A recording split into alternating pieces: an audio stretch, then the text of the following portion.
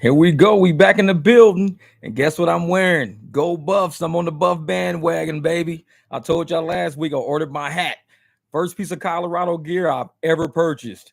But hey, I tell everybody, man, it's not just about football.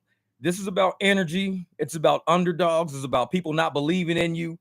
And I think a lot of us rideshare drivers kind of empathize with that because from the moment, we tell somebody we're a rideshare driver, Wes, man, you always first, man. I'm just going to get you a shirt that just says first. That's all it's going to say on it. First. That's it. You always the first one. That's my man right there. That's my man. He's always first. I don't know. Do you got notifications set or something, dude? I don't know what it is. Ryan second. Usually Lisa's second. Oh man, Lisa, rideshare Lisa's always second, man. Ryan's like, nope, I'm in. Dude, I don't know. How do you always get to be first? I don't, man. I don't know. That shit's funny as hell. It's like my live streams, they don't even hit, man. It's like, look at that rideshare Lisa. She's in. Uh-oh. Hey, Ryan beat you today, Lisa. I'm sorry. Ryan got you second. Ryan's like, I'm coming for that first place. I'm getting it. I'm knocking Wes off. man, y'all, wow. No, but like I was saying, any rideshare driver out there, you know how we're always told to go get a real job and, we shouldn't be making money or driving the cars we get. I mean, dude, Colorado is that energy, man. So many people. I look at all of the people that were saying shit about Colorado before they played their first game. Oh, they were horrible. It's the same shit people say about rideshare drivers. I swear, if you listen to all of those haters, they go get a real job. Y'all shouldn't be making that money. You shouldn't be driving that type of car. You probably going broke. You don't know what you're doing. Blah. Dude, that's why the energy of the Colorado team right now, dude, you got to roll with that energy because it's more than just about football. And, it's about a father, a son. People believe in something so much that they're overdoing what other people are doing. I mean, when you think about football, we've got a lot of people in the NCAA Division I programs who should be like smashing some of these, and yet they walked in, they're shutting everybody up. They're shutting down big programs like TCU. They shutting down everybody like, Nebraska. They got Oregon and USC coming up. Man, I'm telling you, man, it's energy. It's bigger than football. And I think that's why a lot of people are making Coach Dion the talk of the town right now, because it's how he's changing the perception of how people are doing things. Kind of like how we change the perception of how we do rideshare and how we make money and how we got good credit scores and stack our bank accounts, pay our bills. I mean, I remember before I was doing rideshare, I used to have bills in a folder and I had this thing in the kitchen. There were bills in there. I would pay one at a time, let a little money stack, pay another one, let them. And I was doing it. I did that like pretty much my whole career as an adult. I would always have, when I come home from the office, I would go through my bills first because we didn't really have digital shit back then. It was all like, actual paper bills. But now everything's digital, so you get emails and notifications about it. But it's funny how now, like, super hungry, I'm going to get some Texas barbecue. Sam Lee, go get it, man. Hey, Tony, go Buffs, baby. You know it. All eyes are on Colorado right now. All eyes on Colorado. But it's funny how, the way we used to pay bills and everything, and people can't believe in rideshare that we're really having a lifestyle. Like we take vacations when we want to, we take breaks when we want to, we work a day when we want to, we take days off when we want. I mean, people cannot understand what we're doing, and they can't fathom how are you surviving just going out picking up chicken bags and shit like that. How are you surviving? You're picking up people from Walgreens and shit. You're picking up people from a bar and taking them home. How are you actually making money and surviving? They don't get it. And so when you look at the Colorado Buffalo team right now, a lot of people don't get it. They're not getting it.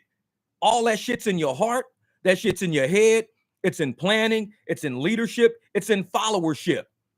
Because my mom used to tell me all the time, in order to ever be a good leader, you got to be a good follower. You got to know how to sit down, soak up information, soak up knowledge, soak up things. You got to be a good follower before you ever can become a good leader. Because if you don't know how to follow, you don't know how to empathize with followers. So how are you going to get people to lead if you don't even know how to follow your damn self? How are you going to know that? Yeah, the team is like a family, man. It's bigger than football. It's like a family. He cares genuinely about you. He talks to the moms. He's hugging the moms and the dads, giving the dads pound. They talking about barbecues and shit. They act like how we act on this channel. Real shit. They act like how we act like normal people. We don't act like robots and drivers and better than and less than.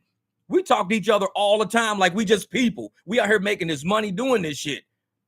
And when I look at Colorado Buffs and I look at this channel and I'm like, man, It's a lot of, like Tony says, 12 hours, 4:35, headed home, gonna see the fam. There it is. He says, Rona can't hold me down long, baby. I kicked the Rona's ass. But that's how we do, though, man. Devon, this is what we, even on this channel, we genuinely care about each other. We genuinely talk to each other. We see people successful like Tony cranking out 435. To me, 435 is less stress on bills for Tony and his family. That's groceries in the refrigerator. That's, insurance paid. The insurance bill is paid. So when I see shit like that, I'm like, man, it makes me happy for Tony. But it's funny how everybody looks at rideshare and they get mad to see people succeed. Oh, that ain't no real money. You need to go get a real job. It's going to dry up. That's only a fluke. They do that shit all the time to us, man. And I'm like, why can't you just be genuinely happy that somebody won't end up on welfare? Somebody won't end up on the streets. Somebody won't end up getting their car repoed. Why can't you just be happy for them?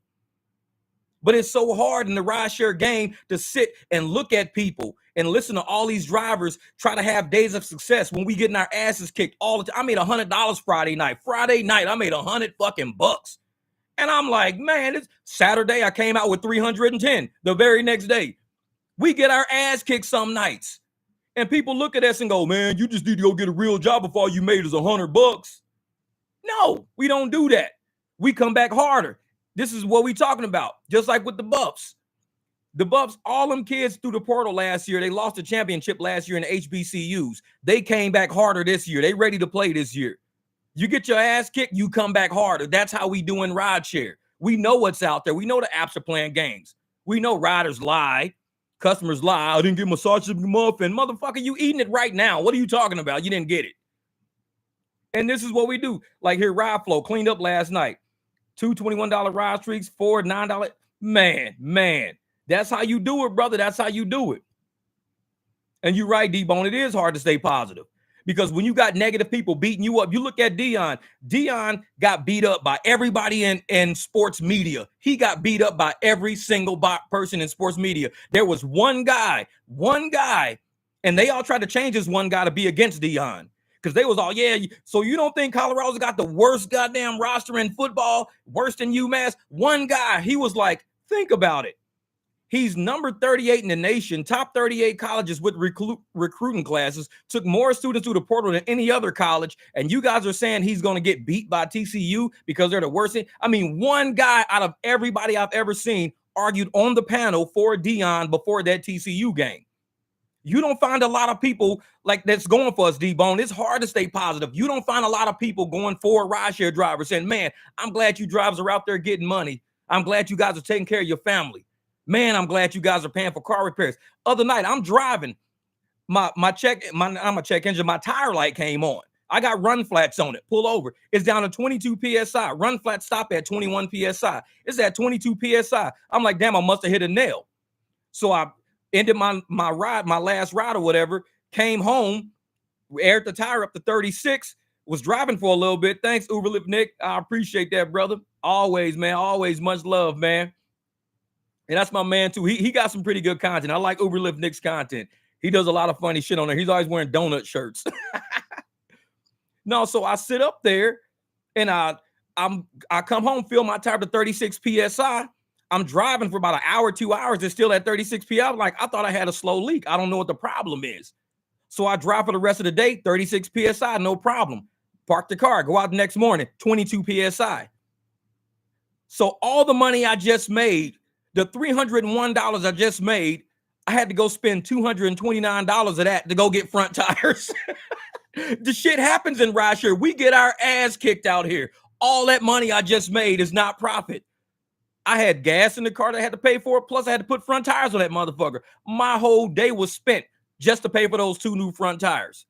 Now, they'll probably be in this week, so the car is down right now. It's in a driveway. I can pump it up and drive. It'll be 36 PSI as long as the car is driving. Something's like off. I don't know if it's a nail in it or whatever, but it stays pumped up the whole time I'm driving. It's when it sits overnight, it goes back down. So I'm sitting there, like, shit, I just spent all the money I just made. So that Saturday basically was a zero-sum game because it's not damn, gas I paid for. It's tires I had to go buy. So I'm waiting on them to get shipped in because I do all my own tires in my garage. Had I went to a shop, they'd been charge me $700-800 for the damn tires. I can go get them for $200 offline and just do the shit myself in my garage. Man, this patch if it's on top of the thread. I know, man, dude. But I'm down to 25% wear pattern on these tires. And I'm almost at the little wear indicators. I'm almost there. So I'm like, instead of patching it, I think I'm just gonna order new tires. So I just ordered new tires. But I don't know, man. If I pull them off and I can see that it's just like a small hole or something, I'm gonna patch it and use them because I don't like the spare I got, and I'll keep them as spares in case something else happens and I really gotta use. Like if I really knock that shit off, I'll just throw them in the garage. I don't know. Yeah, man, and that's what it is, man. It's just, this is the joy of running your own business. And a lot of people don't see that shit. When we use these tips for $3, $5, $10, all this shit comes up. It helps us because I'm driving around customers. I mean, just like I shattered my damn spoiler, my splitter the other day. And my man Stanley Jenkins was like, dude, that's some shitty shit. So he hooked me up. Stanley Jenkins was like, man, I got you. Don't worry about it, man. I got you. So he helped take care of that shit. And that helped me have a profitable day. As somebody who's been using my advice and using the channel as like energy and everything, he returned that energy back to me. What up, King James? My man, my man. And it's like he returned that energy back to me. So I appreciate that shit. Because that helps me continue to drop content, to stay on the road. Because I don't just want to be a podcaster. I want to be in the trenches making this money because I love making this rideshare money with everybody else. I don't want to be out there like, oh, yeah, I'm going to just drop podcasts every day. No, I'm in these streets making this money. It's real fucking money out there. With all these people on our back, just like D-Bone says, it's hard to stay positive, man. It's hard to stay positive. What up, Steven? Wherever Parties Reynolds, my man. And so it's hard to stay positive when we know we getting the apps beating on us, customers lying to us, not tipping us, or the app stealing tips from us, car parts fucking failing in the middle of rides. I'm like, man, it keeps coming. But when you think about, Dion, Coach Prime, and how all this hate and all this shit just kept coming down the pipe. Colorado got the worst team in football. These guys are going to get smashed in this league. They don't understand. This is not the HBCU league. This is the BCS, baby. We smash teams. And he went out there and he did it twice. They're 2-0. They only won one game all last year. So it took them last year plus the year before that just to win 2 games. This year, he won his first 2 games already. So he basically already killed 2 years of time, almost 3 years of time in his first 2 games. Think about it. He almost killed almost 3 years of time in 2 games already, just 2 weeks. That's called efficiency. That's called not letting this shit get to you. And I could have been mad as hell. Like I said, I pumped the tire up and I went back out again. And I was like, ooh, it probably just had a slow leak. I probably just did something screwy. Left it overnight, went back outside. The shit was back to 22. I was like, something's wrong. And I'm not going to put somebody at risk. We in the desert. Juan Vargas, no. King James, no. We in the desert out here. We end up in Cave Creek somewhere. Ain't no tow trucks coming up there, towing me all the way back to the airport. That's going to be like $600-$700. But I could just buy tires for $200. It's like I had to pull over, get on eBay, go through everything, find my tire size, find the right pattern, everything else, order tires. All the money I just made that night, I just spent sitting on the side of the road. That shit sucks. But guess what? I'm back out. And them tires that went bad, I mean, they were the original tires that were on there. They used to be my rear tires when I first bought the car. The car had 36,000 miles on it when I bought it. Now the car has almost 97,000 miles on it. So those tires are 97,000 miles old. And they're only down to the 25% wear part. So 25% more and they're done. So I'm like, it's time to get them off anyways. They lasted 97,000 miles. They did their job. It's time to pull them off. $200. Hopefully I get another 97,000 miles out of these tires. And that's how we do it. What up, Dino? My man, AZ in the house. Dino. Man, you just dropped the video, Dino, and I was going to look at it earlier today. I had to run to the store to buy oil because while my car's down, I'm going to do an oil change, probably drop the transmission, drain the fluid, change the transmission filter and everything right now. But you dropped the video and I'm going to look at it. I'm going to check that shit out. I like the way you present information, man. I like that. You cool, brother. You cool. I like, because you remind me of my son's mom's family, old school Italians. Just the way you like present information and everything. It sounds like listening to one of them. And then I walk in the house and they like, yep, that's Jeff. That's the motherfucker from the family reunion, the barbecue. That's Jeff. Yep. And that's why I get along with Italians, because I know how they roll and I'm just as rugged. So we could talk shit to each other all day long. And it's like family. We don't give a shit. And then we finish, we eat the spaghetti, we eat the fucking ribs, whatever the fuck, and we bounce. And that's why it's like, people like, man, You get along with everybody, Jeff. I'm like, yeah, because it's a respect thing. It's not a disrespect thing. Everybody's different, but we all get along. That's why I love like hanging out with certain people. Man, BMW has ZF transmission, and make sure you get the original, Jeff. Oh yeah, I got the pan already in the garage already. I went and got BMW transmission fluid already, automatic transmission fluid for BMW. I just ain't got the time to do it. I've had that shit for a while. I just ain't got the time to do it. What up, Z from Portland, Oregon? What's good? What's good? I heard like Idaho and Oregon are trying to link together. Something weird like that I saw on the news. Idaho and Oregon are trying to become one state or something weird like that. I don't know. Vartan, he's in the house. My man Vartan. Yeah. Oh, Hero Cat says, I need some run flat rear tires. Where? Yeah, you need to get those run flats, man. I didn't put run flats on mine this time because I'm going to see how regular tires wore. But after this set runs out all around, I'm going to go back to run flats because I just trust them. Dude, they only go down to 21 PSI. You'll never run flat. You'll be at 21 PSI. You can hobble that shit home at about 50 miles an hour. Totally cool because they will never run completely flat. When you go completely flat, you eating up the rim, everything else. So now you got to buy a whole new rim, possible struts, eating up shit in the wheel well, probably damaging the paint, all because you didn't want to spend an extra $100 per tire. It's like you just tore all that shit up. Just buy run flats and get it over with. Get it over with. What up, Lamont, my man, Doughboy? What's good? What's good, man? Delaware. Hey, see, that's what I like, man. I like when people jump in the chat and they say where they from, because there's other people from those exact same cities and states. And when drivers see that shit, they be like, oh, hell yeah, wait, Lamont's in Delaware, I'm in Delaware. They might link up, man. They might be like, oh, shit, dude, Saturday we got a big event coming. We got a concert. Make sure you're at the concert. And that's how drivers start forming coalitions, just like when I was on that live stream that day and Juan Vargas hit me up. Juan was like, hey, man, you going to do the Drake concert tonight? I was like, it's a Drake concert tonight? Luckily, he told me, because that's the night I made that $150 in like 1.5 hours, an hour and a half. I was already at $153. Had he not said that shit, I would have been sitting on that live stream. We look out for each other, man. We do. We look out for each other. Oh, Vartan, man, I appreciate that, brother. I appreciate it, man. Steve Stupid, Weber's Party Rental. That's my man Steven right there. He said, I paid $22 for my car. It came with a can of Fix-A-Flat. Those motherfuckers didn't give you a spare. They just put a can of Fix-A-Flat in the trunk. That's funny shit. That's funny shit. Milwaukee, Maryland. Uh-oh. My homegirl, Christine Johnson, she's in Maryland too. She might jump on. I know she works during the day, but she might jump on the stream later, Manny. But Christine Johnson, she's from Maryland too. So a lot of times you guys, link up and tell each other, I always trade like phone numbers. So we email or we text each other back and forth. We email each other just to let each other know, hey, there's an event going on. There's some money being made.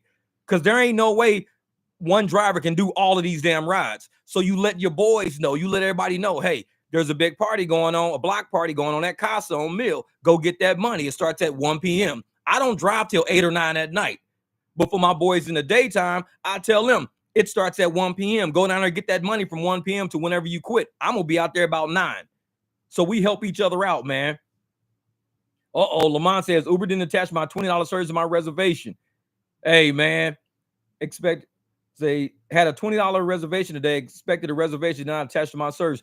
If you were to screenshot that surge, if you screenshot the surge and they got the timestamp on the top and it shows exactly when you had that surge, then you shoot that email over and you let them know this didn't attach to my reservation. Oh, rideshare Lisa, I appreciate that. Keep it up. Keep it up. Thanks for the super sticker, rideshare Lisa. And she's always second in the chat. Today she got beat by one spot. Ryan snuck in. Ryan was like, I'm in. Lisa was like, damn it, I missed it.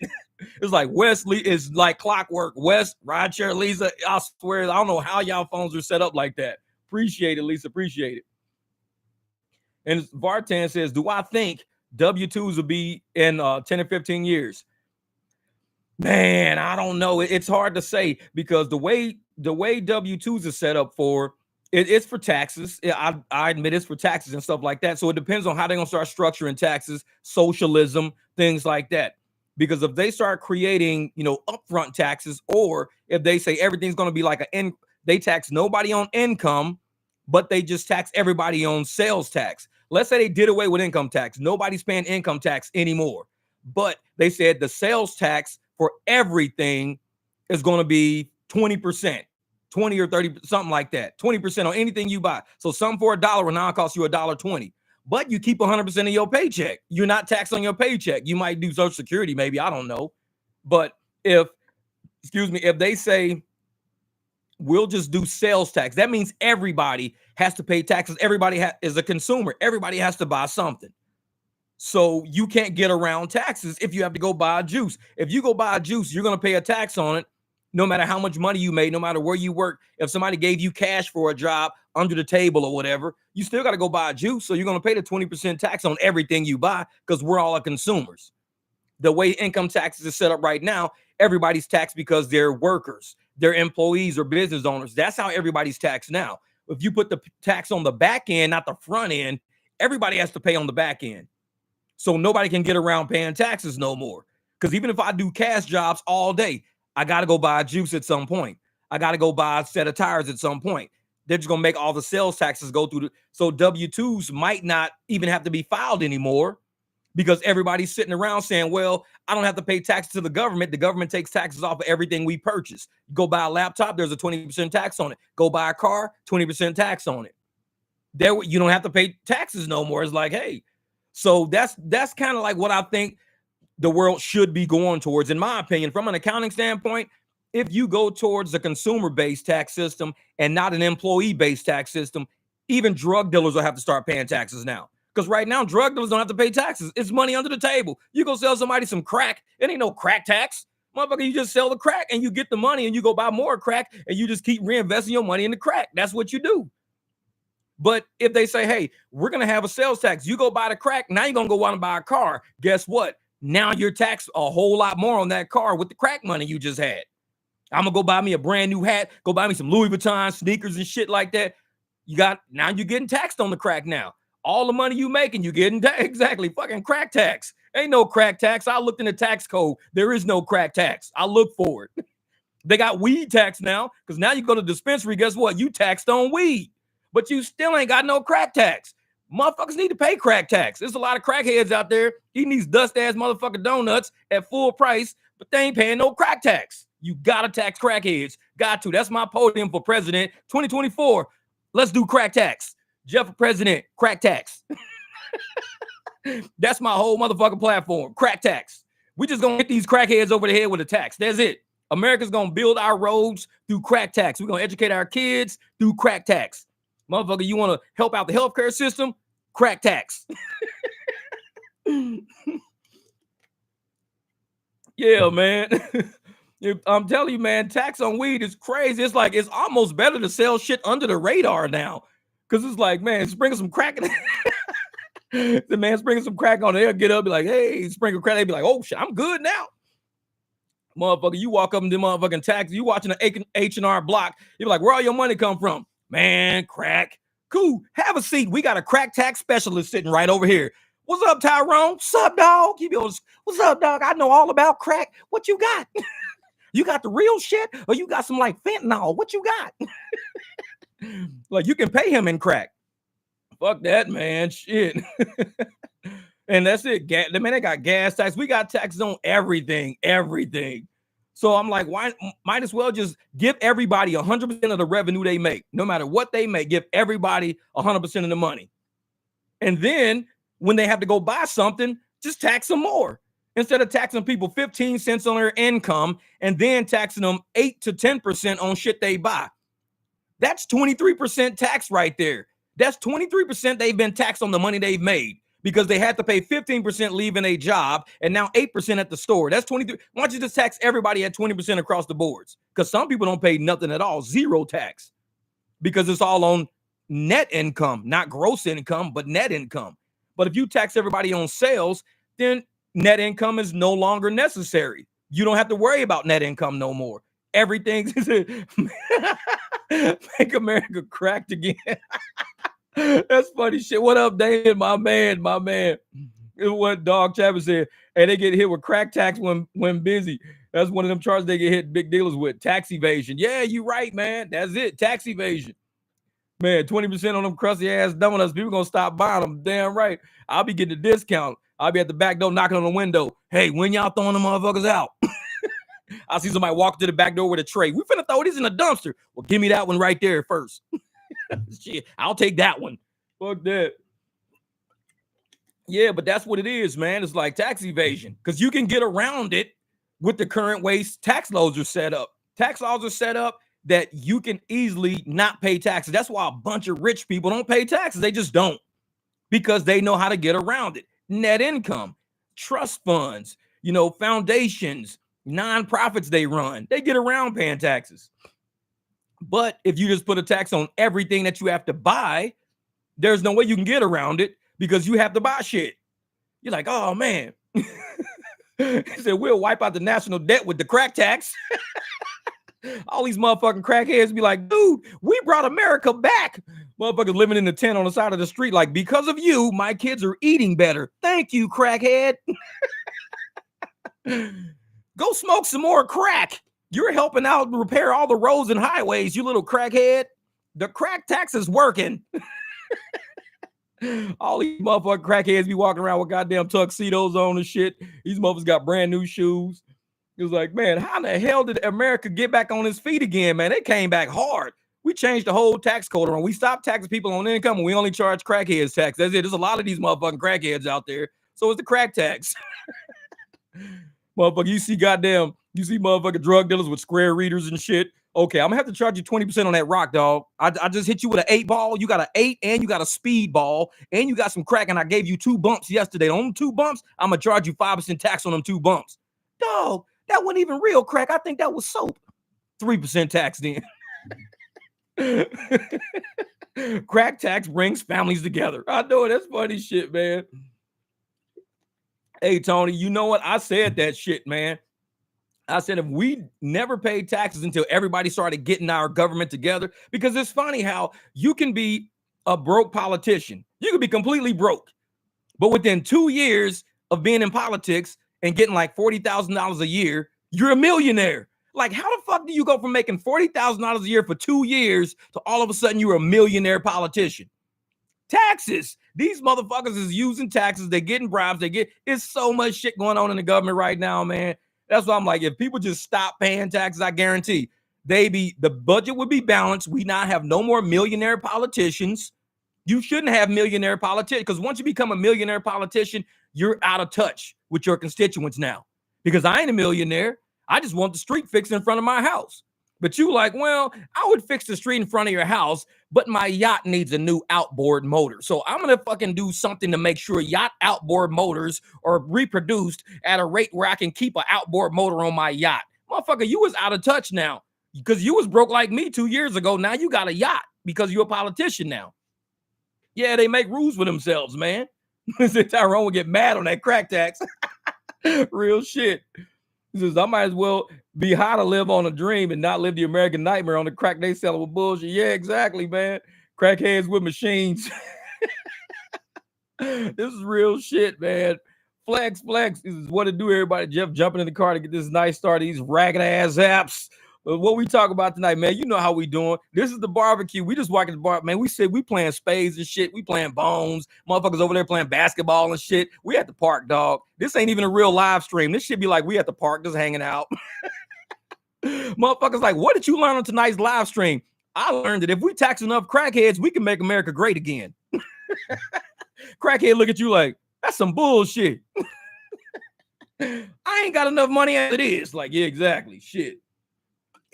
Motherfucker, you need to go over there and work that motherfucking squeegee over there. Go work that squeegee, you crackhead. Go over there and squeegee some cars off because we need some extra fucking tax dollars. Like, shit, I'm tired of taxing goddamn people who are actually working real jobs. I'm tired of taxing people. Let's tax crackheads. Let's do something different. Because this shit ain't working out for us. No. Man, exactly. We just chilling, man. We be cruising and chilling. We do it, man. We do it. Man, full price on these crust ass. No, I ain't paying full price on that shit. On my next video, I got this funny donut commercial I just made, dude. It makes me fucking laugh just thinking about it. I made a donut commercial because you know I love them fucking donuts when I be out riding. Like, man, and I still went to the store to buy that oil and I didn't buy no damn donuts. Forgot again, man. Forgot again.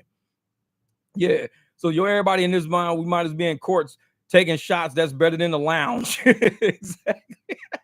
It's like, man, He says, have you ever had issues cashing out before on Uber? I had to damn near curse him out today. Cash out at 2 p.m. and didn't get until 5 p.m. I don't work for free. Well, see, with Uber, because I cash out at night, like 2 in the morning, 3, 4, 5 in the morning. Sometimes it'll say down for maintenance. So by the time it's up for maintenance, I'll just swipe it and it'll say it's on the way. It just is like $300 on the way, $146 on the way. I don't go look at my bank account. I just believe it's on the way. But if it's not there for a couple of days, yeah, I'll probably be like, man, that shit was on the way. Screenshot that shit. But yeah, what members of Congress in the House of Rep make $174,000 a year? How the fuck we paid them $174,000 a year and we all broke? It's like that shit don't make no sense. It's like we paying all of this money to people to represent us, and we're like poor. We like make 30,000, 40,000, 50,000, but we're taxed on that anyways through sales tax, through income tax, through gas tax. We're taxed the shit out of this money. And they sitting around living off 174,000 plus investments, plus tax dollars and bribes and all this weird shit. Like I said, the government we have right now is way lopsided. It is not for people.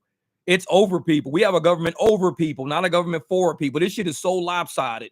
And most people in the world see that because they see our politicians as movie stars. They're always on TV. They always got a nice car. They got nice houses, nice boats and shit. Kids going to the best schools. They always taking trips. They always on yachts and shit.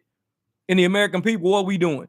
We got motherfucking run flats on 22 PSI trying to hobble them motherfuckers home. And we the ones making all this money that they spending. It's like, what the hell, man? It's like my goddamn tire's about to explode on the highway and these motherfuckers got a yacht. It's like, this shit is kind of backwards. I'm the one working. It's like, man. Yeah. And it's the thing, man. They get paid forever. After they retire, they get paid forever. And they probably putting all their money into trust funds and all this shit. So even after they die, the money is still being paid to something they got something to do with. It's like, we never stop paying these motherfuckers, man. Margin tax, D's nuts. Instead of crack tax, what you got? We got a D's nuts tax. Why? Because you can tax D's nuts. What kind of tax is that? Man. What about if you have an Uber card and that goes to your Uber account automatically? You can transfer it to your bank account. I never did the Uber card and all that shit. I never did it.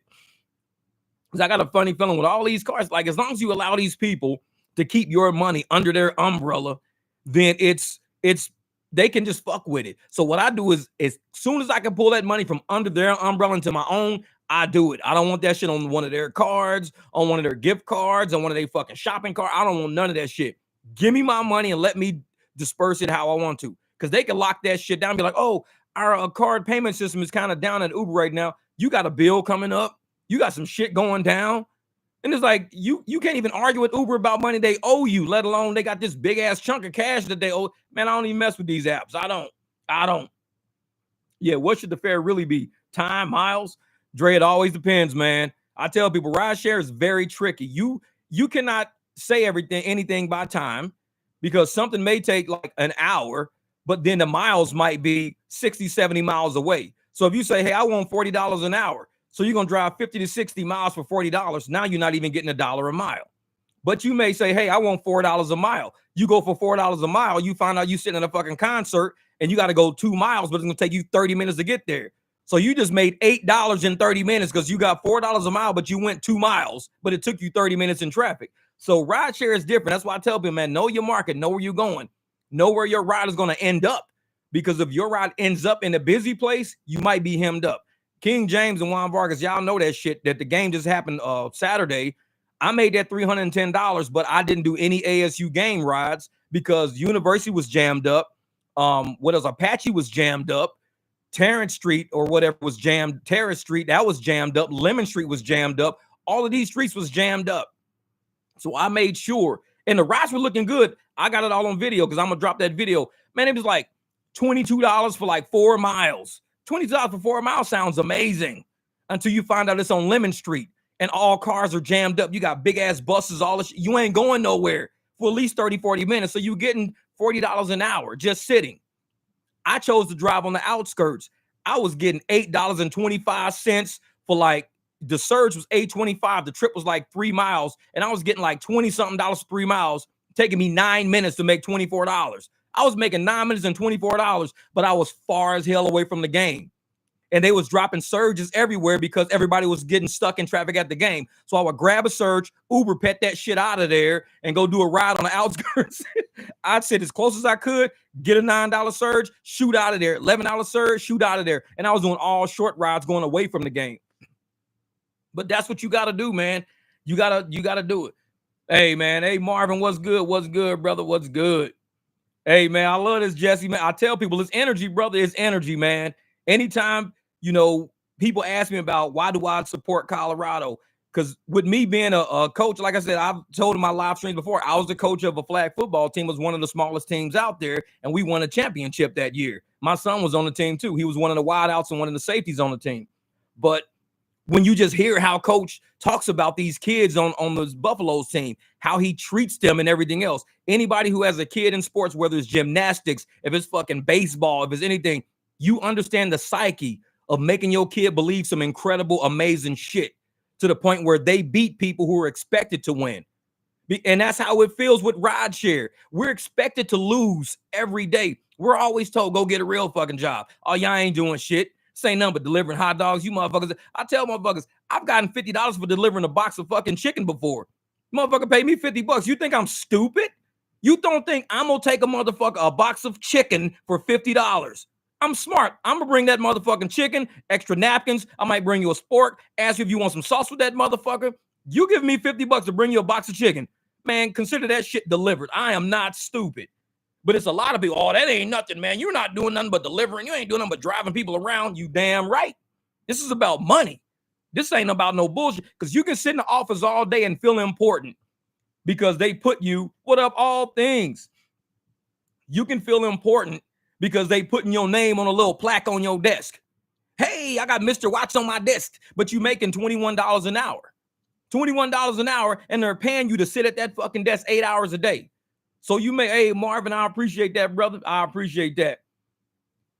And so for 8 hours a day, you making $20 an hour, you made $160 that day. We got drivers in this chat making $485 a day, $350 a day, $435 a day. And you sitting in that office with your name on the plaque, making $160 a day. And you telling somebody else, you need to come work with us. You need to get a real job. Didn't you just hear me say this driver just made $485 a day? This other driver just made $350. This other driver made $435. Why would we want to give up that shit to make $160 just so we can get a name plaque sitting on our fucking desk? This is about paying bills. And so I'm not going to hate on somebody who's taking care of their bills. I'm not going to hate on somebody who's paying their bills and handling shit. I can't hate on them. I can't. I can only be happy for them. I'm glad you paid your car insurance, man. Or I can afford to. I had a $435 a day. My car insurance was $210. So I knocked that $210 out real quick. I still got $200 left to cover some other bills. I'm happy for that person. When that person makes $35, $40 a day, I'm not happy for that person because they only made $35, $40 that day because the market was shitty that day.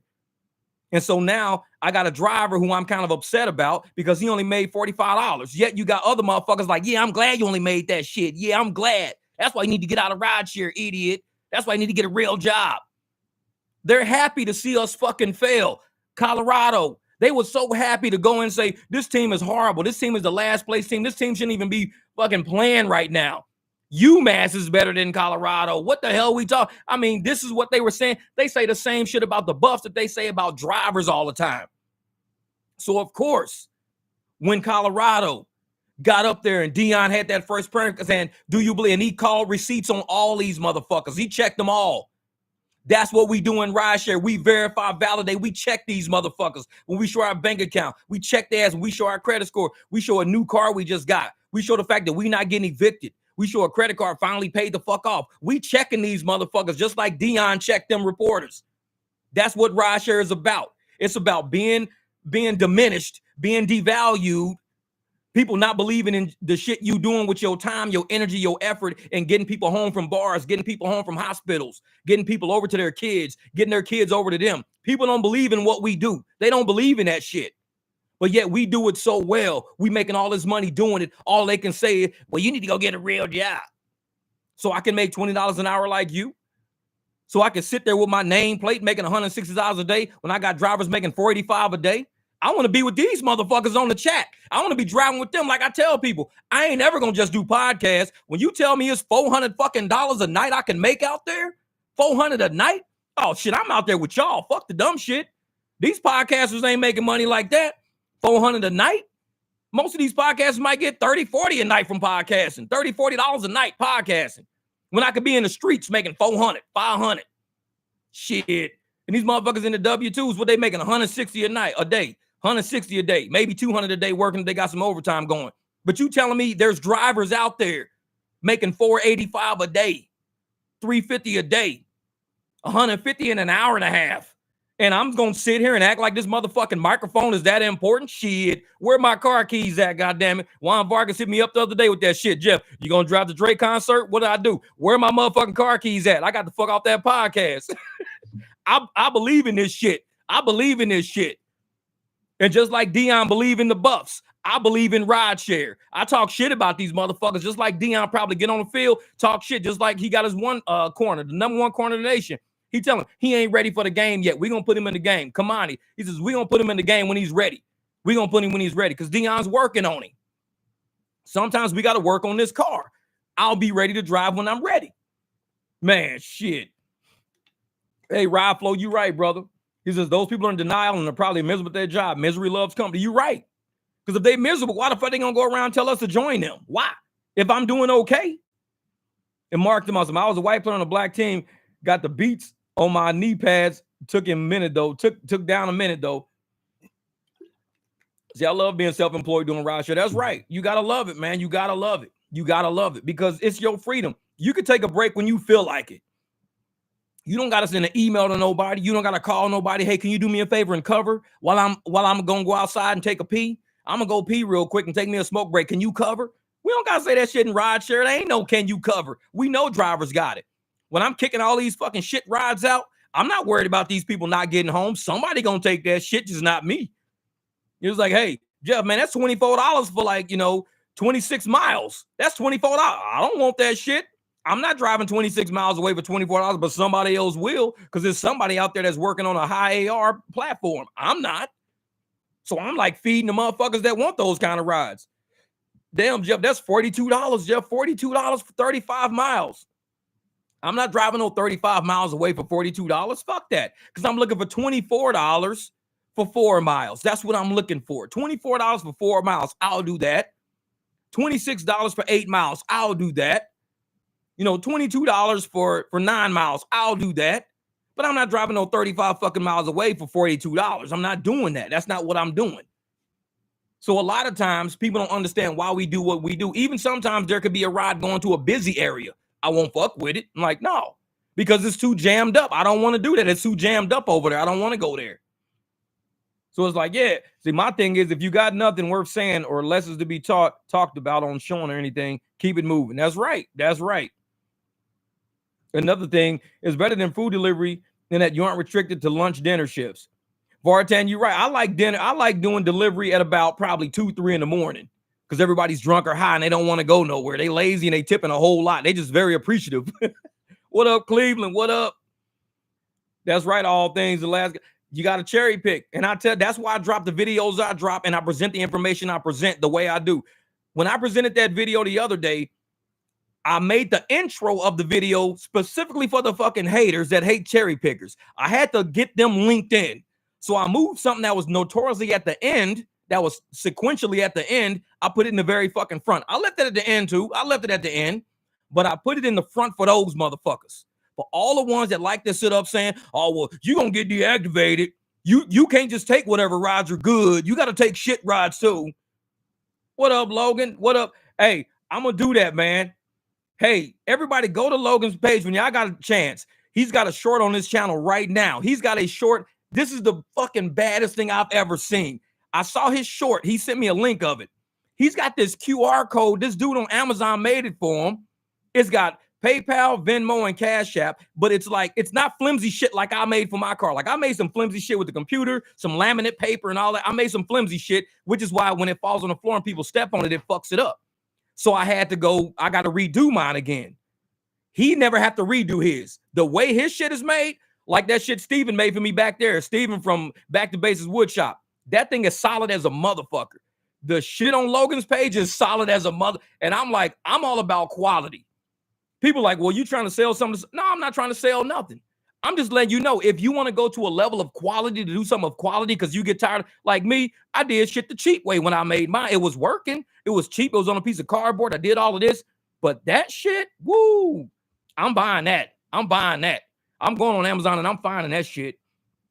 Because that's the shit that can't fall on the floor and people step on. And I got to keep redoing it over and over because people keep stepping on it, crinkling the shit up. So when they aim their phone at it, it don't fucking work right because the shit's all, the QR code's all bent, got spots and splotches on it so my name don't pull up. But that thing right there, man, that's what I want. That's what I want.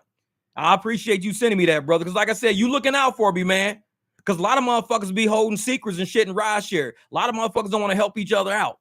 I ain't telling nobody about this shit. I'm keeping this shit to myself, dog. I'm getting this money. Fuck these motherfuckers. Fuck them. But you send me a link. Dude, check this shit out. You need this. That's how we take care of each other. That shit right there. And I appreciate the super chat, brother. I appreciate it. And I'm glad you put that message on the super chat because I would have probably missed that when it went back. And I would have been like, damn, I forgot about that shit. Because you sent me the link and I checked it out. And I want that. I want that for my car. It is very professional. And he drives a Mercedes. It's Mercedes-like. It's very high quality, super high quality. It's not no bullshit. The shit that I made with my little printer, yeah, that shit ain't going back in my car. And not after seeing that. You ain't make me put that paper shit back in my car. Fuck that, because I know something better exists now. I want to go to that level. That's the level I want to be on. Like I said, man, dude, when I see other drivers in chats and in comments, and I pay attention to the emails I get and everything like that, y'all are helping. We're helping each other. Y'all helping me. I'm helping y'all. We're helping each other. This is how communities fucking flow. Because, Logan, you never had to tell me that. You never had to send that to me. You didn't have to do that. You did it because of your heart. You did it because you want to see motherfuckers win. And you know if I put that shit in my car, I'm going to let motherfuckers know. Because to me, ain't no secrets in rideshare. There is no secret to success. You can share success. That's how you become more successful. You share that shit. You don't hold that shit, harbor that shit. That's miser. That's a miser. A miser holds on to everything. In the beginning of the word miser, the word misery is miser. Miser, misery. You add a Y on that shit. So misers, to me, share more misery because they like to hold everything. They're sharing misery. They're hoping everybody fucks up. They're hoping everything's bad. They're misers. Let that shit go, man. Let it go. Just like when Stanley Jenkins hooked me up. I told him what my mom used to tell me all the time. You know, to bless people, you can't just hold on everything with a closed fist. When you hold on everything with a closed fist, your hands are never open to receive blessings. So I'm notorious. And I told people in other podcasts, I've given away fucking cars. I've given away motorcycles. I've given away suits. When I quit corporate America, I gave away like 10 suits. These suits, $400 or $500 a piece, but I was never going back to corporate. But I had to tell myself I wasn't going back to corporate by giving away all my clothes. I gave away suits, 3-piece suits, 2-piece suits, all tailored suits, tailored to fit me. But I'm like, if a motherfucker can fit them, you can have them. Liz Claiborne suits, DKNY suits. I was giving away suits, not selling them. I'll open my hand up to bless the next motherfucker. I use them for corporate. I had to tell myself, Jeff, you're never going back to corporate. But in order to so you never go back to corporate, give away everything that was corporate. Give it all away. And that kept because I wasn't buying all them fucking suits back. Fuck that. I spent way too much money on them suits, tailoring and shit like that. So when I gave it away and I blessed the next fucking person, here I am that was 2012. Here I am in 2023, podcasting with y'all, hanging out with y'all, blessing y'all blessing me back. When you let shit go, you ain't going to immediately catch something. Shit may not show up in your hands immediately, but keep doing the best you can do. Keep putting out that good energy, radiating that good shit. Keep your motherfucking hands open. Stop holding on to bullshit. Stop being a miser. Stop being miserable. Because who would have known? Goddamn, 10, 11 years later, I'd be sitting here with a fucking CU Buffs hat on with a set of fucking headphones chatting with y'all. Nobody would have known that shit. I was corporate. I had nothing. All I knew was accounting. I had only did accounting my whole life. And now I'm chatting with y'all motherfuckers every day, and I love this shit. I love it. We get down. To me, it's like being at the fucking barbecue all day. I love this shit. Just type the @ and start typing her name @ Logan. Yeah, right. See, Logan, there you go. Logan. Yeah, it's like finding a wad of money in an old pair of jeans. Love it. He said, I looked at my Venmo, I had 2 tips and $10 tips. There you go, brother. There you go. Damien says, fact, this is why we separate ourselves from the clowns who live for drama and entertainment that aren't even real drivers. Real shit. Real shit. Because some people just here fucking around. What up, Kev? What up? We in this motherfucker trying to make money. But not only are we trying to make money, we're trying to share the ways that we do. Because success is not just about you pumping yourself up, sitting yourself up on a mountaintop by yourself, but bringing a whole motherfucking city with you and starting a city up on top of that fucking mountain. We gonna build a city on top of a mountain overlooking the whole fucking valley of haters. Because I can go up there by myself. That's an easy fucking hike. The harder hike is to take your whole motherfucking village with you and say, we not gonna be down here forever. All of us gonna end up at the top. That's a lot harder to fucking do, which is why I tell people, ain't no secrets in rideshare. Not if you truly want to be successful in this shit and make these apps pay us what we deserve. Everybody has to be paid what they deserve, not just me. Not just 2 or 3 people got to be paid what they deserve. Everybody's got to be paid what they deserve. So when that algorithm sends that ride out, the algorithm goes, nobody in this city is taking $1 a mile fucking rides. Everybody in this city is taking $3 and up. Mark, I appreciate that, brother. Much love on that, my man. Much love on you. Got the little purple boxing gloves. That's tight. That's tight. I like that super chat. That's me all day. I'll be fucking walking like donuts. I'm holding some big ass purple donuts, walking to the car, about to take this ride, motherfucker. That's me walking out of Circle K. Mark just put me up there at $3. I'm walking out of Circle K with my $3 donut, fucking like donuts. That's funny shit. That's funny shit. But no, man. And that's why, once these apps start sending out fair rides, fair fares, and they stop taking, like somebody earlier said something about 70%. And I'm sitting there, yeah. And that's the thing, Dre. We don't need upfront if they just pay us what's right. Because we don't need to be declining all these fucking rides. They just need to pay better per ride. If they see me, I'm 5 miles away for a 5-mile ride. I know they charging this person like maybe $24 or $30. Just give me $20, $22, something like that. Hook me up. But yet what they going to do is they going to see somebody a mile away, somebody 5 miles away, and they going to see who's the sucker going to take this ride. It's a 5 mile for like $6. 10 miles for me for $6, but it could be 6 miles for you, and they're going to try to pay you like fucking $3 or $4. We don't need upfront. Just go per driver. Say, hey, if Dre is a mile away, and this is a 5-mile ride for 6 miles, give Dre about $10 for that ride. Give him almost $2 a mile for that ride. For me, it will cost more because I'm further away. It's like if somebody in Chicago trying to pick up somebody in Vegas, that's a long-ass ride.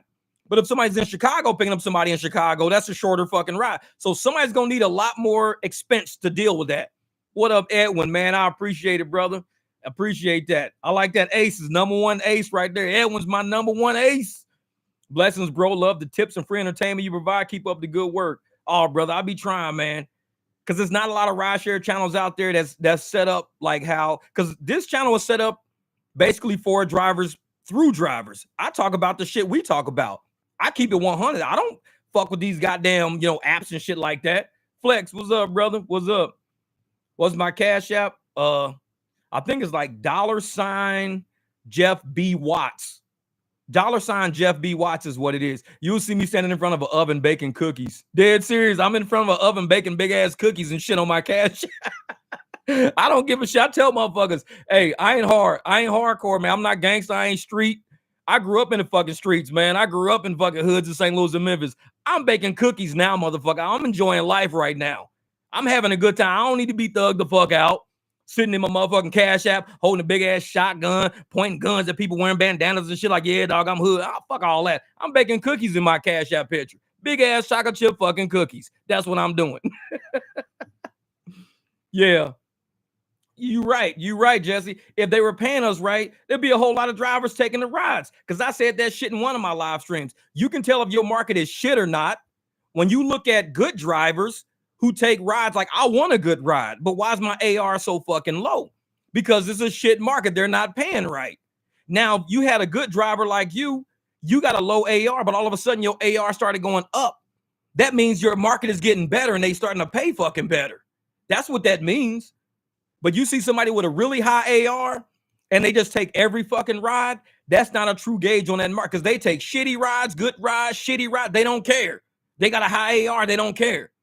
So you got to look at the low AR drivers and look at if their AR is going up. If their AR is going up, that means more of these rides are being taken by people who know how this fucking market really works. I can't rely on high AR drivers for marketability, because you look at them, I'm like, dude, you take a fucking 50 cent a mile ride in a heartbeat. You take a 50 cent a mile ride just as quick as you take a $3 a mile ride. To you, it's about AR. It ain't about the ride. To us, it's about how are you paying for this?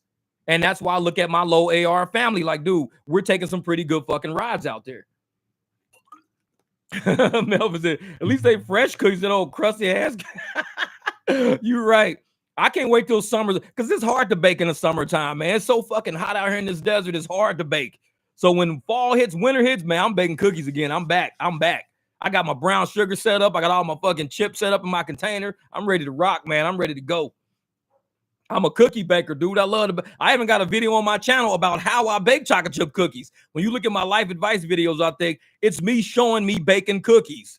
Because a lot of people be like, dude, how do you make cookies so good? You used to sell these. So I made a video on how I bake chocolate chip cookies. Just kids love that shit. Every time I go to my homeboy Alex's house, go to Erica's house, first thing they say is, you gonna bake cookies when you get here? Damn straight. And that's whose house in my Cash App picture. That's whose house I'm at. I went to Vegas. I was in St. Louis at the time. Flew all the way to Vegas. Got to their house. They already had all the cookie shit there. So we baked cookies for like 2 days and just fucking kicked it. We just kicked it, baked cookies and shit. Swam, had a big party and shit. We had fun back then. But that's what we do, man. I'll fly around the country and bake fucking cookies. He says, do you have chime? I don't even know what chime is. I wish. What a low AR, like 20%? Yeah, Mark. Yep, 20%, man. 20%. I appreciate that, David McLaren. Hey, Jeff, your videos are funny, and I always look forward to watching. The longer the video, the better. Thanks, David, man. Thanks. And see, that's how I am. I like longer videos because I cook a lot. I do a lot of shit in my kitchen. So when I'm doing shit with the kitchen, or I could be outside with the dogs or whatever, cleaning the pool, cleaning the yard, scooping dog shit, because I got 3 dogs. So you got to clean up dog shit like every 2 or 3 days, or else there's too many flies and shit out there. So I'll play a long video that can, even the commercials play, because I'm not going back to my house just to hit skip. So I just make it a long video. I'm like, okay, this video is an hour and a half long. So I'll go out there for an hour and a half and clean, and the whole video will play while I'm cleaning my yard up, because I don't have time to keep going back to YouTube. When I'm driving, the same shit. I'll look for a sports podcast that's pretty long. It could be like an hour, 10 minutes. I'll play it because it gives me time, and I can pause it between rides. If I'm talking to somebody or whatever, I can, like yesterday, I took a guy who's actually from Colorado. He graduated from Colorado in 1991. And I told him about the hat I bought last week that was showing up. But he's like, so I'll watch sports shows all the time because you can chop it up. Well, sports is like music. It brings people together. Like politics tears people apart. Religion tears people apart. But sports, man, even the enemies in sports, we love. Like, I'm a Bears fan, and we talk shit about Minnesota. We talk shit about Green Bay. But I like Favre. I like Rodgers. I like Shannon Sharp. All of them. I love Green Bay players. But I have to keep the camaraderie of us being enemies going. And it's just fun. That's it. Sports brings people together. But it's like, yep, I got Zelle too. I rarely use Zelle, but it's like I use more Cash App and Venmo. Zelle, I think that's a phone number based thing. Some people use that shit. Yeah, he says, yo, I got to head to Eli's live right quick. Be right back. Cool, Damien. We'll see you in a minute. Man. Man, hold up. Time to make these donuts back in the day. Yeah, Jess, you remember that shit? Time to make the donuts. I think it was for Dunkin' Donuts early in the fucking morning. Time to make the donuts. He'd roll out of bed and shit. Dre said, you trying to scam, Jeff? I know motherfucker trying to scam me and shit. That's funny shit. Marvin, I'm the same way, brother. I'm the same way.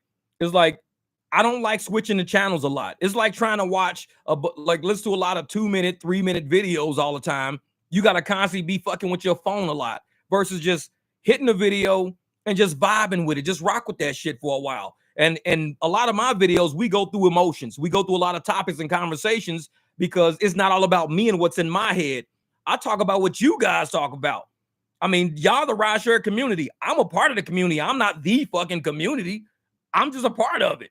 So I go through my chat. I talk about shit a lot. We cover a lot of ground. And a lot of creators, what they do, excuse me, holy shit. A lot of creators, what they do is they'll base their whole podcast on them.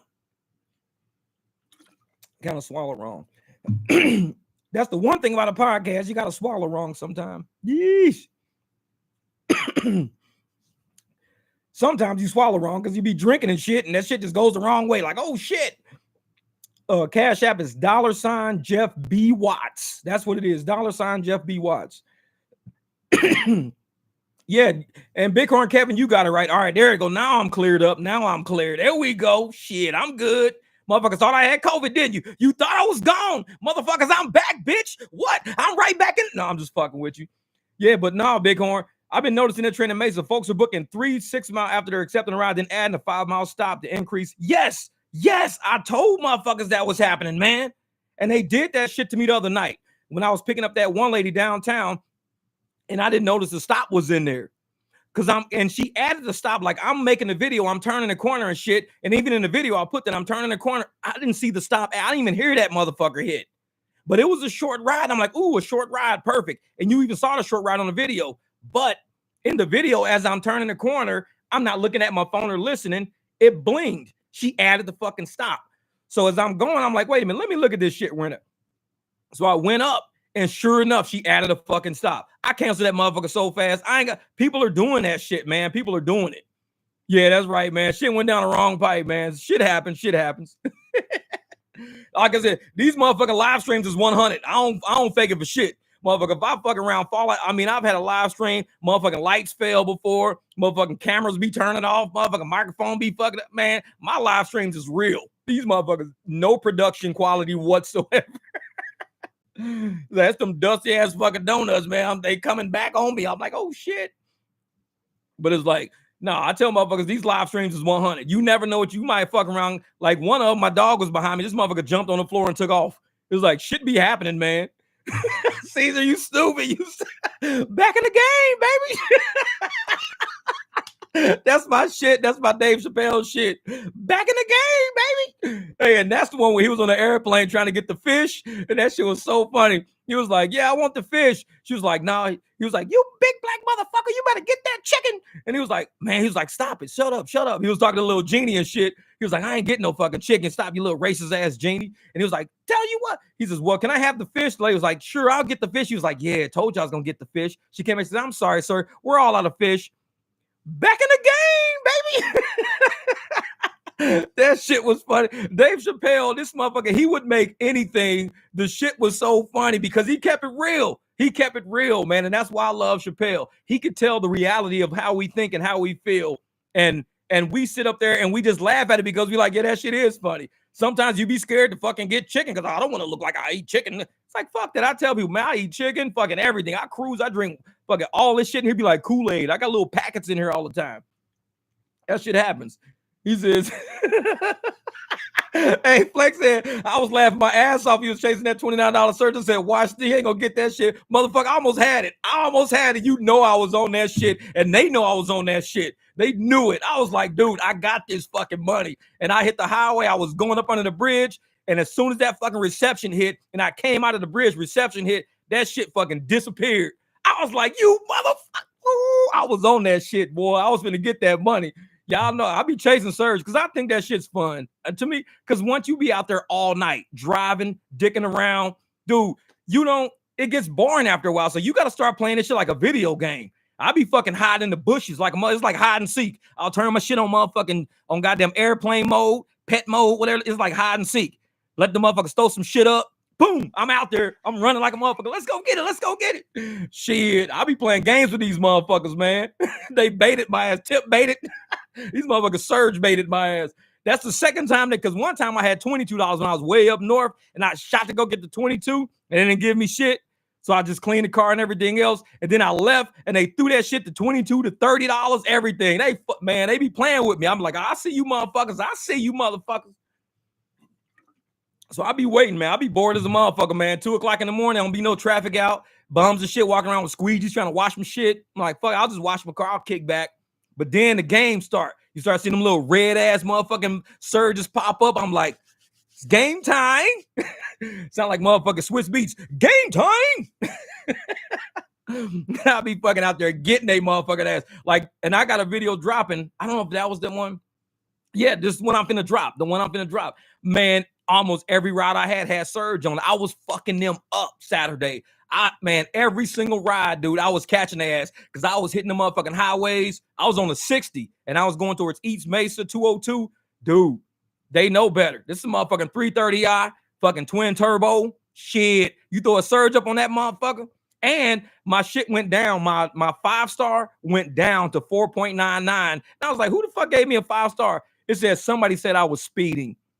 Nobody said I was speeding. Uber got mad because I keep catching all these motherfucking surges. I was like, ain't nobody say I was speeding because I don't speed with people in the car because I don't want to fuck with nobody. Because Uber can gauge how fast I'm going when people are in the car. So I just don't speed when people are in the car. But when the motherfuckers not in my car, woo, I be getting their ass. So Uber sent me a 1-star saying, customers have said you were speeding. To me, that's a warning from Uber saying slow the fuck down. No customer said that shit. Uber gave me that shit. I'm like, fuck y'all. Y'all mad because I'm getting all these motherfucking surges. I ain't stupid. I'm hip to that shit. Because as soon as somebody get out the fucking car, shit, it's all me. It's all, I hit that motherfucking 60. Shit, I'm down the ramp. Whoop. Surge. Driving the wealth. I appreciate that, brother. We appreciate. I took the Uber day, the 20% promo. Paid $7 both ways. Felt bad. I had to tip big. I felt bad. Oh man. Hey, brother, I appreciate you driving the wealth. He said, I took Uber the other day, 20% promo, paid $7 both ways. Hey, that's what it is, man. Because you a driver and you get it. You a driver and you get it.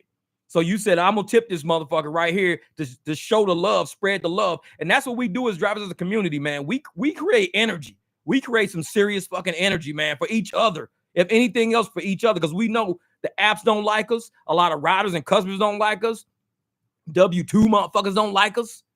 So we got to love each other. We got to show each other some love, man. We getting our asses kicked out here a lot.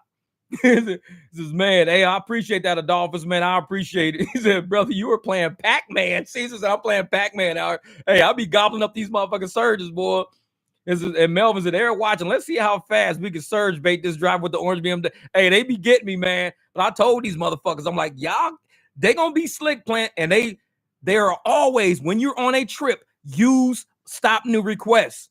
Because when they start sending you a whole lot of fucking requests over and over and over and over while you're on the ride, it's because they don't want your shit to end because there's a surge in the area where you're dropping that person off and they don't want you to get it because that's free money. They giving away free money.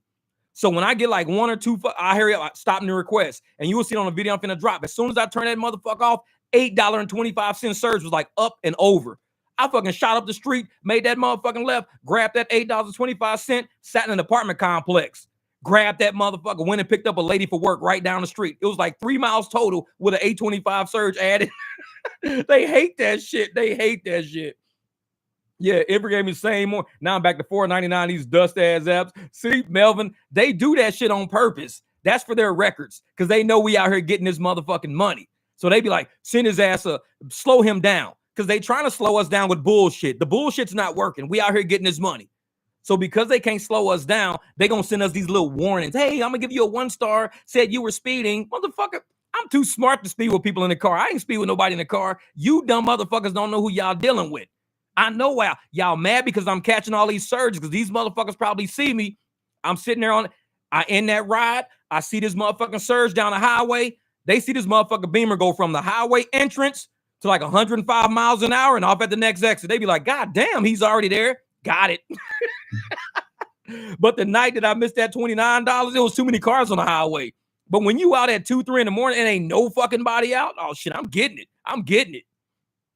But with that $29, I was stuck. I was like, God damn it, all these trucks and cars on the highway, I'm not going to get the $29. I'm not going to get it. So it's like, that shit gave me 13. That was the most I could get to was 13.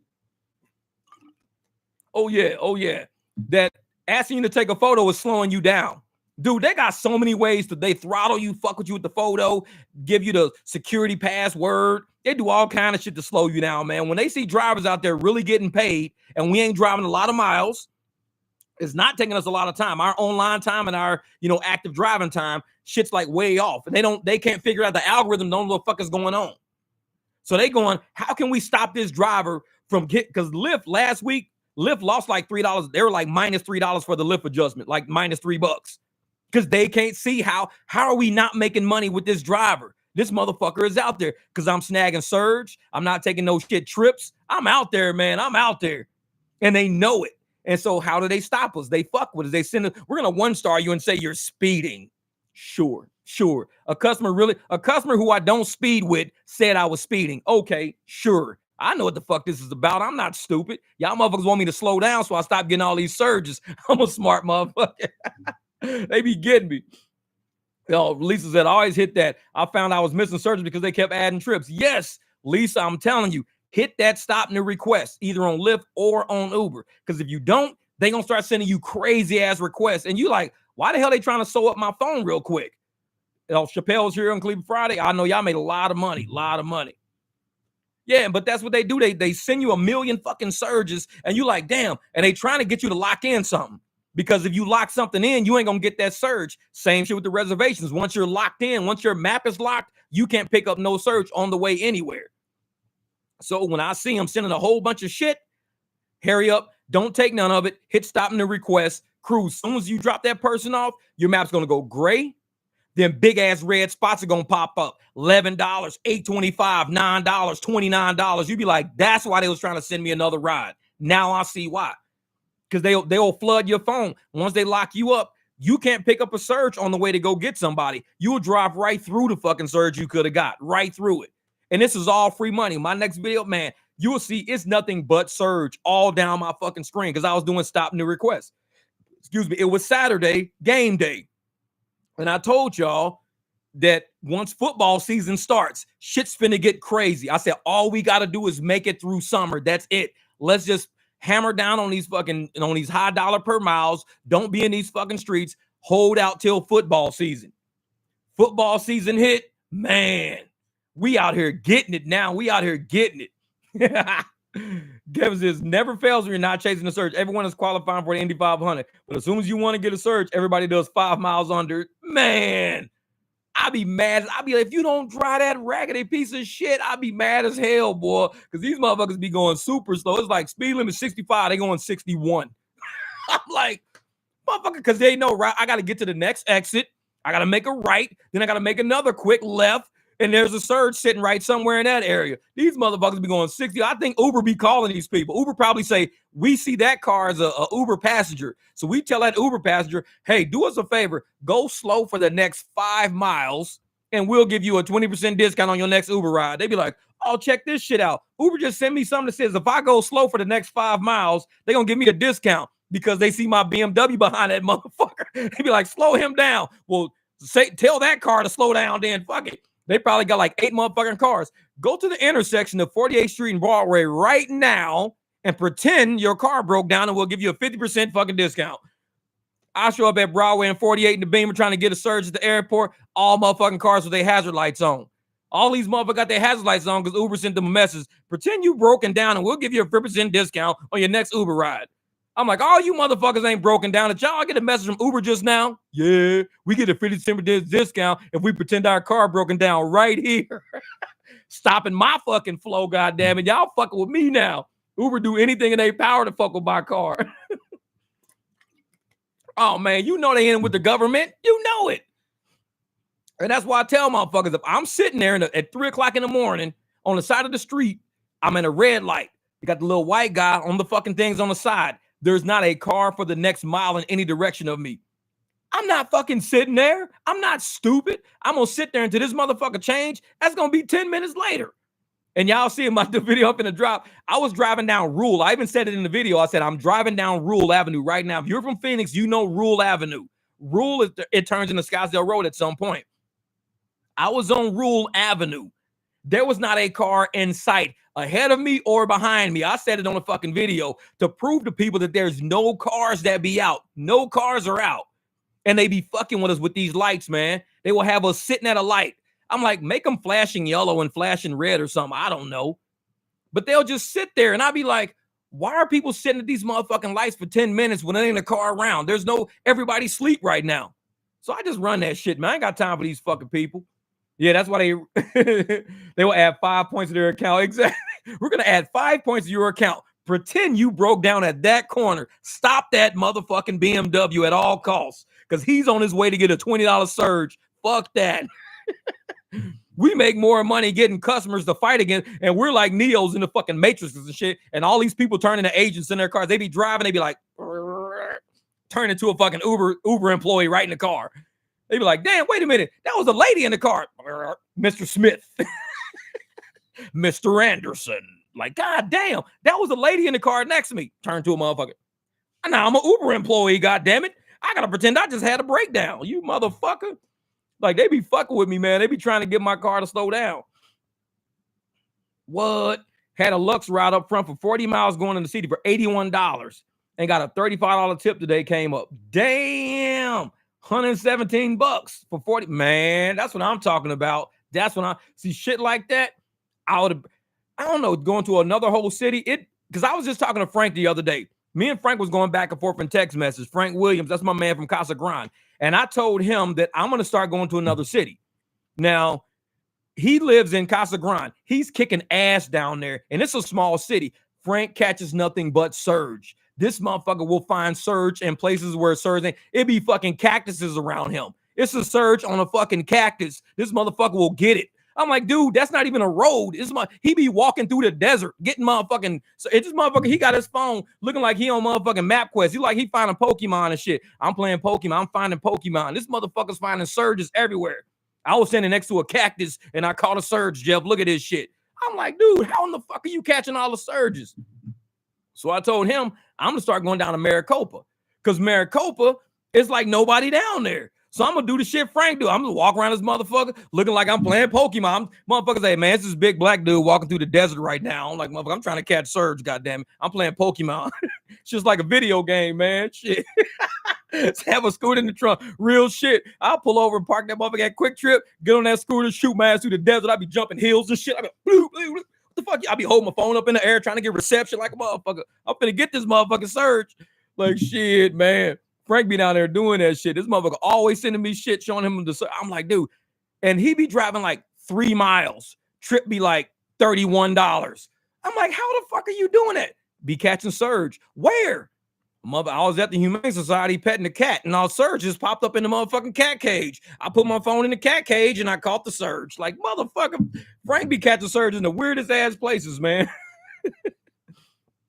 Yeah, yep, William Wright, man. I told motherfuckers, I'm going down to Maricopa, and I'm gonna start sitting by cactuses, goddamn. Lisa, right? Hey, William, I'll say I'm going down to Maricopa because I'll be sitting here because I live like by the airport. Maricopa is maybe about, I'll say about 20, 30 minutes south of me. I can just sit down there at that Quick Trip. They got a casino, they got a Quick Trip, they got a little downtown area. If you just make it down there, they're always dropping $12 surges, $11 surges, $9 surges all the time. And I'll be just sitting here like, damn. I'm like, because it ain't nobody down there. They got a big ass Walmart. It ain't no drivers down there, dude. None. All the drivers do eat like Uber Eats and stuff like that. Man, we could be down there and make. I said, Frank, I'm going to another city. I was just texting his ass the other day. So when you said that shit, dude, $40 to go, I would have probably took that trip. If it was going to take me to Maricopa, I would have took it. Even without the tip, I would have took it and the tip would end up popping up, making it sweeter. But we got to start branching out because a lot of people are coming to Phoenix, which is cool because they're helping us with the infrastructure here. But Frank's in Casa Grande. This motherfucker don't even come to Phoenix every day like he used to because he is eating good. This motherfucker's eating good. And even when I'm on my map, I see South Chandler, like just above all those areas. Dude, it'd be number $12, $21. All on the South 202 down there, $21. And I'm like, I'm right there. Right there, man. Does any markets have the teacup on the screen for breaks? Good way to catch these Pokemon surges. Yeah. See, I don't have the teacup. I need that. I need the teacup on mine. Because I swear, and that's why, Harriet, somebody told me the other day, dude, just use Uber Pet. So I started moving over to Uber Pet, and it helps me a little. I think it helps me some. Glitch Dash, Jenny Gang, what's up? Yeah, that's a good idea. You could do gambling and eating some crust-ass donuts from Quick Trip. Real. I'm going to go give me some scratchers. While I'm at fucking Quick Trip, I'm going to eat me some scratchers. I'm going to give me a donut, give me a scratcher, and I'm going to post up right at the motherfucking cash register. People going to be behind me like, excuse me, sir. We got shit to pay for. I'm like, motherfucker, I'm working on my scratchers right now. I'm sitting there scratch right at the fuck. Everybody, there's gonna be a line going out the door. How come ain't nobody getting help? It's a dude still at the counter with his motherfucking scratchers. He won't move. Nope, I'm not fucking moving. I'm gonna do y'all just like y'all do me. I'm gonna do my scratcher right at the cash register. I'm ready to pay my crack tax, motherfucker. Glitch dance, and I'm gonna pay my crack tax.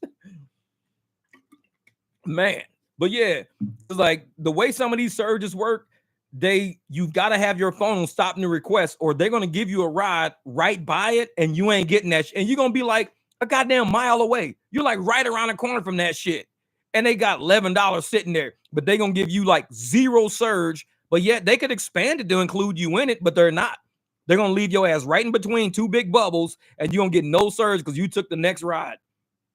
It's like, put that shit on stop new request. Don't do it. Don't even touch it. Don't even touch it.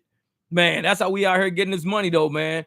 It's football season. I'm telling you, shit's about to go down. Shit's about to go down.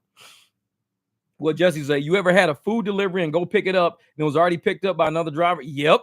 I was so pissed. I drove to the customer's house and took a picture and got paid $35. That shit happened at McDonald's all the time, man. At McDonald's, people do that shit. They will sit there and leave the order on the screen. You'll go there and somebody say, yeah, that order's already came. Somebody already came and picked that up. I should do the same shit. And what you should do is keep a dummy bag in the fucking trunk. Keep it like just a brown paper bag and with a receipt stapled to that motherfucker and just sit it by that door, take a picture of it and put the bag back in your trunk.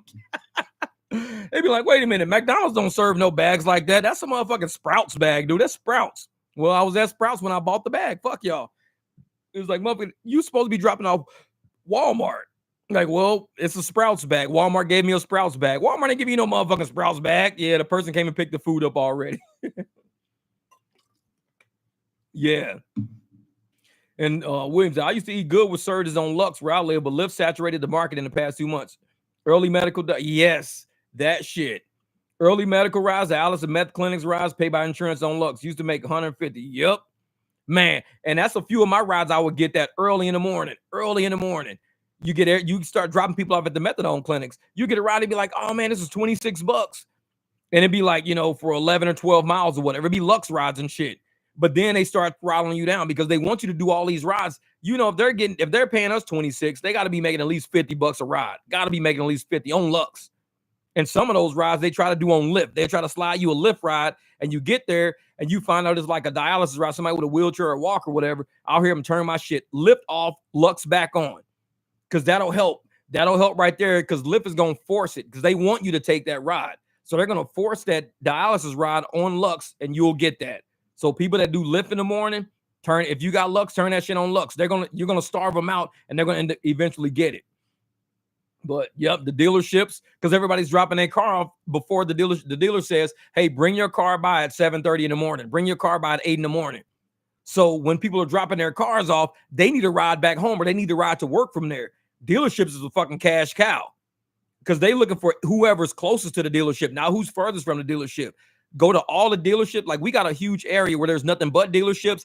Guaranteed, if all Uber drivers just sat there early in the morning, even on Lux, you're getting rides all morning because people got to get to work and they're willing to pay extra instead of being late. So it's like, fuck it, just sit by all the dealerships. Doop, you get a ride from Volvo. You're going to get a ride from Toyota. You're going to get one from Mazda. You're going to get one from Ford. You're going to be getting rides all morning from dealerships. People dropping their shit off of warranty work and stuff like that. Man. Sam says, accepting every order on food delivery is different from rideshare. Rideshare got these crazy-ass $12, 24-mile runs. I don't accept every order on roadie. It'll be too many miles. Real shit. Hey, Sam. Hey, people see it on my shit, man. They be 50 cent a mile rides. They be going like 32 miles for like $18. There ain't no way in hell somebody's doing that. No way. If somebody does that, they must live in that area. Because I'm not driving no 32 miles straight up the highway to Anthem to drop somebody off for $18. It's just not. And they do that shit on rideshare to see who the suckers are. They be like, ooh, somebody's going to like got a high AR in the area. Let's see if they'll do this ride. I'll leave that shit. I'm not touching it. Like, nope, somebody wants that ride. I'm not one that wants it. So I just leave that shit alone. Nope, not doing it. And I'm telling you, William, man, and if I could just keep my night going until 7, because, I drive till about 5, 6 in the morning. I need to push that shit out to 7:38 when the weather gets better because I need to do dealerships early in the morning. I used to do the ones on Camelback and like 7th Ave, 7th Street, 12th Street. I used to get those rides all the time at the BMW dealerships, the Volvos, the Mercedes dealerships. I would get those rides, the Chevy dealership up there, because nobody would be up. I'd be finishing my rides up for the night and just dropping people off, and I'd just be up in the area coming south, and I'll start getting all of those hits. And so I just go on Camelback, and I'm picking up everybody from them small dealerships, and they only got to go to work like at Banner Hospital. So I'll drop them down. I'll go down to Indian School, Thomas, take them to Banner Hospital, get another ride from a shop right down the street from there. Dealerships is bank, man. It's easy bank because they got to get to work, and they're willing to pay that good money. So, yeah, luxury rides pay at 4 o'clock to 9 o'clock in San Diego. Yeah, yep. He says, I'm worried about the high cancellation rate, but yours is high, though. Well, the thing about the Uber cancellation rates can be high as hell because the way that their app is set up, some of us don't have the slide. We if you touch your screen anywhere, it automatically accepts the ride. Uber knows that. It's a glitch in their app. I think it's a glitch. It shouldn't be there where I'm working with the Lyft app, or I'm working with someone, or I'm opening my phone to read a text message, or I'm moving my navigation app or something like that to see where I'm at. And all of a sudden, I touch the screen as an Uber ride is popping up, and I automatically accepted that ride without even seeing any of the information. Uber knows that's a glitch. It shouldn't be like that. So on Uber, we just cancel. We can keep canceling everything we want, and they don't care about the cancellation rate because they know their app is fucked up. They know that. They're not stupid. They know it. Now on Lyft, you've got to do a slide to accept something. It's a little bit harder. Sometimes you might touch the accept button by mistake, but usually on Lyft, a high cancellation might not be a good thing. But on Uber, they know. The reason why all of us have really high cancels is because the way their app is set up, it has nothing to do with us. Yeah, man, I hate that driving up. I hate it. But there's somebody in California, Uber gave them the slide for acceptance now. So they can touch the screen all they want. It won't accept the ride until they actually slide the slide bar. Every driver on Uber needs that. But what they do, they like to fuck with people. They like you hit it, and you're like, damn, what did I just hit? And then you find out it's like, maybe a mile away. He's like, oh shit, it's only a mile away. I might as well take it. It's only a mile away. I could do this. It's a mile, but a mile away is not what I'm worried about. Is when I pick their ass up and find out it's 36 miles this way for $17.50. That's what I'm worried about. So a lot of times it ain't the destination to the person that has me going cancel. No, I cancel because I don't know what the fuck it looks like after that. Cancel, accepted by accident. Nope, not doing it. Yeah. This is, I agree, J-Dub. I hope Uber accepts that excuse. Oh, man, we got people on this app, man. Their cancellation on Uber is like 80%. Cancel on Uber is like 40%. My cancel has been as high as 31% before. I'm probably up to like 20% now, but my cancel was as high as 31%. And they've never not sent me rides because of it, because they know they screwed up. Their app is not right. Silver Fox, what's good? What's good? Glad to see you up in here. Yeah, Jesse, you live up on 35th Ave and Thunderbird. Every time I turn it on, I was trying to send me up to Happy Valley and Joe Max 17. Yep. Dude, they get me I've been up to New River. They got me to go to New River one time. I picked up somebody up on Thunderbird at the hospital up on Thunderbird. So I picked them up, and I was up there anyways. So I picked them up and took them up. The lady, she tipped me like $20 cash, thank goodness, because it's nothing up there. And every time it says Happy Valley, Deer Valley, I'm like, oh shit. You do one trip, that's it. There is no trip coming back. And there's some little bar right off on Happy Valley Road or whatever. There's a little bar up there. You get a lot of those little rides. There's a couple of hotels up there. But once you're up there, you're coming back on your own gas. Nobody's coming back. So you got to be willing to go up there and risk it. And if you get deep in there, like if you take the 17 Happy Valley and you go to the left, back in all those houses that are up in the desert area, it's a one-way trip. It's a one-way trip. It's like you ain't coming back. You coming back on your own gas. And I mean, it'd be so dark. I got pictures. It's so dark out there. The moon lights the road up. Yes. The moon makes it look like daytime. The whole road looks blue. Everything looks blue because the moon is so bright and there's no lights out there. It's completely black. So all the streets look blue. And it's like the moon is doing that. And you know it's dark when the moon like makes it seem like it's a little bit in daytime. I'm like, man, it's too dark out here. Ain't nothing but desert out here. Hell no. So I'll be out. I'm like you, man. I'm good. Hell yeah. Be like, I know it's rough and 3 stops. Exactly. But can we stop at this Circle K? Yeah. After that, can we stop at this Chevron? We just stopped at Circle K. Well, they don't sell what I need at Circle K. They only sell it at Chevron. Motherfucker, what? It's like, and you just keep doing that shit over and over. They be stopping at different places. Well, usually I stop by the dispensary and I get what I want. Then I go by Chevron and I get I'm like, dude, I'm not doing 2 and 3 stops. No. Oh man, I'll tip you in the app. It's like, sure you will, sure you will. Motherfucker be like, I'll just tip you in the app. Yeah. Motherfucker got a whole wad of cash in their hand. They got all hundreds and 20s and 50s in their fucking hand. I'll tip you in the app. Okay. Like, motherfucker, you got 20s and shit all in your hand. Oh, hell, driving to wealth. What happened? What happened, man? My car broke down yesterday. I fixed $1,000 problem for $100. That's what I'm talking about, man. You gotta fucking do that shit, man. Back in the game. Shit. Yes, that's what he is. $100 later. Back in the game, baby. What happened, man? That's crazy shit. And a lot of times it happens. That's why I tell rideshare drivers, man, we run this business. We are the business. So we can't give all of our profits to shops all the time. Sometimes you got to research your shit to see if it's something you could fix, because you could probably fix it. You just save yourself $900. $900 is what people make in a week. You just saved a whole week's worth of pay. Like when I was out driving and I had to buy them tires, I made $300, but $200 of that shit just went to my tires. So it was like, if I went to a shop, they'd probably charge me $7. It would have been like 3 days worth of work for a set of tires instead of just 1 day worth of work for tires. Oh, the coolant housing blew up. Oh, shit. Man, you could have fucked around, overheated that engine and everything, man. Especially if you was driving, it would have been smoke, because once that coolant hits your exhaust manifold, it's just smoke rolling, because them hot asses, whoosh, all that smoke comes out. And it's like, that scares the shit out of people. And I tell people, if your car is smoking from the front, that means something touched your exhaust manifolds. If it's smoking out the tailpipes, something blew up inside of the fucking engine, because it's getting combustion going and it's going right out the fucking back. It was like, so as long as you got smoke coming from the front, you're probably good. It's like, it's the back that I'd be worried about. What's coming out the back of this motherfucker? Nothing. Good. It's just shit on the manifold. Then I'm good. Silver Fox says, still haven't fixed my head gasket on my new Uber car. Dude, that head gasket, man, you got to deal with the timing assembly, the cams, all that shit. You got to reline all that shit up. But that's why I like working on Chevy S10s. Chevy S10's got the easiest head gasket I've ever done. I could do Chevy S10 head gaskets all day. All day. It's easy, man. I love it. But some of these newer cars with the sideways engines, and you got to do the timing assembly on the side. You got to lock all that shit down, take the wheel off. It gets nuts, man. Doing a head gasket on them get nuts. I like those front and back cars. I love it. Taz, what's up? What's up? Jeff, I almost made $2,400 plus last week. $1,500 from Spark, 27 hours of Uber, $800. Here's $5 for let me brag on your channel. Hey, you know you can always do that shit, brother. Hey, Wes, you always, man, that's good shit right there, man. That's a good hit. That's a good hit right there. And when people are saying, oh, ain't no money in rideshare, go get a real fucking job. You tell me who made $2,400 last week at a W-2, other than like an executive maybe. Ain't nobody making $2,400 a week. And it's like, dude, there you go, my brother. And you know you allowed on this channel. You go to any other channel, you know the first thing people gonna say, oh, well, that's probably because you had like 8 motherfucking, goddamn challenges going. You got 20 motherfucking this and that.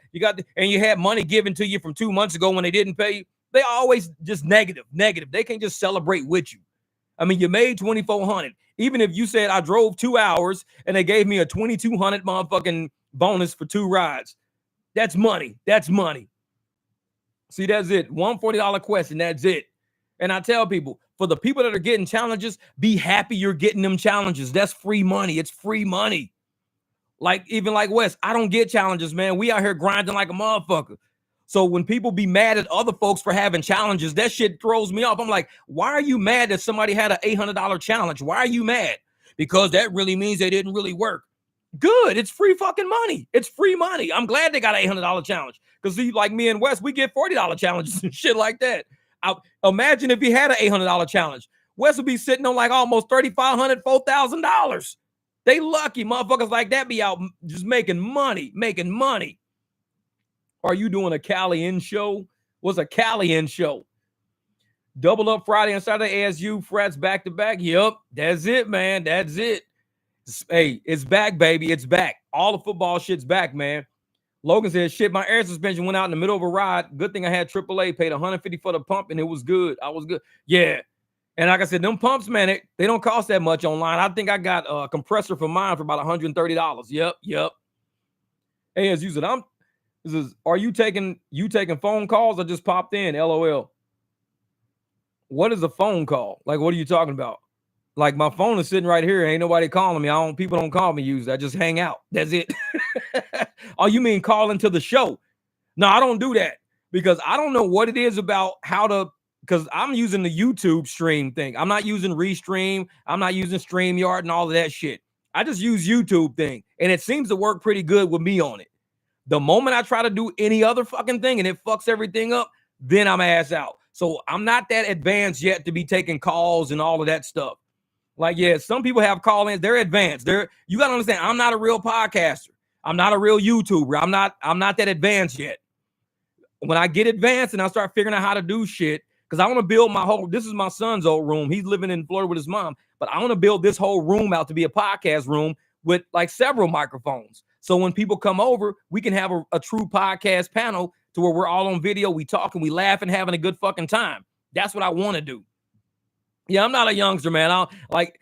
For me, one camera, one screen, one mic is enough. Once you start having 6 screens, 3 mics, people calling in, shit bouncing all over the motherfucking screen, it's too much. It's too much. It's like, you've already lost me already. Damn, Juan, you been sick since Wednesday? What? Oh, hell, dude, I ain't know that. What happened, dude? You probably got, I had a runny nose and I had I had a sore throat for like 2 days and I had a runny nose. It's probably the shit that's going around right now. A lot of people all over the place. Yeah, rideshare meeting, basically. That's what it is, a rideshare meeting. We're going to have different mics. It's going to be set up like how Fresh and Fit shit was set up. But instead of Fresh and Fit, we're going to call this one riding shit. Fresh and Fit, riding shit. Like, we're going to have everything set up. People's going to be in here laughing, talking, joking, having a good time or whatever. Man, Jeff said he wants you to right page him. What the hell's right page and all that, man? It's like I said, I don't know how to do all this funny shit, man. People use technology and it's cool. Like, most of my podcasts are just set up just, cruising and listening. There's not a lot of flair. There's not a lot of shit jumping all over the page and shit like that. It's not a whole bunch of, gimmicks and shit going on. It's just good to listen to while you're busy doing something. You could be saying, you know what, today I'm going to clean my house. Let me go listen to Jeff's podcast. It ain't really shit important. It's like earth-shattering fucking material. Like, oh my God, this motherfucker just solved the mathematical equation that even Einstein couldn't fucking solve. Not really. I'm just wearing my hat. I'm just talking to people and shit. This is I'm talking about a beeper. You old school. Exactly, motherfucker. We still got beepers and shit. This motherfucker said, you people trying to call you? I'm like, no, my phone is right here. Ain't nobody trying to call me. He says, no, like call into your show. Oh, that's a whole nother level of the game. I have a hard enough time getting phone calls on this little motherfucker. So now you're talking about calling my computer? No, you can't call my computer and call in. You can't do that. It's like, I'm not really that deep into the matrix right now. I'm not that deep in the matrix. I'm still on the outskirts of the matrix. Hey, do you keep an iPad to watch the games during downtime while ride sharing? No, I don't really watch games, man. And I'll tell you why, Silver Dude. I used to work for Leroy Sportsbook, which was American Wagering, which is now William Hill Gaming. If you go to Vegas, you'll find William Hill Gaming. William Hill Gaming used to be American Wagering, which is Leroy Sports. We had 72 locations all over Nevada in different casinos and pubs and bars, and we did all the financials for them. I watched games, horse races, baseball games, soccer games, football games, fucking lacrosse games, 24/7 for 3 years straight. That's all. When I woke up and I went to work, you walk into the building, there's TVs, games are playing. There's TVs upstairs. You go to a casino, there's TVs everywhere. You go to your office, there's TVs, because games were our bread and butter. So you walk upstairs to control room, TVs. We got lines going. We've got wagers going. We've got, casinos calling. We're doing cash drops. All I did was games for 3 years straight. All I did was watch sports because I work for a sports book. So now it feels good to not have to look at sports and I tell motherfuckers, I used to win like 4 G's a week. I used to sit up there and win about $4,000 in a weekend, $2,300 a weekend. I almost won $96,000 hanging out with Russell Yount. Russell Yount is Y-O-U-N-T. That motherfucker's on Facebook. You go find Russell Yount. Y-O-U. He was one of our financial contractors, and Melody was my boss at the time. So Russell, Melody, me, we were all the financial people of the company. So he took me to go watch horse racing. He says, Jeff, come with me to go watch horse racing. I was like, cool, fuck it, let's go watch horse racing. So he was like, you should do something. So I was like, well, I'll do like a trifecta. Fine, fuck it, I'll do a trifecta. How much does it cost? He was like $24. So he's telling me about horses. And I think that's back when Big Brown was running and all these people was running not Secretary, that was older, but Big Brown. All these horses were racing. It was at the Belmont, the Preakness, the Belmont. It was the Triple Crown going on. So me and Russell were sitting at the casino. So I'm betting. So I bet the trifecta, and I'm laughing. I'm like, dude, because the horse looked like it said penis of cork, Penis of cork. I thought it says penis of cork. So I'm laughing at this horse, and it says Dennis of cork. I can't see little ass fucking words. It's Denis, Dennis of cork. So okay, it's not, but we're laughing at the fact that I thought it said penis of cork, but it was Dennis of cork. We're laughing. So I pick all my horses, pay my money, pick all my fucking horses. We're watching the race going. Everything's going, it's going nuts, it's going nuts, it's going nuts, it's going nuts. The race ends. Russell's like, dude, you just won. You don't realize you just won. I was like, what did I win? He says, you just won. You won the superfecta. You hit first, second, third, and fourth tied. So you hit 1, 2, 3, 4, but it was 1, 2, 4, 3. So you hit the superfecta by picking all those horses. You picked all those horses. And I looked at him, I said, I only picked 3 horses. He says, wait, you didn't pick Dennis of Cork? I said, no, I was just laughing about it. He was like, you dumb motherfucker. He said, it paid $48,000 for a superfecta, but because 1, 2, 3, 4, 1, 2, 4, 3, that's 48,000 times 2. You just lost $96,000. I went home sick. I went home fucking sick. Ask Russell Young. He's on Facebook. I was dating my son's mom at the time, Diana. So I went home and I told her what just happened.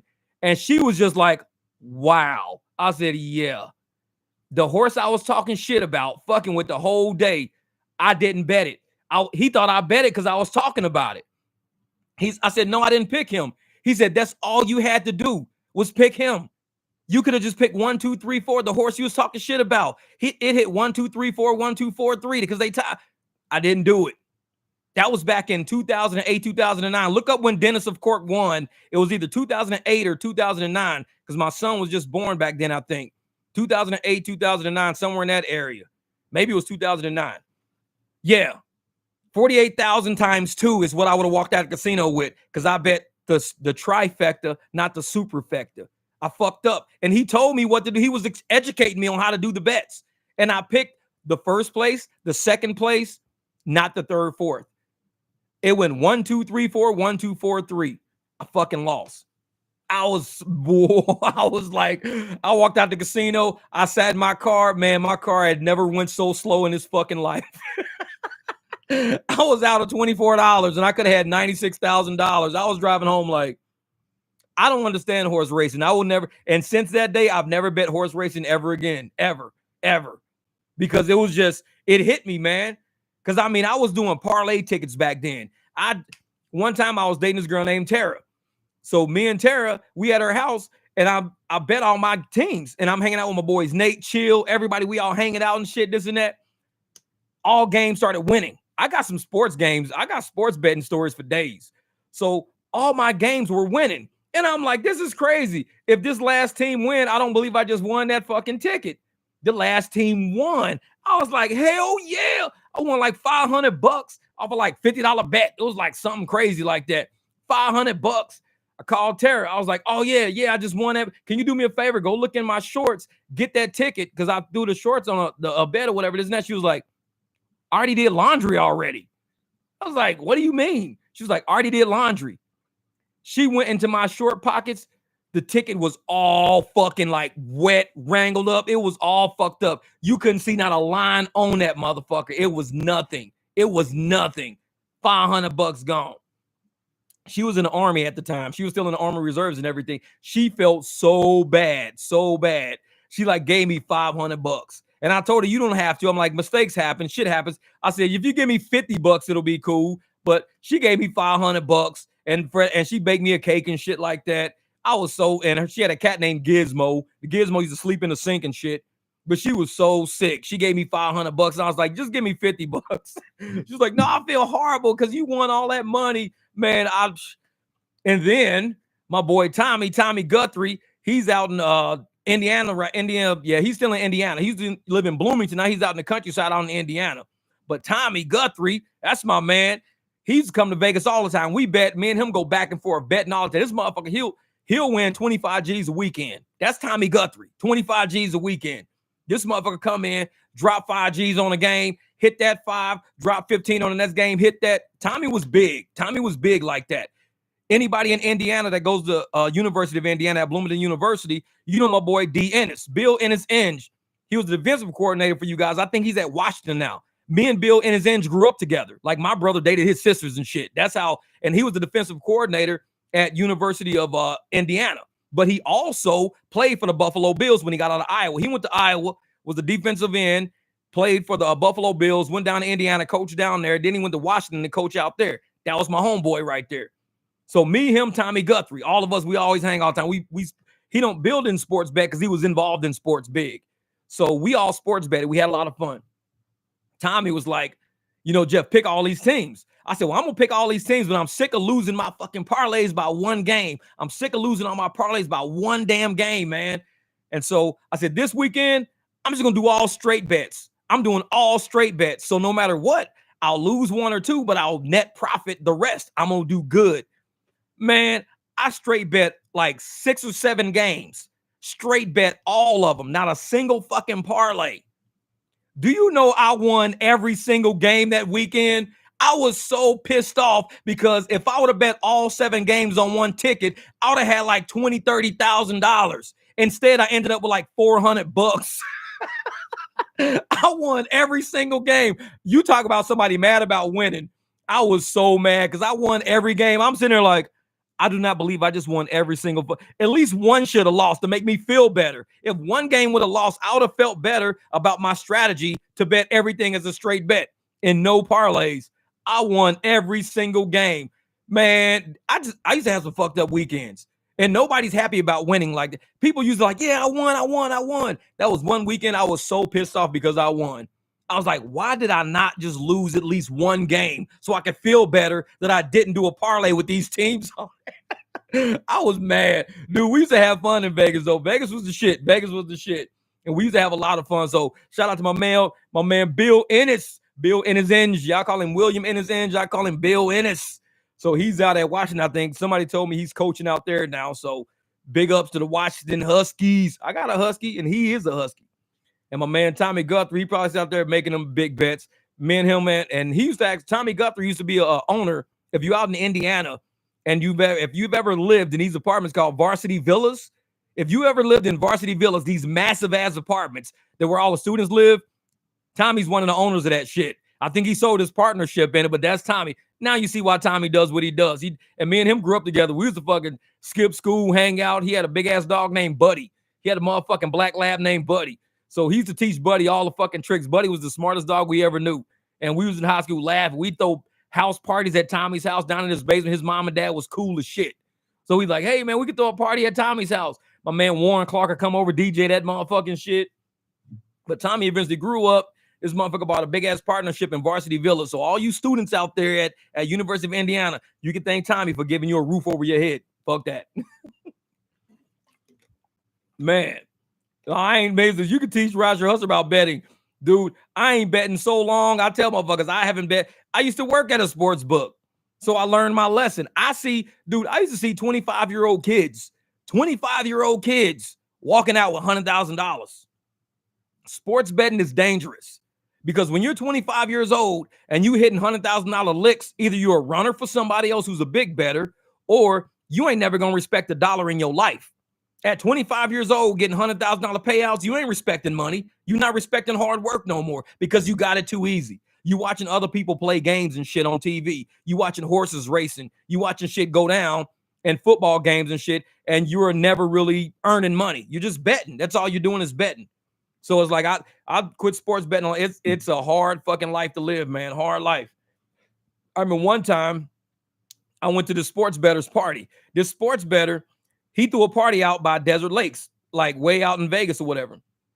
So he invites all of us. We're all sports bettors and shit like that. We all work there. So we go to his house and shit. I walk in this motherfucker's front door. This is the biggest house I've ever been in my life. The Prince of Brunei. If you look up the Prince of Brunei lives in Spanish Lakes. The Prince of Brunei bought a big ass house in Spanish Lakes, and he had like 8 fucking houses around one house, like full size houses. He had 8 houses around. This dude lived in that fucking neighborhood. Big sports bettor. This motherfucker had a room full of TVs, big ass motherfucking telephones on the fucking dressers and shit. his TVs would just go, his telephones would always ring nonstop, all telephones. So I walked in this dude's house, and I walked, and I mean, you walk through the front doors are like fucking 10 feet tall, 12 feet tall, big ass doors. Motherfucker open like big bay doors. Walking in front of his house. I'm a kid. You remember now? I'm a young executive. I'm a little kid at the time. Man, this motherfucker had. I thought the cats were fake.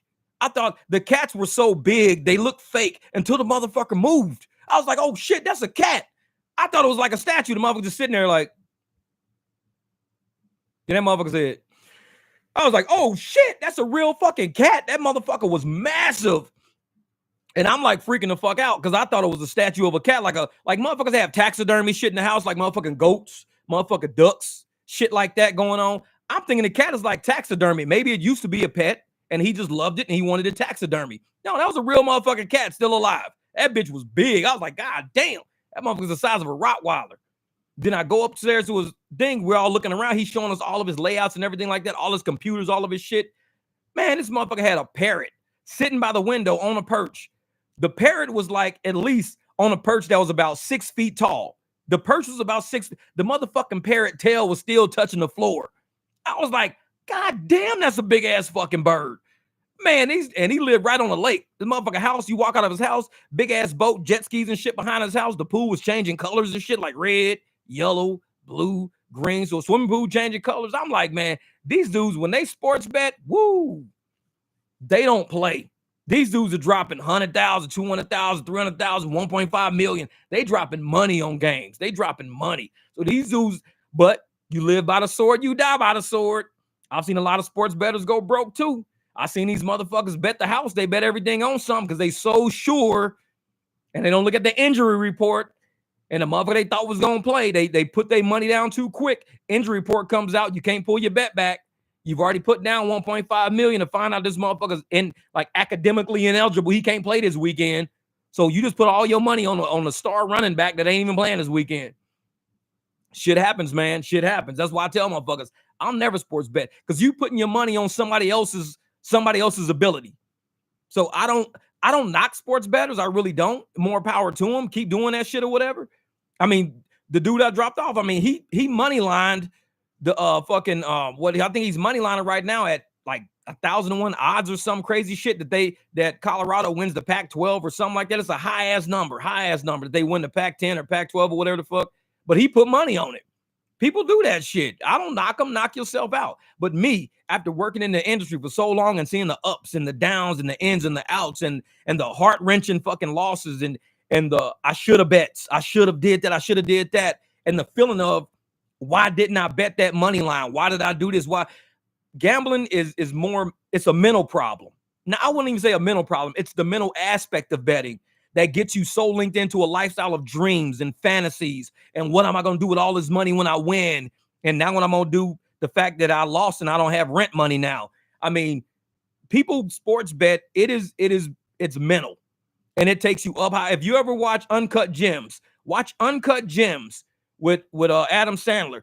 That shit's real. That shit's real. That is not a fucking movie. That shit's real.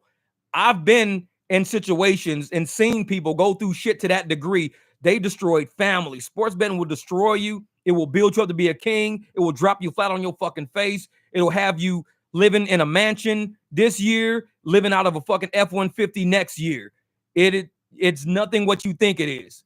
And I worked in that shit for 3 years. And Vic Salerno, if you look up Vic Salerno and John Salerno, that was father and son. They the ones who owned American Wager. I work for them. I work for Vic and John. John was the son. Vic was the dad. Vic is the one who sold it to William Hill Gaming.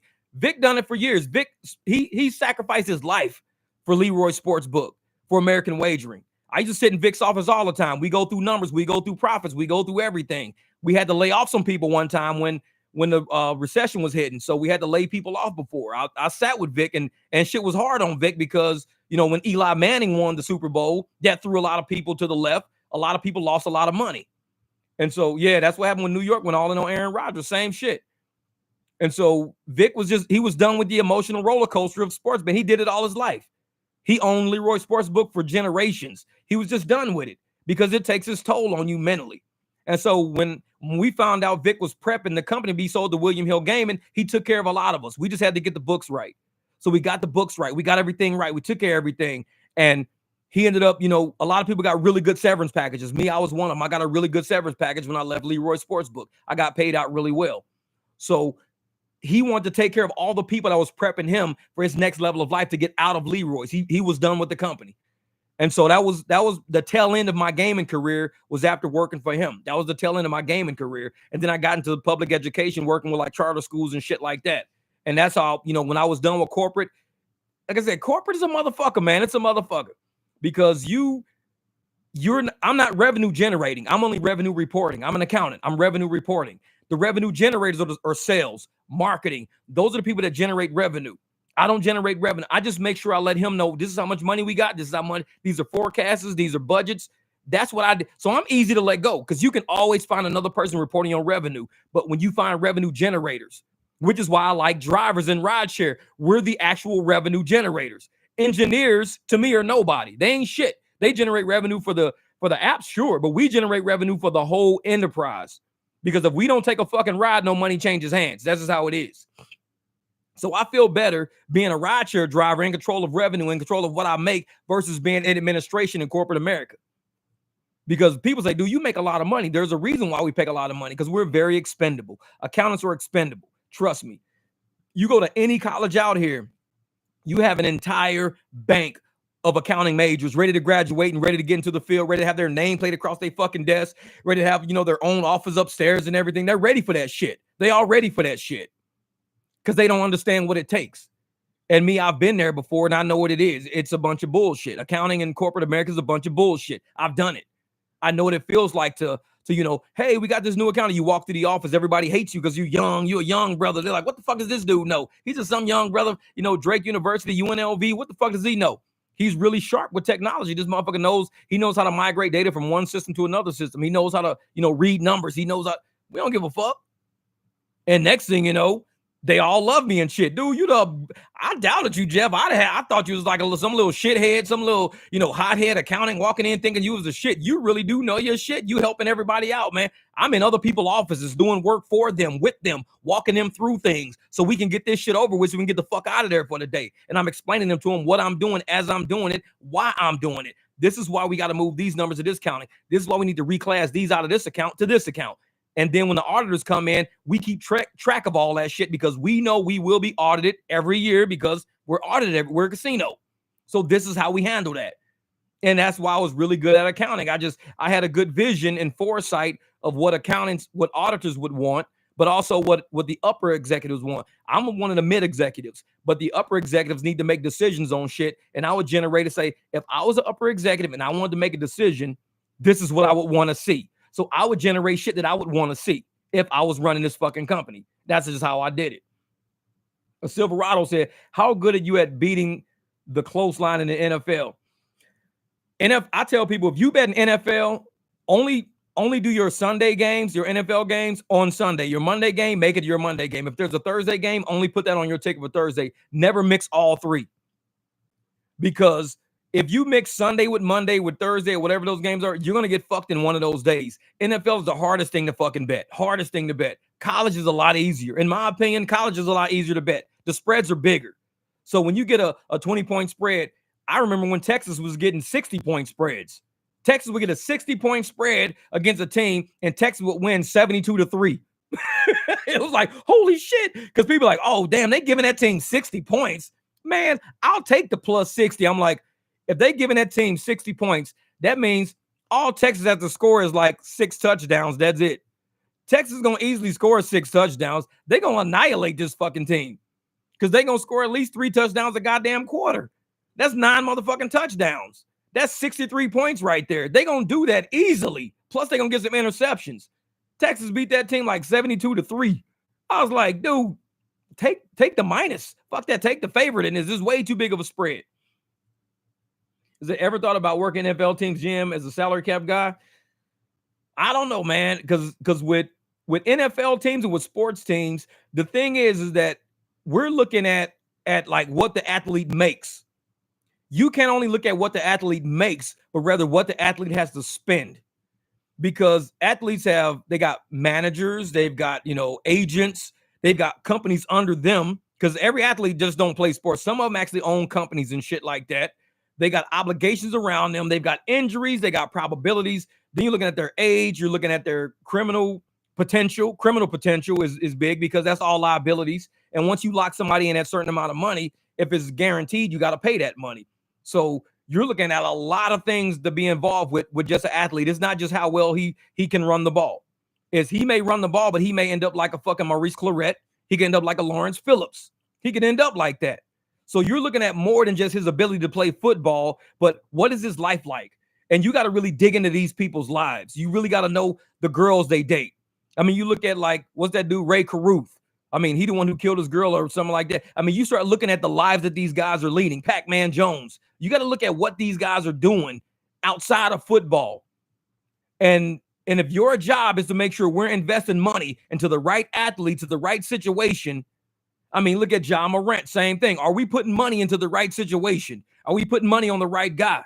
You're that guy, Jeff. You got to let us know. Make a decision left or right. You keep making bad decisions as a salary guy, they're going to get rid of your ass. You're going to be known in the league as somebody who keep fucking up, teams' money by giving them bad advice, by not doing your homework on who these fucking people are that we're paying. And I wouldn't want to be that guy because a lot of people live fucked up lives. They do. The internet helps. The internet really helps people live fucked up lives. So, do I know any sports betting syndicate while working in a sports book? I used to listen to morning shows, sports morning shows sometimes. And I think there were a couple of them in Vegas. That probably had runners. They probably had guys working for them and stuff like that. What's up, busy lady? But I wouldn't really try to, put them on blast by saying, hey, this was a syndicate. These guys, because for all you know, they could be having like FBI investigations, IRS investigations. We wouldn't talk about it because, I mean, if they're helping support the economy in Vegas through sports betting, no matter what they do, I mean, we're going to let them be a loyal customer. We're going to let them be a straight up customer. We may know a 25-year-old kid does not drive a fucking S-Class Mercedes, cashing out $150,000. We know this kid is 25. He probably just graduated from UNLV. He's probably got somebody else's money in his fucking pocket. But we ain't going to say shit about it unless we can prove it. And a lot of times you don't want to take that risk on classifying somebody as something and it's not really who they are. Because you may say this guy's a runner. He might fuck around and be like, actually, I'm a 25-year-old. My dad died, left me $4 million and I just bet on weekends. You could potentially ruin that customer relationship. And he may take his money to Caesars now. Caesars got their own sports book. Yeah. Say William Hill banned sharp money, though. Yeah, like I said, you've got to prove a lot of shit. And you don't want to try to say somebody is something they're not because you might lose a really good bettor. That's like me having people flying from Korea or the Manila, Philippines, or flying in Chinese gamblers and stuff like that. But I'm going to say that there's certain, you guys are illicit. You guys are this. Even Kamel Nassif. I remember Kamel Nassif. He owned the jean factory in Mexico. Kamel Nassif, Nacif. Kamel Nassif used to own a jean factory. Him and his sons would come over to Caesars and party all the time. They come to Caesars and party. They come to Mirage and party. I take them out to the bank. He had 2 sons, and they would run up tabs everywhere. But it's cool.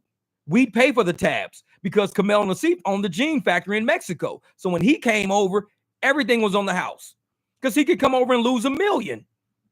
And we're giving $10,000 nights, $13,000 rooms, $5,000 meals, all for $1 million.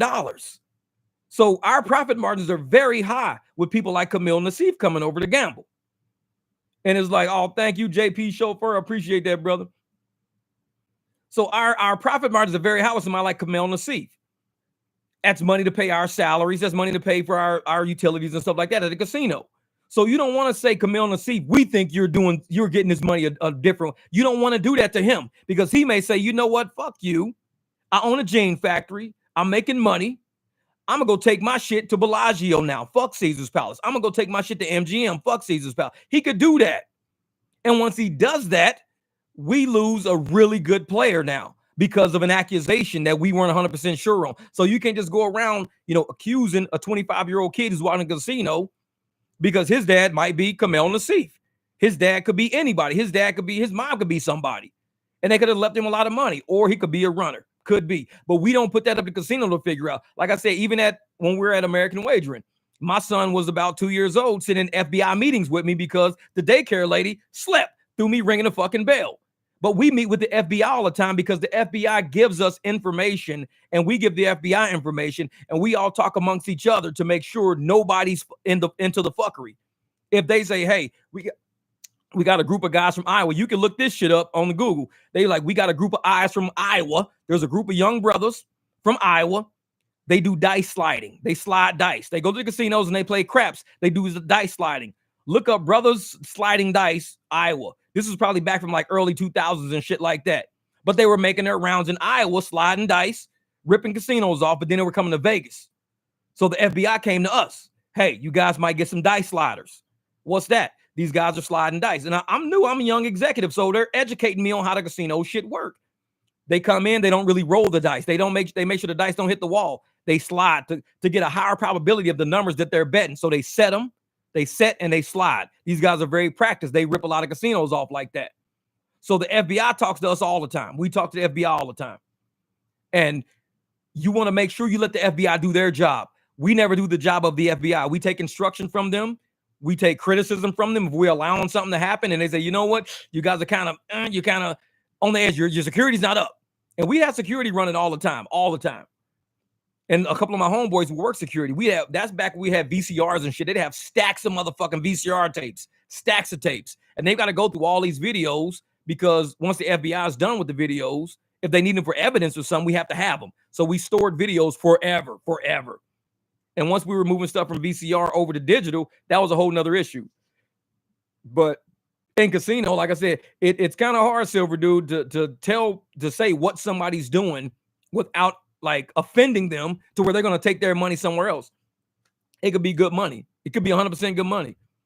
I mean, there was one waitress. She was at Monte Carlo because we couldn't gamble at our own casinos. They just made sure because we knew too much. So we couldn't gamble at our own casinos because we couldn't even play our own video games and shit like that because you're like insider trading if you're doing that. So one at Monte Carlo, when Monte Carlo was open, this lady, she was on break right before her shift. She came in, she played Mega Millions, and she won. This fucking waitress won like $21 million because she wasn't on that shit yet. She wasn't really not allowed to play at her casino. So she won the $21 million. She went out, she bought like a Camaro or a Corvette or some shit. You can look this shit up. It's all in it. Like I said, I was Vegas for years, man. I was Vegas. I know everything about that fucking place to the point where it disgusted me to where I had to get the fuck up out of there. But she bought a fucking Camaro or some shit after being a millionaire. And I think it was in a bay. She ended up wrecking that motherfucker and becoming a paraplegic because something weird happened with that whole ordeal. But Vegas was bad. Even that one NFL player that wrecked his fucking Corvette in Vegas and totaled it out and killed some people and shit like that, burnt this lady and her dog up and all that shit. Bad shit happens in Vegas because that money, that fame, that lifestyle, that party, all that shit gets into you and it becomes you. You become a part of a city that used to be known as Sin City. Corporate came in and kind of did a lot of cleanup work and shit like that. But that's old school Sin City, mafia, mob shit.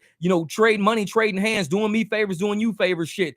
Everything's player card now. Everything's digital now. So they kind of clean up the Sin City look. And now it's like made for families to go there. Bring your kid to the fucking pool. Bring your kid to the beach. Bring your kid to hang out. Bring your kid to go riding this shit. We got amusement parks all up and down the fucking strip now. That's Vegas now. Vegas used to not be like that. Vegas was, go to Dre's after spot. We're going to go to Dre's after this. We're going to go there and fucking, kick back, drink, have fun, all this shit. That's what Vegas used to be. It used to be Sin City. And I left in 2012 at the tail end of the Sin City era when they were getting rid of Sin City and they were now making it corporate America now. I didn't like that. I didn't like it. So I got out. And it's not that because I wanted to sin. It's because we had so much more freedom. We had so much more freedom in corporate America before that shit was crazy like that. So much more freedom. And I mean, I used to get people, hotel rooms for their birthday. Hey, don't worry about it. Accountant's going to comp that for you. You just go there and tell them you're such and such. You're with Jeff Watts, blah, blah, blah. I'll comp that for you. I remember my man, Thomas Mason, he wanted a birthday suite for his fucking girl at the time. He says, hey, man, we need a birthday suite. It's her birthday coming up, blah, blah, blah. I got him a nice-ass suite at the fucking Stratosphere. I was in the accountant at Stratosphere. He hit me up on the phone, man. You never believe how nice this motherfucking room looked. This is an amazing fucking room, dog. Who the fuck did you talk to get us this room? His name's Thomas Mason. I was like, I don't know what you're talking about. All I did was just tell him, give you a room because it was your girl's birthday. Dog, there's a fucking hot tub in the middle of the fucking room, Jeff. We overlooking the whole strip. Who did you talk to? I'm like, I don't fucking know because I didn't know. We used to do shit like that all the time for our friends. Motherfucker called me up. Hey, man, We got the team here. We're trying to get a buffet. I call a buffet manager. Hey, that team that you see standing in front, we're going to write that off. Those are my guys right there. Anytime we go play football, go straight to the stratosphere, eat at buffets. Everybody be like, well, we're going to roll with Jeff. Why? Because Jeff, he's an accountant at stratosphere. So we're going to go down to the stratosphere. We're going to all eat before we all go home. And I comped the whole fucking thing because I was the accountant there. That was before Vegas cleaned shit up. So we'd come down there. I'd have 4 or 5 guys in there. We eating for free and they're having fun, this and that, maybe sports bet on the way out or whatever. So, the casino would still make money off of people because I'd invite them over. They would gamble. We'd have fun. We'd do whatever, this and that. But we just didn't pay for shit we did at casinos because I always took care of my people. That's when Vegas allowed us to take care of our people. People would fly in. I'd hook them up with rooms and shit. Take care of my people. That's what we did. But they cleaned all that shit up and they said, no, everything has to be written off. Like, we need proof of everything. Is this person a player? No, it's not a player. Well, you can't comp them nothing unless they get a player's card, get into our players pro, so we can track them and track everything they do and send them fucking shit to their house and everything. No, fuck all that. Fuck all. It's too much. It's too much. Just somebody coming to town to have a good time. They're going to gamble when they're here. Every time motherfuckers come to the nightclubs. Jeff, that's why I used to change my phone number every fucking year. Jeff, I got some friends coming in from Canada. I got some friends coming in from Peru. I got friends coming in from fucking, the UK. Can you get them in the club? Yeah, tell them don't wait in line. Let me call, Sergio up front.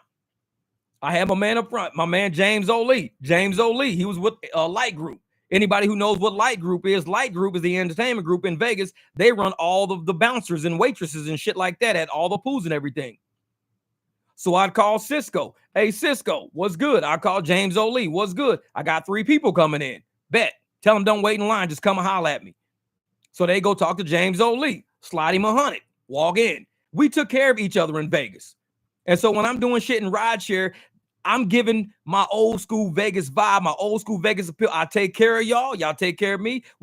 Y'all watch my videos. YouTube says, Jeff, you just keep doing YouTube University. Do whatever the fuck it is you want to do. We'll take care of you on the back end. You give your people free knowledge, free advice, free inspiration, free motivation. We'll take care of people on the back end. And I appreciate everybody for the super chats because that's the kind of shit right there that helps pay for these fucking tires after I just worked all Saturday and gave my money away.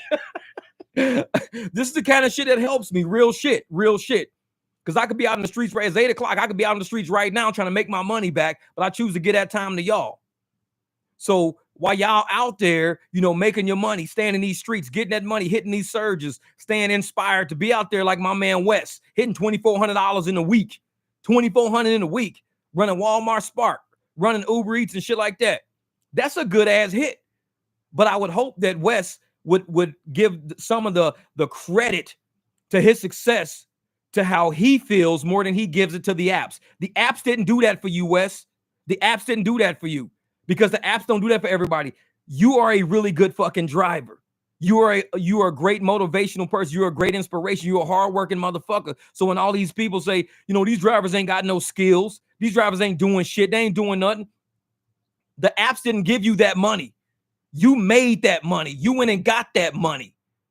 So I believe when you make that $2,400, man, that's you. That's all you, brother. That's all you. Fuck what these people are saying. That's all you. The apps didn't give you that. Exactly. You finessed those motherfuckers. You had to. That's all you. So can't nobody say, well, that's because you had an $800 bonus. That's because you had a $1,000 bonus. Bullshit. There's some amazing drivers on here. I appreciate that, Damon, man.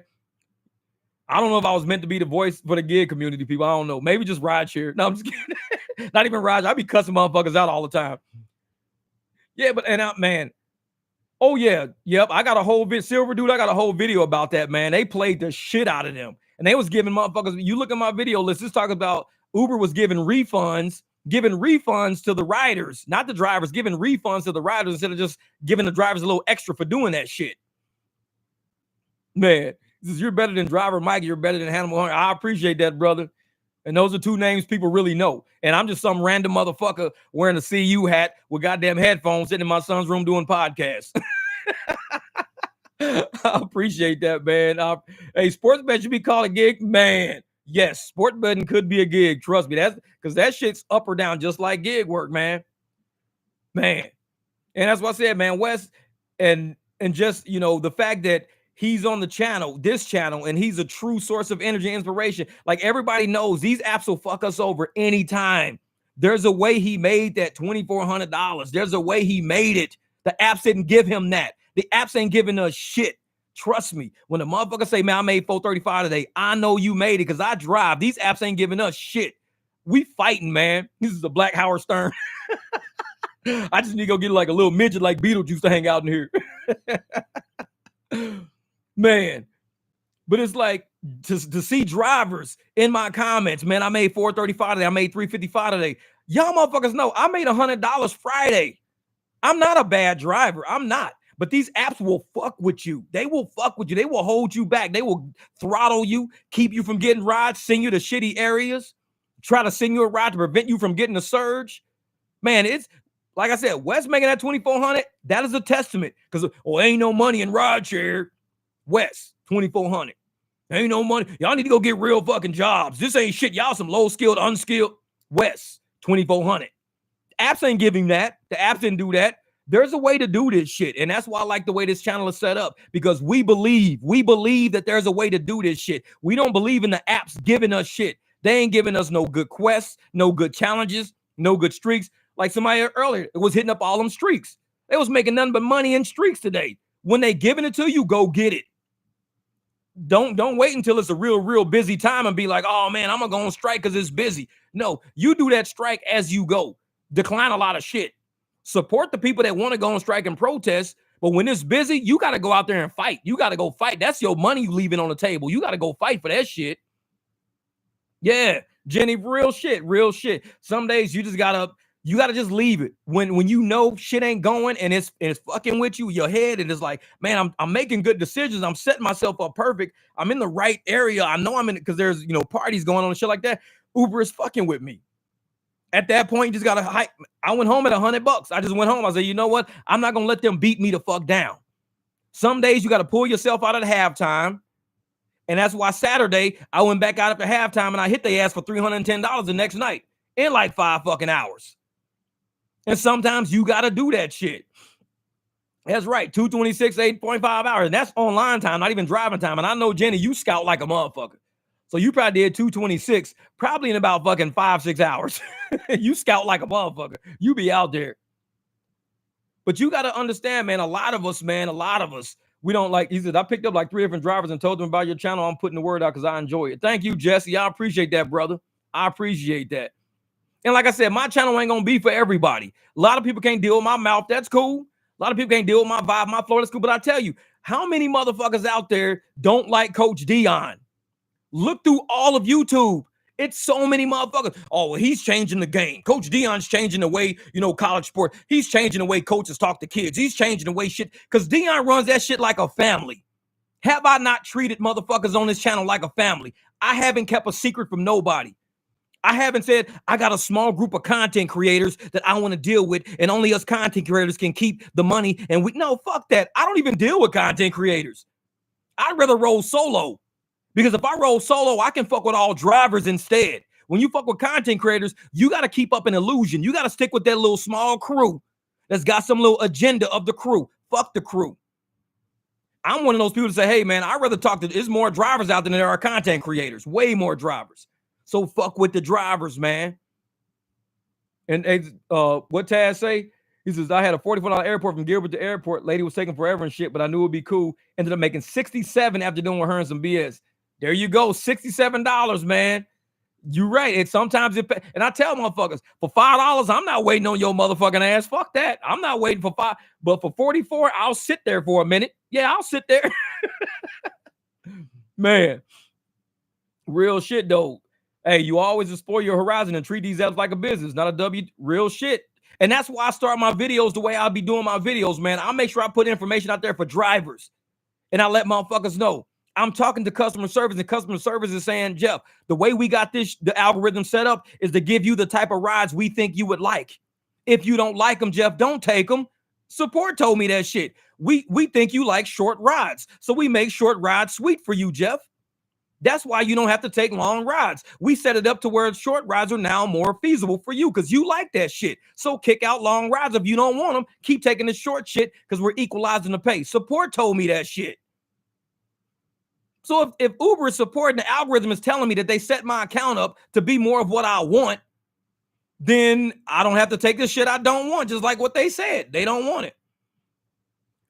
Every order night is $5, 3 Mile Little Caesar. Sam, if they ain't tipping, dude, don't be tripping. If they ain't tipping, don't even do that shit, man. Leave that shit. Don't do it. Because they got to stack some tips on that, dude. It's a Monday night. We know it's going to be football and shit going on, something like that going on. These people got to get up off their fucking couch, man. He said, sometimes I don't care if the pay as long as my miles are low for the hour. You right sometimes. It don't matter. Because like I said, I sit around a lot. I don't do shit. And y'all see me on my videos every once in a while. I be like, fuck it. I'll take it. I ain't doing shit else. It's $5 for like 1.2 miles. But if they soak up too much of my time for that $5, I'm leaving. Because the opportunity, my time is hitting. My opportunities are hitting in blocks of time. So if you're taking up 30 minutes of my time, you got to make sure that there's not an opportunity within that 30 minutes that you sucking up to. I'll give you 5 minutes. I mean, I'll give you for like 10 minutes, 5 minutes. I'll give you $5. Okay, cool. $5 is cool. But if you like, dude, $5 is going to take you like 28, 30 minutes. Nah, keep that fucking $5. You need it more than I do. I'm not fucking with that. And I just believe in that shit, though. Opportunity is out there, but it's time. You got to look at time. Ryan said, took Friday off, did a little over 300 Saturday, a little on 300 Sunday. There you go, brother. There you go. That's what I'm talking about, man. And that's a weekend. $600 in a weekend. When most people went out to the club Friday night, spent $200, went out to the club Saturday, spent about $400 on shoes and a shirt and drinks. They spent $600. You went $600 in the other direction. You went plus $600. So if you minus $600, or the plus $600, that's a $1,200 variance right there. That's a $1,200 variance. When somebody's minus $600 and you plus $600, zero is in the fucking middle. Ryan, you $1,200 better than the next motherfucker sitting next to you. $1,200 is rent for a month. So instead of you being out there saying, I'm going to dip $600, I'm going to spend $600, you said, no, I'm going to go make $600. You could have stayed home and just didn't spend nothing, didn't make nothing. You could have been at zero. If you'd have stayed at zero and they spent $600, you'd be $600 ahead of them. You'd be $600 ahead of them. But you said, I don't even think $600 ahead of them is good enough. I want to go make $600. Now you $1,200 ahead of them. And all these people out there partying and shit, kicking them. Most of them are W-2 people that don't understand numbers. They don't understand financing. So they run around minus $600 every weekend. Minus $600 every weekend for 4 weekends is minus $2,400. Minus $2,400 every weekend. When you plus $2,400 every weekend, it's $4,800. You almost 5 G's a month up on the next motherfucker if they partying every weekend. You almost 5 G's up. Because you could just sit at home and not do shit and only be like 2,400 up because you didn't make no money on the weekend, but they spent $600 every weekend, so you 2,400 up. But you say, fuck that. Not only am I going to be 2,400 up because I didn't spend nothing, but I'm going to go make 2,400. Now I'm 4,800 up now. Glitch Dance is funny. Thomas, that's my man. That's my man. Is this what Damon said? Glitch Dad's taking notes. There you go. Learn from the Master G on coaching you. Hey, it's all about money, man. It's about profit margins. I tell motherfuckers, this is about profit margins. Your life is one big business. The government even looks at you as a business. Each individual person is a corporation. And guess what they say? Each corporation is classified as a person. So if each individual is a corporation and each corporation is a person, that means we're all a fucking business. You run your life like a business. Sam Lee, I passed up so many people years ago because the way you think, Sam Lee, you could be out tricking off fucking money right now. You could be. But you sitting there going, instead of me tricking off money, I'd rather go do this real quick. Go do that real quick. Because not only are you not spending, but you're advancing at the same fucking time. So most people think, oh, he only up by like $100. No, he's actually up by 200. Because the 100 you spent and the 100 he made created a $200 gap. Sam's $200 up on you right now. And most of these people are W-2 people that probably wouldn't work a weekend. And it's cool. Like I said, I don't knock W-2. I work W-2 my whole fucking life. I understand W-2. It's a mentality. I understand it. But a lot of people, they don't understand life as an independent contractor. It's profit margins, man. Yeah, exactly. I know people that are 30, don't even have 10K. They keep making excuses for being lazy and broke. Man, I'm going to tell you right now, Sam. I saw a video of a dude today. He's over 30, talking about how he needs like cash apps and assistance and stuff like that. And how he's over 30. Dude's got a wife. He's got kids and shit. How can he be at this age telling people, like, there's clearly gigs out there you can do. But he's at this age, reaching out on the internet, saying, hey, go fund me, Cash App, Venmo me, help me. Dude, you can help yourself. There's channels out there giving the fucking playbook. Giving the playbook on profits. We've been giving the playbook on profits. There's drivers all up and down this motherfucking chat, all in the comments. Each one of these drivers got to play. Wes is sitting on a $2,400 a week playbook right now. Talk to that motherfucker. Wes is sitting on a $2,400 a week right now. Damian, Jenny Gang, all y'all sitting on $600 a weekend playbooks right now. $600 a weekend. Yeah, and that's what's owning the house. You become rich every month because every time you pay the mortgage, you were building equity. Real shit. And a lot of people don't get that. A lot of people don't get it, Sam. Because life is a business. It's about these fucking profit margins. And Jenny Gang made $1,350 last week, but after food, gas, and drinks, definitely still netted $1,000. $1,000 in a week. $1,000 a week profit. You can live on that. You can live on that. You can actually make a living on that. Is there a good rideshare Discord I can join? Yeah, I think the rideshare garage still has their Discord running. Look up the rideshare garage. There's a Discord, and I know there's a lot of drivers involved. I don't do Discord, even on my game things. Like, I was thinking about deleting Discord off my phone because this should be going off like crazy. It'd be going nuts. Too much on Discord. But the rideshare garage has a Discord. I mean, it's free to join. You can get on there. There's a lot of drivers on there that know a lot of shit. So you can definitely chop it up with them guys. But yeah, like I said, life is a profit. You can make a really good living if you can actually understand what in life costs you. To me, going out to clubs and shit costs me too much. Buying drinks costs me too much. Why do I want to go buy $15, $20 a shot when I can get a whole bottle for $19? And if all I want to do is like have a drink, I'm going to go get the bottle for $19. I'm going to sit on the patio. I'm going to throw my dogs the ball. I'm going to keep throwing my dogs the ball because they need to exercise. So I'm going to throw them the ball while I have my shots. But for me to be in a club paying $20 a shot, I'm wasting money. Sam Lee is going to lap me up.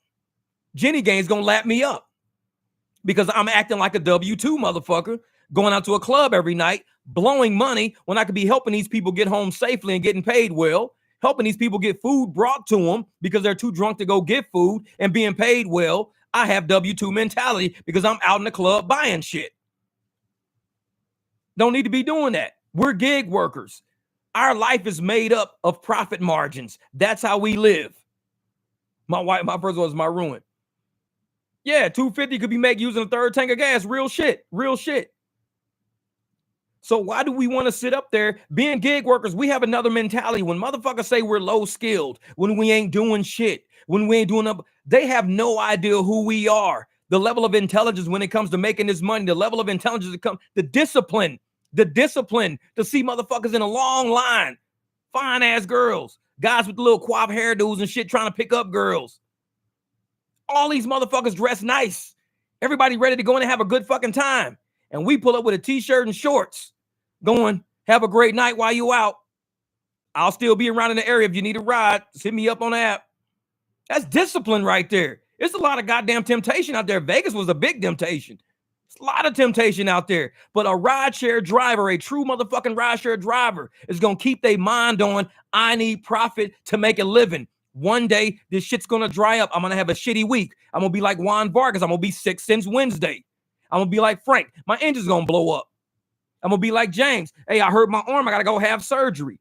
But if you built up enough fucking profits as a gig worker, you now have the flexibility to say, I can handle that. I could do that. I could do that. But a lot of people who got W-2s, they live in check to check. I take people to payday loan places all the time.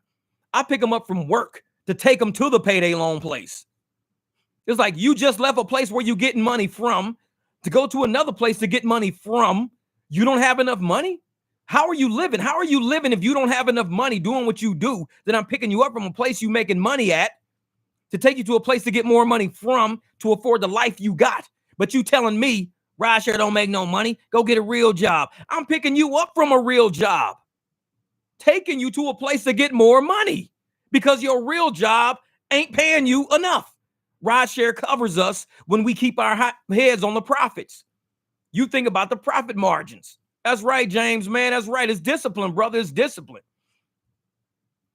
Is what Damien say. I retired from the club in 2009 when music wasn't cool and everyone was all about wasting time on phone. Yeah. Motherfuckers don't even dance no more, man. This is a new dance. It's called IG. Everybody be like, yeah, we out here. Yeah, come on, man. Yeah, come to the club with us. Yeah, we out here. Yeah, I ain't never seen no dance like that. I'm from old school. We in a motherfucking club like, yeah, girl, fuck yeah, get that shit. Hell yeah. That's where we from. These new motherfuckers, this they new dance. Yeah, look at me, dog. Yeah, we here. There's some people behind me. Yeah, some people next to me too. Yeah, it's people all around. Like, what kind of fucking dance is that? All these motherfuckers got phones in their hand. How you enjoying yourself, but you sitting there trying to fuck with people on your telephone? You in an environment right now, a vibe. You getting the fuck down. This motherfucking Common playing in the background. Like, yo, this is my shit right here. Motherfuckers getting it, really getting it. And the rest of these motherfuckers like, look at me, look at where I'm at. Can you see everything behind me and around me? And look at the walls. Can you hear the music? Look at what she wearing. Look at what I'm wearing. Look at what he wearing. Look at what we all wearing. This is what we drinking. This is what I'm eating. Look at my food on my plate. It's like, dude, will you go have a good fucking time and get off your goddamn phone? So I can't fuck with people, man. I can't fuck with people. So I'm like, I could do that shit at my house. The fuck I'm paying $200 a night for to do that shit. To be on IG costs $200 a night. Why? Because it ain't that you paying to be on Instagram, but you paying $200 to do all the shit you doing just to be on Instagram. You done paid to get in the club, done paid for your shoes, paid for your clothes, paid for the drinks, paid for the motherfucking the drive to there, got to pay for the drive back, all to be on Instagram. So you can look like somebody. It costs you $200 motherfucking dollars a night to look like somebody. Instead, we out in this motherfucker driving, making $200 a night, $300 a night.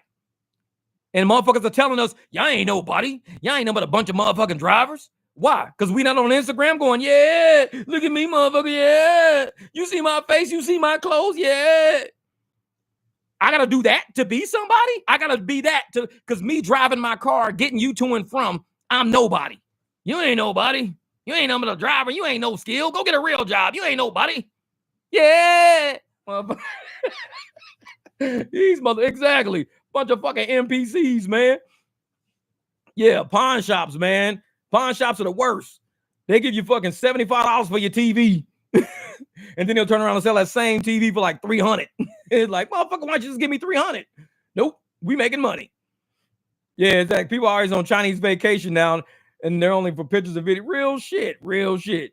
Some dude was saying Uber gig is not a real job on my channel. What'd you think of that, man? Dude, I be laughing. Because a motherfucker want to tell me this is not a real job. I say, okay, let me tell you something. It's not a real job. Me and you live in the same apartment complex. If me and you live in the same apartment complex and our rent comes up, is both of these rents real? Is your rent real, but my rent fake because I got a fake job? So if both of our rents are real, okay, we agree. Our rent is real. Both of our rents, we agree on that. You go to your W-2, I go to my gig. We both got real rent. You've agreed that we both got real rent. So now you're at your W-2, you get paid, I go to my gig, I come back, you pay your real rent with money that you made from your job because it's real fucking money. It's real.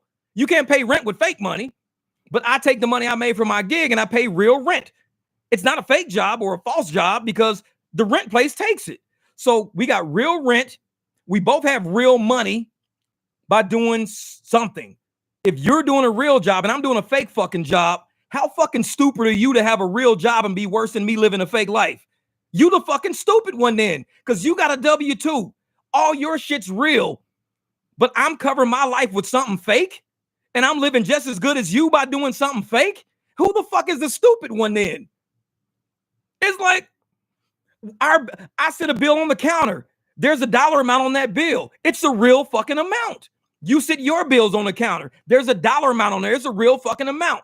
Do you really think Cox Cable is going to say, Jeff, you can't pay that with the money you make from gig work because you don't have a real job, so it can't really be real money? Fuck no. They're going to be like, thank you for your recent payment. Hope to see you as a value customer in the future. So I'm like, who the fuck is the stupid one?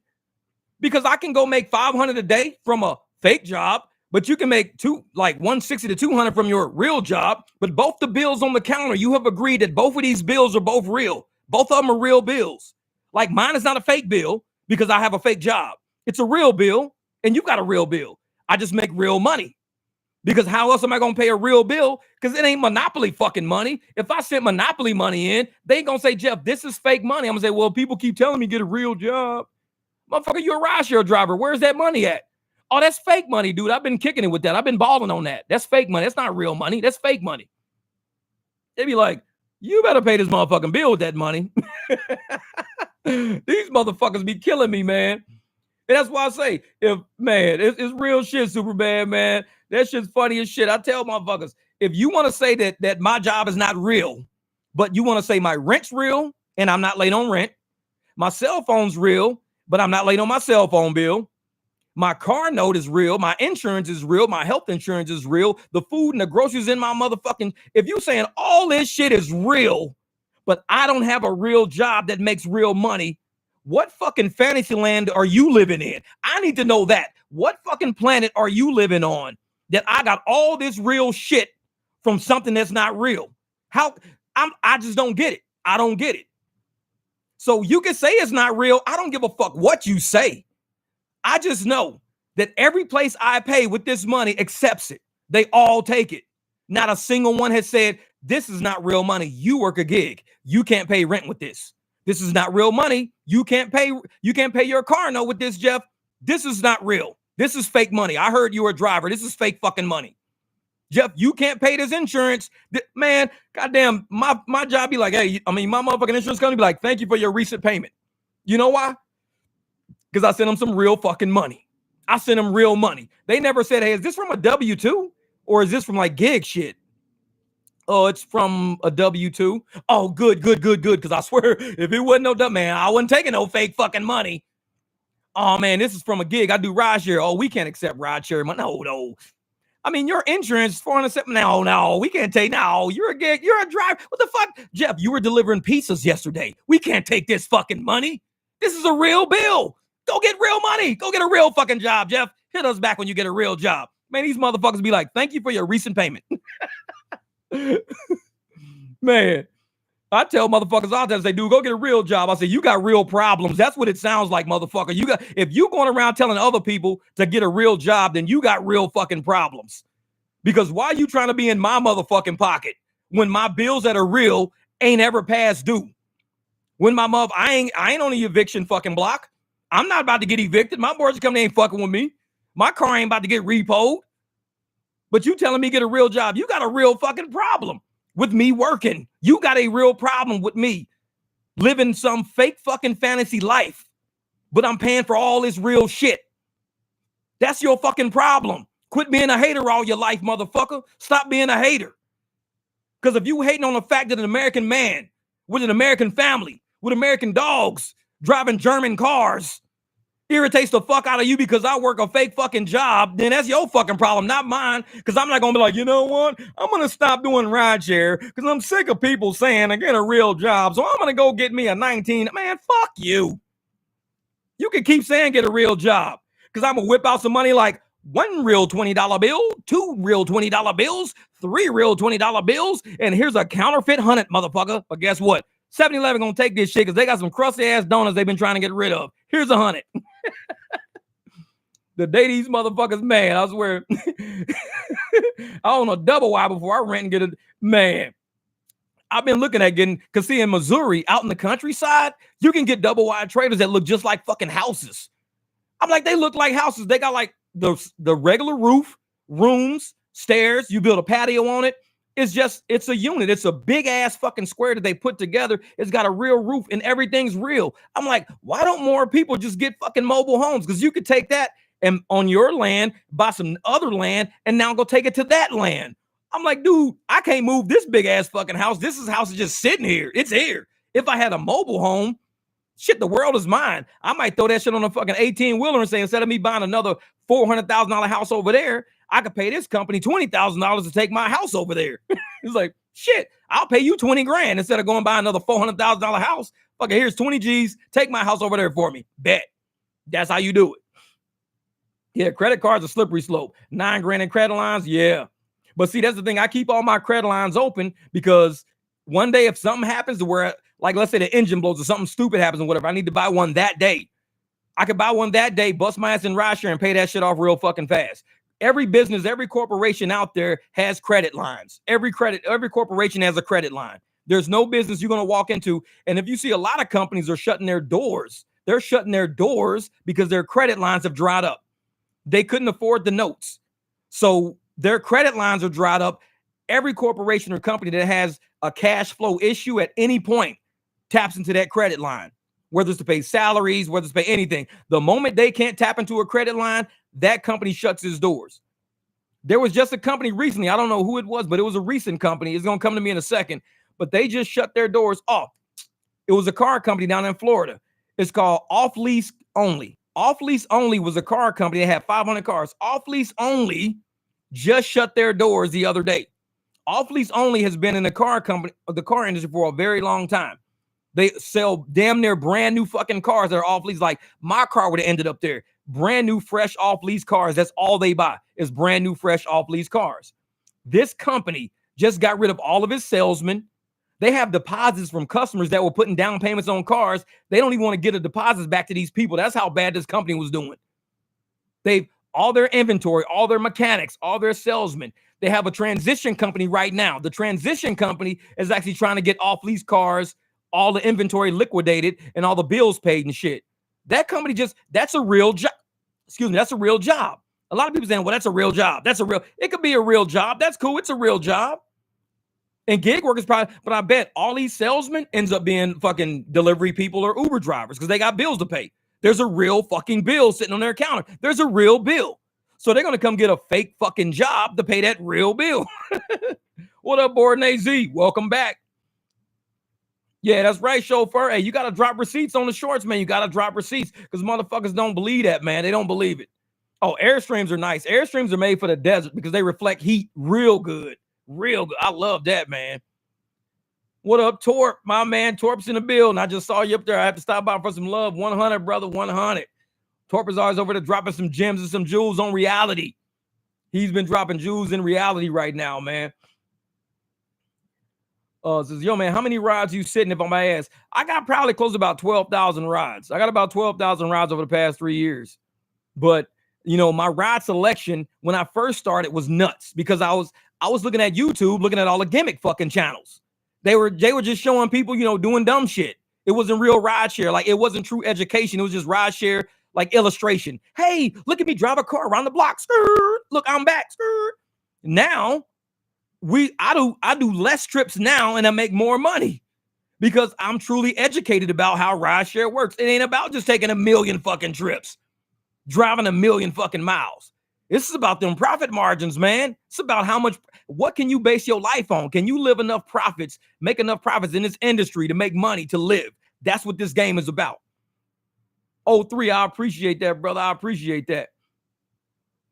And it's like, if you can make enough profits in this industry to live a good life on, you doing this shit the right way.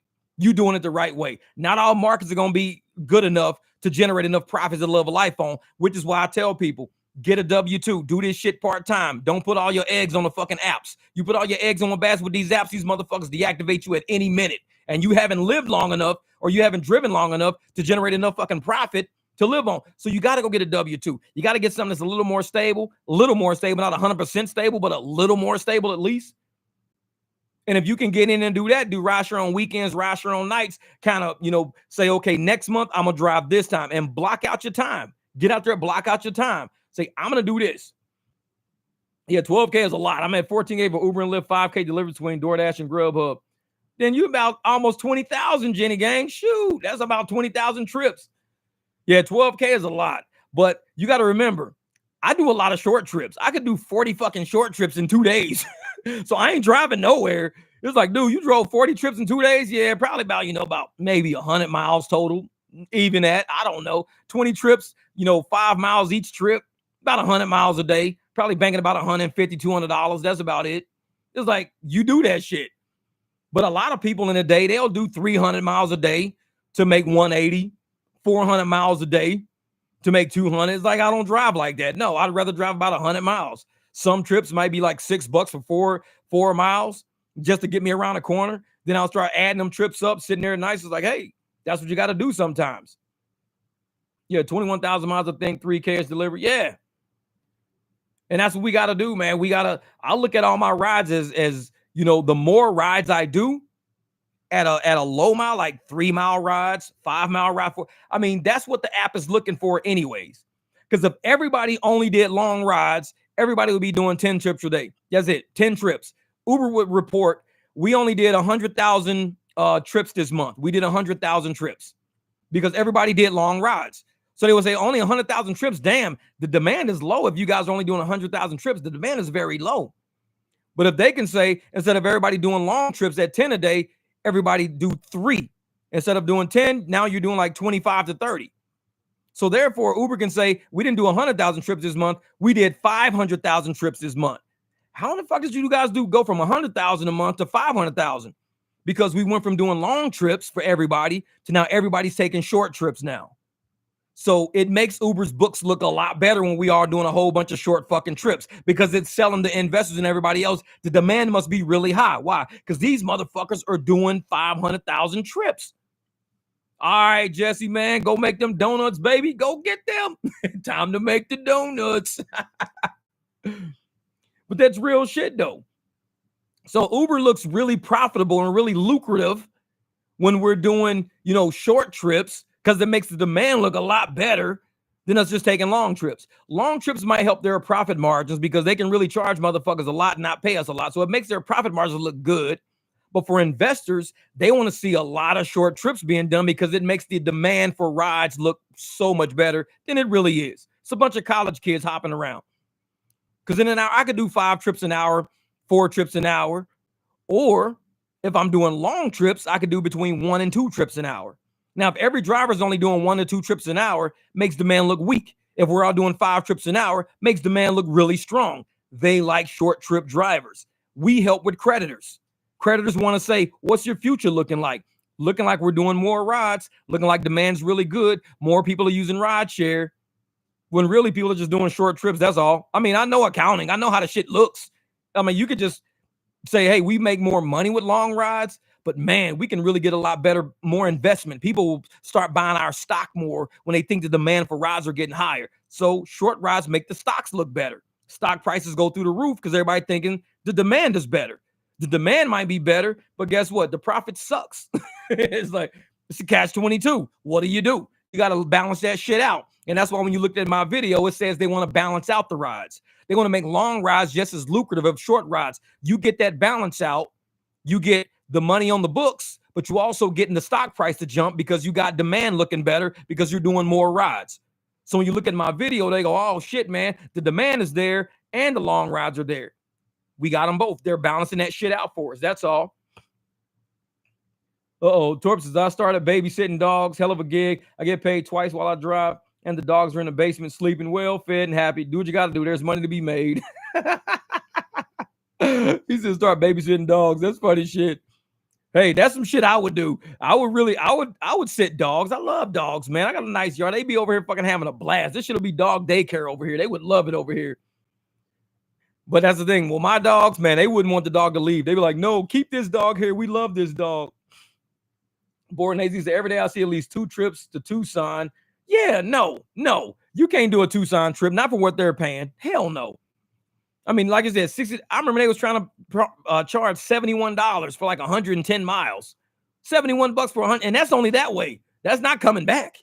So you got to go like 220 miles for $71. That shit ain't, man, that's 30 cents a mile. You ain't doing that shit. No. There's lots of hood people playing loud music in the San Bernardino today. San Bernardino is having a party, goddammit. That's the block party. They call it the San Bernardino block party. You a part of it. You don't even realize it. Sam, you delivering all the food for the block party. You don't even realize it, though. This is Sam says, if I don't get an order going into the mountains, I will drive less than 200 miles a day. Yeah, because don't nobody be driving up there, man. Like, you go up there and get it. You go up and get it, man. Torp, I've been thinking about signing up for dog walking, not thrilled about having to pay my own damn background. Hey, that's what you got to do, man. Dogs are cool. And you can also go to like humane societies, shit like that, and you can volunteer possibly into a paid position. Because the dog pound, they always need people. They need people to foster, walk, hang out. You might go get a job down there. And dogs love people. A lot of them dogs at the dog pound need people. They really do. What Sam said, on Saturday, I had 3 orders going in the San Bernardino Mountains, 15, 20 miles up the mountain, 15, 21 miles back down. So you just going up the mountain, down the mountain. But you might just want to coast back down. Save yourself some gas, Sam. Just coast. Don't even fucking hit the gas pedal. Just coast. Fuck that shit. Oh, well, Jenny said, I saw a San Antonio ride today, 75 miles, $48. Good luck getting that booked, Uber. Exactly. It's like, good luck getting that. No. Ain't nobody driving no 50 cents a mile. Hell no. In Torp, that's what I'm at. Like, I remember when I was young, I used to always say, if I ever got rich, ever made a ton of money, the first thing I would do was buy a whole huge plot of land, and I would make sure it had like a good retaining thing around it, because I go to the dog pound and I take all of them dogs out of prison, man. I cannot stand to see, like, how do you think I got my dogs? I got 3 dogs. I didn't pay for any of them because I can't see a dog in a pound. You can't just put a dog. Dogs have soul. They have soul, and they like people. They like to hang out with people. Putting them in prison is not a good thing. And a lot of people say, well, you got to have time for a dog. You're right. You got to have time for a dog. There's a lot of people out there who are at home all day, every day, on Facebook, on Instagram, not doing shit, and they won't go rescue a dog out of prison. They just won't. A lot of people are selfish like that. They don't know that dog will be their best fucking friend. That dog will lay there with them while they on Facebook. It'll lay there with them while they on Instagram. That dog will be their best motherfucking friend. But they rather just leave that dog in fucking prison. Like, I don't know. That's probably why I end up with 3 fucking dogs, because I got a heart. And I'm not going to sit and watch a dog sit in prison all fucking day when I know I got space. I got a doggy door. It's automatic. They just run in and out all fucking day. I clean up shit every 2 or 3 days. It's not that hard to do. I got a shovel back there. I got a rake. I got a big ass trash can back there. I don't mind keeping a dog out of prison. I just don't mind. And it's like, they'll live forever. They'll have fun. It'll be time to bury them. I'll be sad as a motherfucker. But at least I know that they lived an existence that even their little souls could appreciate. Even though I may not understand them or comprehend them, I know they're happy as a motherfucker. They are very happy. They get treats. They get running space. They're not sad. I don't know. It's a living thing. It's a living thing to me. So, walking dogs and hanging out with dogs and all that, that's energy, man. It's life. And I know a lot of people out there couldn't live without a dog. They just couldn't. There's no way possible you can make some certain people live without a dog. It's just not happening. They have to have one. And I'm like one of those people, because it's energy, and it's not just mine, but it's theirs. What Sam say? Little Caesars has the stupidest employees. Got like 5 sauces, 3 wings, and have to ask for a bag every single time I've been here. That's funny shit. He said I've been here like 500. Hey, Sam, you need a shirt that just says, give me a bag. Just wear that shirt when you walk in there. Can I have a bag? That's all. Don't have shit else on the shirt. Can I get a bag? And walk every time you do delivery, wear that fucking shirt.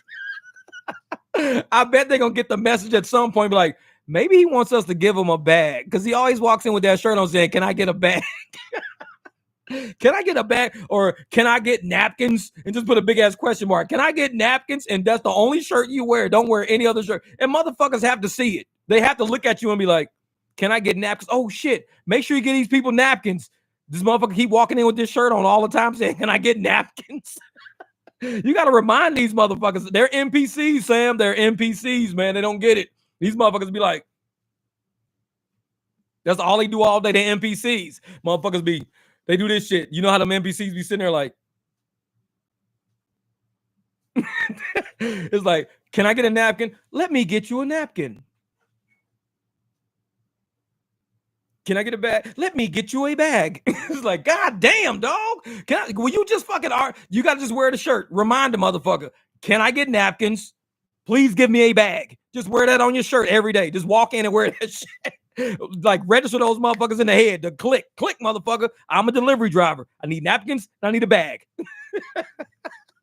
Man.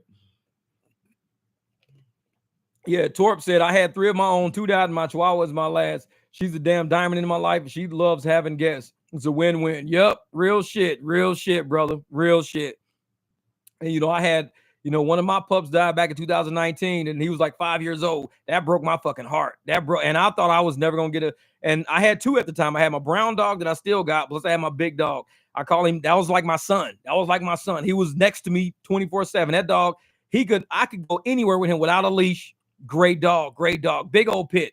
I can walk with his ass through Walmart with no fucking leash. He lick every fucking body on the leg walking by. He just loved people. But when he passed away, that broke my heart. That was like my kid dying. And so I was like, I ain't never get another fucking dog. And then the Border Collie and the Husky were up. You know, they were going to go to the pound. Somebody had them. They were going to go to the pound. And the Border Collie was 1 year old, very hype, lovely dog, very hype. And the Husky, she was kind of like bitter. She was a little bitter, a little snappy and shit like that. So I was like, well, I'll tell you what, just let me have them. I'll take them. And so those were my replacements for my passed away dog. Not really replaced, but they were different sources of energy. And I'm glad I rescued those two from going, because they've been with me since early 2020. I've had them for almost 3 years. I've had them for over 3 years now. Had them for over 3 years. And they could have been living in a pound, and Lord knows where they would have ended up, but they came with me. So yeah, I don't know, man. It's dogs, they become family. I can't even call them dogs, man. It's like if I was to walk in my house and my dogs were not here, my house would cease to exist in the way that it exists.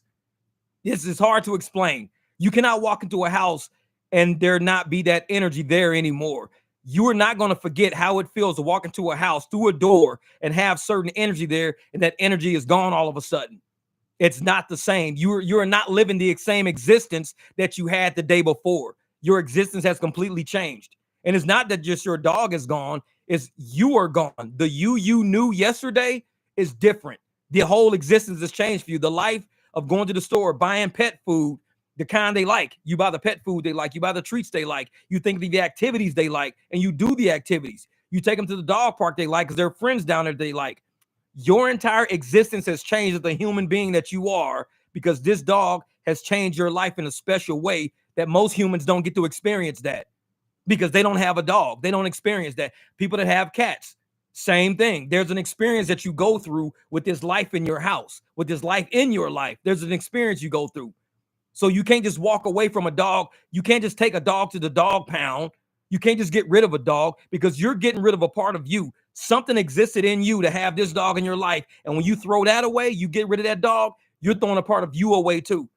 Because you now have to change and ignore the fact that you had a bond with something that you're sealing off. For whatever reason, you're closing that bond down. You're shutting it down. You're taking this dog to a dog pound for whatever reason. And it's real. It's real. And you can try to forget that bond. You can delete all the pictures. You can take all the shit off of fucking Facebook and Instagram. But you know in your motherfucking soul that there's a dog right now sitting in a cage thinking that he should be laying at your feet. He should be walking through your kitchen. He should be getting a treat out of your fucking hand. There's a dog thinking that right now, and he's lost. He's like, what the fuck just happened? You know that, but you knowing that this dog can't talk, he can't say shit to you to make you feel guilty if you don't have a heart. You just got to feel that shit in your heart. And I'm not going to sit and know that my dogs feel me, I feel them, but I'm going to put them in a cage because the landlord said, well, you can't have dogs. Well, fuck that. I can't live here. If I can't have dogs, then I can't live here. I got to go. And this is why I'm glad I bought a house, because can't nobody tell me I can't have a dog. Because if somebody told me, you know what, we said you can have pets, motherfucker, this ain't a pet. This ain't a pet. This is my life. If you want me to get rid of this energy that I've had for so many years, then you getting rid of me. You're going to have a mean, mad, angry motherfucker living in this apartment complex because I don't have my dog no more. You don't want me living like that. You want me to come home happy with my dog in my house. I'll take care of it. I'll pay for the damage because it's my dog. But don't tell me to get rid of my dog, because now you're getting rid of me. You fucking with me now. And that's just how I roll, man. I'm different, man. I'm different. Borden AZ said that. He says, my daughter's autistic and she begs me every day for another dog. We had to give her a park when we went homeless. Real shit, Borden AZ. Real shit. And a lot of people on my Facebook, they saw when I used to go out and I would give homeless people Ziploc, big old 1 pound Ziploc bags of dog food. I would do that on Facebook. I mean, I wouldn't videotape myself doing it, but I tell people today I spent my day giving out dog food to homeless people, because people always give the homeless people food, and they give the homeless people like money and bottled waters, but they usually have dogs with them. They had dogs with them. I'm like, nobody ever gives the dogs shit. So I bought a big ass bag of dog food and I filled up a whole bunch of Ziplocs, and I'll just give a couple of them to homeless people. Like, hey, I don't know if your dog gonna like this shit or not. I don't know, but at least it's worth a try. Here you go. So that way, when a homeless person finally get food, he don't have to get his dog no motherfucking hamburger buns. It's like, don't get that dog to hate. That dog might puke that shit up. It might fuck us up. Give him yeast and shit. We don't know. Give them dog food. This shit is like, here's some dog food. And it's like, I'm not one of those people that can overlook, and in Arizona, dog feet are hot. Like, I was looking up those little dog shoes and shit like that. And I'm like, well, it was expensive to buy some. They were selling packs of like 2 and 3. It was too expensive. But in summertime, dog feet get hot. So a lot of them ride in baskets, or they get carried, or they try to wear dog shoes. But it's like, they're walking across hot ass 120, 130 degree fucking asphalt. I know this shit's hot, because if I walk outside barefooted, I'm running back in the fucking house to get my flip-flops. But yet, people see these dogs all the time in public. These dogs never created the situation they was in. They were born to this fucking planet. Hopefully born to somebody that cared enough about them. And that's how I take care of shit, man. It's like, this is who I've always been. Ever since I was little, I used to catch cats and bring cats home all the fucking time. And now I got dogs now. It was like, shit, that's it, man. Real shit, chauffeur. Their loyalty, man. Because my dog's probably right outside right now waiting for me to walk out there, because they know they're going to get treats when I walk out this room. man. Hey, glad I understand it, Torp, brother. I know, man. It's kind of late here, too, man. Glad I met you, Uber Jeep AZ. Have a great night. Got to roll, but I love being here. Hey, I appreciate you, Torp. Real shit, man. Man to man, real shit. I appreciate you, brother. I know a lot of people got a lot of problems with a lot of these gig tubers and shit like that, but I'm going to tell you right now, aside from all fucking problems and this and that, if Torp was my next door neighbor, we'd have a fucking blast. I guarantee that shit, because I like his energy. I like how he rolls. And I know people only look at YouTube and they only listen to what, like, a lot of people don't like me because they don't like what I say on my channel, this and that. They don't know me in real life, though. That's why I don't fuck with a lot of people, because they don't know me in real life. And I know in real life, Torp's a great guy. He's surrounded by a lot of people that love him and care about him and shit like that. On the internet, Torp, he has a wall up around him, because we got a lot of motherfuckers out here that think we a joke. A lot of motherfuckers think we a joke. And I even treat motherfuckers, when I see people get on my channel, when they start fucking with me, I go to fuck off. And people like, oh shit, don't get Jeff started. Torp's the same way. Don't get Torp started. Don't get him started. Because he's real. He's not going to fuck with you. He's real. And I'm real. So you get me started, I might let you fucking have it. Because people think, well, it's YouTube. I can fuck with people on YouTube. Not everybody. Because not a lot of us are computer generated. We're real. We ain't NPCs, motherfucker. We'll let you have it. And just seeing how Torp really is in his soul, you know what I'm saying? This motherfucker's my next door neighbor. We be barbecuing every fucking day. Lighting up a motherfucker joint and shit, working on cars, laughing like a motherfucker. And that's just real shit. That's real shit. Damien, hey, you too, brother. Damien said, hey, you have a good night, Jeff. I'm out. All right, brother. Hey, man, you know what? I'm glad you came on and made this live real. We 3 hours in. I'm not going to make a 5-hour live. I appreciate you, Damon, man. You had a lot of good commentary tonight, man. Appreciate that shit. Much love on that. Much love on that. Was that Jenny Gang says, that's pretty good money. If I drove 15 Austin to be over 500 for sure, it's too much. Borden AZ said, that's an amazing idea. I see a lot of people with homeless dogs. I be trying to keep up with these comments. But yeah, and that's the thing, man. Some of these homeless people with their dogs, they will never give them dogs up. Them dogs are all they got. That's their family. That's their family. That's their friend. So when I'm out, I buy a big ass bag. Like my dogs, I always buy a spare bag of dog food. If I feel like and they get huge tub full of food, huge tub. I can scoop a couple of scoops out, put them in some 1 pound fucking Ziplocs. If I'm cruising down the street, I just go in my trunk, because in my little compartment back there, I used to do it in the Jeep more. Hey, here's a bag of dog food. I don't know if your dog's going to like it or not, but this is what it is, man. Might throw a couple of treats in that motherfucker. I had these one little treats that my dogs didn't like, so I put them all in the fucking bags, so they was getting dog food with the treats in the bags already. So hopefully when they was pouring it out, they saw shit come out like, oh shit, that's not dog food, that's treats. Yeah. So I took a dog, she shed all over my car. Yeah, I got dog. That's why my dogs only ride in one car around here. They've never been in my BMW. They go in a Jeep every once in a while, because I put the seats on there. But usually I take them in the Escalade, because there's leather seats. I can let the seats down and shit, and I can clean it up real easy. All right, chauffeur, you too, brother. Hey, he said, yo, man, have a great night. I appreciate the knowledge. Keep winning 100. Hey, we going to keep doing this, brother. Drivers, we going to do this shit. Like I said, it's like go Buffs. Hey, I'm like go drivers. Fuck that shit. Go drivers. I'm one of them people, man. We out here doing it. We out here doing it. It says, how many planets you see at night with the telescope?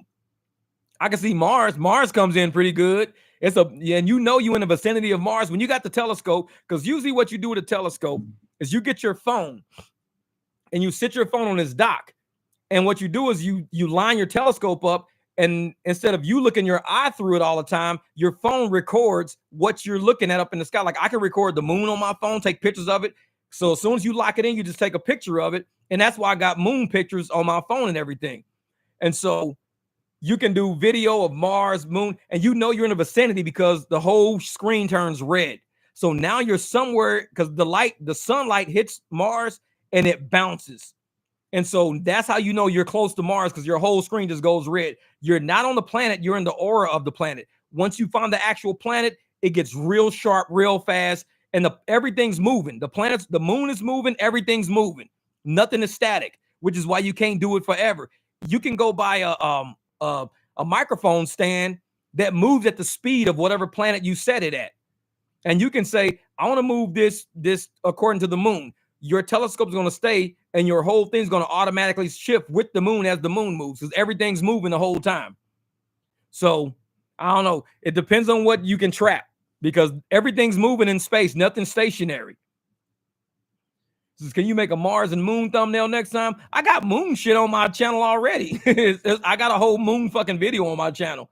So that was pretty cool. If you look in my, I think it's life advice or something. If you type in like moon, because it was a full moon out. I did a whole video of the moon and everything. It was moving too fast. It was moving so fast though. So, how's the therapy going to take? How long is recovery going to take? Oh, somebody's going through therapy right now. Oh shit. Sorry to hear that. Sorry to hear that. Man. Yeah, board AZ, it's rough. It's rough. Like I'm telling you, everybody goes through, and I tell people all the time, even not even that many years ago.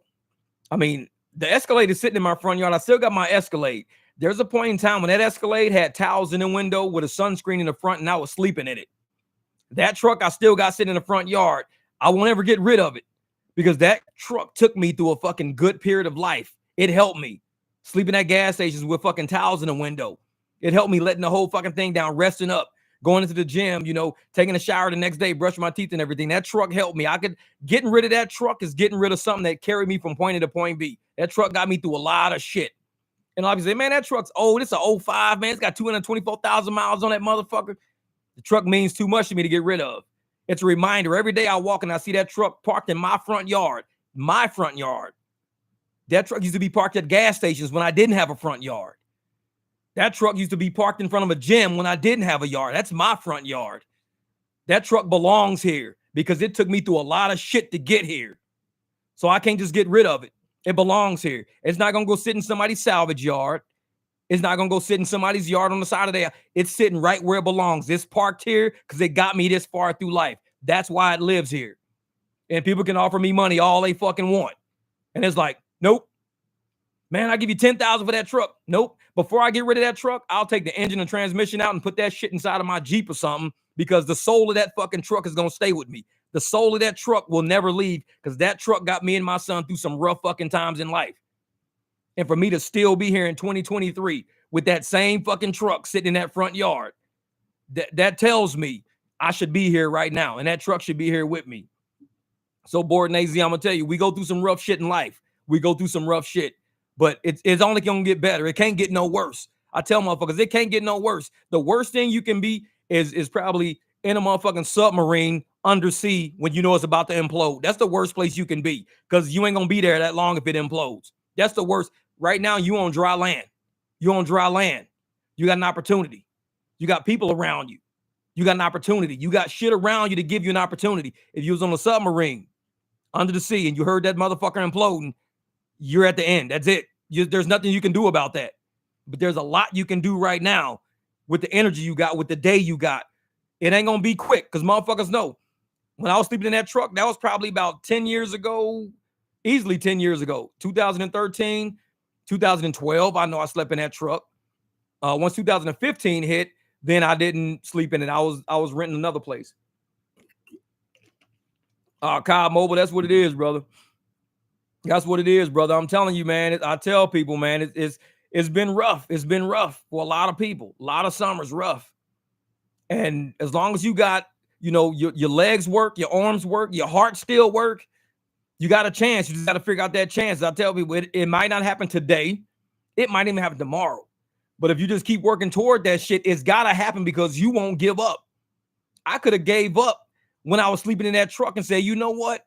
I need a place. I don't need to be sleeping in my truck. I got my kid with me. My kid ain't gonna sleep. My son busted his ass with me through all that shit. All that shit.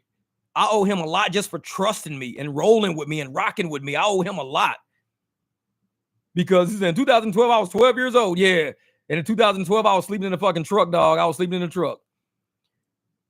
And I told people, man, just keep putting one foot in front of the other one. Keep doing shit. Just keep making the moves forward. Because at some point, it's going to end. All the shit you go through is going to end. And life is going to test you. And life is not for the weak. It is not for the weak. It's not. And for us to make it 365 fucking days, for how many years we living on this planet knowing anything's possible any given day. Anything's possible any given day. But we woke up the day today and we said, there's opportunity out there. There's possibility out there. I would like to go capitalize on that. Because like I said, if you trapped in a submarine and that motherfucker's about to explode, you don't have any opportunities. The opportunities are done. You don't have any opportunities. You're at the end. That's it. Because you know it's about to happen. But when you wake up in the morning, you don't know what's about to happen. Thomas, Glitch Dash, like, yeah, Jenny gang, 50,000 that year, and Dad disown our. Yeah, that's right. That's right. Sam Lee said, I lost 500 2 weeks ago parking in the ticket in the handicap spot. Man, I would have sent that shit to an attorney. Man. Be like, fuck that shit. Help me out. Yeah, but we don't know what's going to happen from day to day. So I always look at opportunities, man. I look at how can I make this shit work? Like Glitch Dash. I like what he decided to do, like with his channel. He gained some traction with his channel through a period. And now his channel can turn into something else. It can turn into a haven for a lot of rideshare drivers, especially a lot of people who are starting out rideshare, a lot of people who are troubled looking for ways to get out. Just like my channel, it's for people who are troubled looking for a way to get out. We all had trouble in rideshare. We all had trouble in delivery. We all had trouble in different aspects in life. But the people who had trouble in rideshare decided to come to my channel. Delivery might go over to Glitch Dash. You never know. And what I hope to do with this channel is to get us out of the shit. Get us out of that funk of a go get a real job. Yeah, this shit sucks. No, we know that there's money to be made in these streets. If there wasn't money to be made, Uber and Lyft would fucking close their doors right now. Uber and Lyft would be like, there's no money to be made. We're done. We're out. Oh, there's money to be made. They want to fucking play us. They want to play us like suckers. But we got to do what it takes to not get played like suckers. And that's what my channel is about. Not getting played like a fucking sucker. Man, my channel's going to be reviewing Krusty Donuts. Hey, I'm going to tell you right now. Hey, if you review some crusty ass donuts, man, dude, you probably get sponsored for that shit more than AZ. Somebody's like, hey, come try our donuts out. Come try us. Because I tell motherfuckers, donuts, man, they got enough. They're good. Donuts are really good. I love chocolate chip cookies, but donuts are really good. They're really good. And certain donuts are better than others at certain points in the time. Because sometimes you can eat a donut that's way too rich. You get something with custard and chocolate. It's too rich to wake up to. That's not the right time to eat that. You want more of a cakey donut. So you can have some milk, maybe some coffee. You want something more cakey. Then when I'm at night driving, I don't want nothing that's too cakey. Because then you're going to have to drink something like milk, and all I have is juice. So juice is sweet, and then you got this cakey donut that you need milk with or coffee with. So is that donut's not going to work for that time frame. There's a certain time that you can eat that donut. So I go look for something that's more like, you know, custard filled or an eclair or something like that. Maybe get a bear claw, maybe get like an actual glazed donut, like a regular glazed donut. I mean, donuts is a motherfucking science, man. That shit's a fucking science. And I love these old dusty motherfuckers, man. I cruise around all fucking day. And sometimes I'll get one and I don't pinch the motherfuckers. Like I showed a video one time of a donut that was in a case and you see somebody thumb that motherfucker. They put their thumb in it. And I was like, why did somebody do that shit to that donut? Because I don't do that. If I touch a donut, I'm buying that motherfucker. That's just me. I'm respectful like that. If I touch a donut, I don't give a fuck if I drop it. It's going in the bag. Because it's disrespectful to touch a donut and to leave it in there for the next person. Because I don't know what the fuck your hand. You probably sneezed and then touched a donut. I don't know that shit. So it's like, he says, I know we're going to see Jeff on with a donut. I don't know if we can do a donut show. Hey, but there's a science to it. So I put the donut in the bag and sometimes I get to the car and I'll bite into it. The custard can be kind of dried up. I'm like, man, this is fucked up. So I can only eat half the donut. So I just paid full price for a fucking donut I might only eat half of. Sometimes they give me a discount. They'll say 2 donuts, $1.89. So apparently they're on sale right now. I don't know what time they go on sale. They go on sale. So I was like, cool. I'm not really throwing away a fucked up donut. But man, I've bitten into a motherfucking donut before, like a glazed one. That shit was like, it was like kindergarten paste on that motherfucker. It was like, I was like, God damn. It was like kindergarten paste. It was like you crunched that motherfucker. It was a true crusty dusty. This motherfucker was an actual crusty dusty. I should have kept that motherfucker and been like, this is what a crusty dusty. And I would have squeezed that motherfucker and you would have saw it crumble and shit go everywhere. That is a fucking crusty dusty. And they got me that night with that motherfucker. And I'm like, I don't think I ever went back there before. Fuck they crusty dusty ass donuts. So now when I go places, when I pick it up, even though I'm gonna buy it, I kind of squeeze it. Bosa donuts stay fresh. I think Bosa, they test their donuts before they fucking sell them to people out the window, because I highly doubt they're gonna give me a fucking crusty dusty. I've never had a crusty dusty from Bosa, never. I get crusty dusties all the time from Quick Trip, all the time from Circle K. I get out to the parking lot, I take it out the bag, and the shit be like fucking snowing all on the ground right in front of me. All the glaze I just fucking paid for just snowed on the ground. Now I got this old bare ass naked motherfucking donut in my hand because all the glaze just fell off. So it's like I'm basically eating a big ass fucking cookie. And I'm like, these motherfuckers set me up, man. This shit happens. Oh, Dunkin' Donuts. Okay. Yeah, them cookies at Circle K is pretty good. They got some that are really chocolate by the cash registers. The ones by the cash registers, woo! I get those motherfuckers. Yeah, I'm gonna have to try some Dunkin' Donuts. I don't think I've had a Dunkin' Donut in a long time. Man, I'm gonna have to try that. Cherry cake, cherry donuts got me drooling like Homer Simpson. It's be like, That's real shit. That's real shit. I'm telling you, man, donuts is a fucking science. Because whoever created those motherfuckers was really thinking, because there's so many different types, and you can't eat them all at once. So you have to, think about what time of the day it is, what kind of mood you're in. What mood am I in? Am I in a light mood, a heavy mood? Am I in a, and you got to get the donut that fits your mood right now. It's kind of like almost like ice cream. Do you get the ice cream that suits you right now? I might want some, chocolate pralines and pecans, some salted caramel ice cream, some brownies on, or I want something with some sprinkles on. You don't know. Yeah, it's like a mini cake, man. I'm telling you.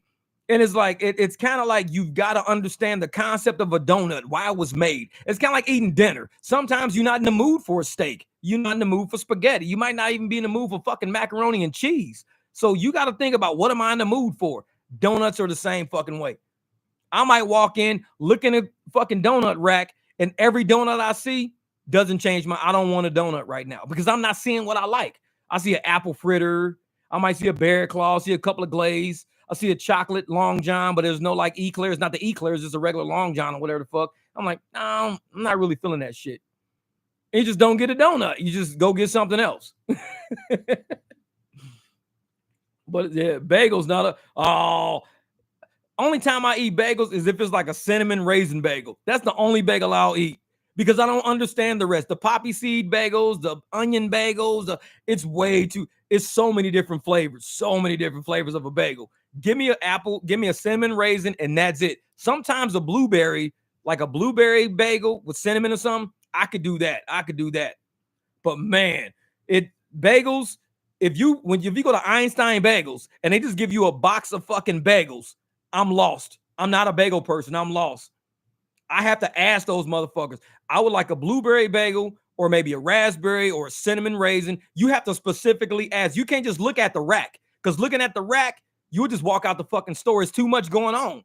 I need to walk in already knowing what I want. You can't look at bagels and know what you want.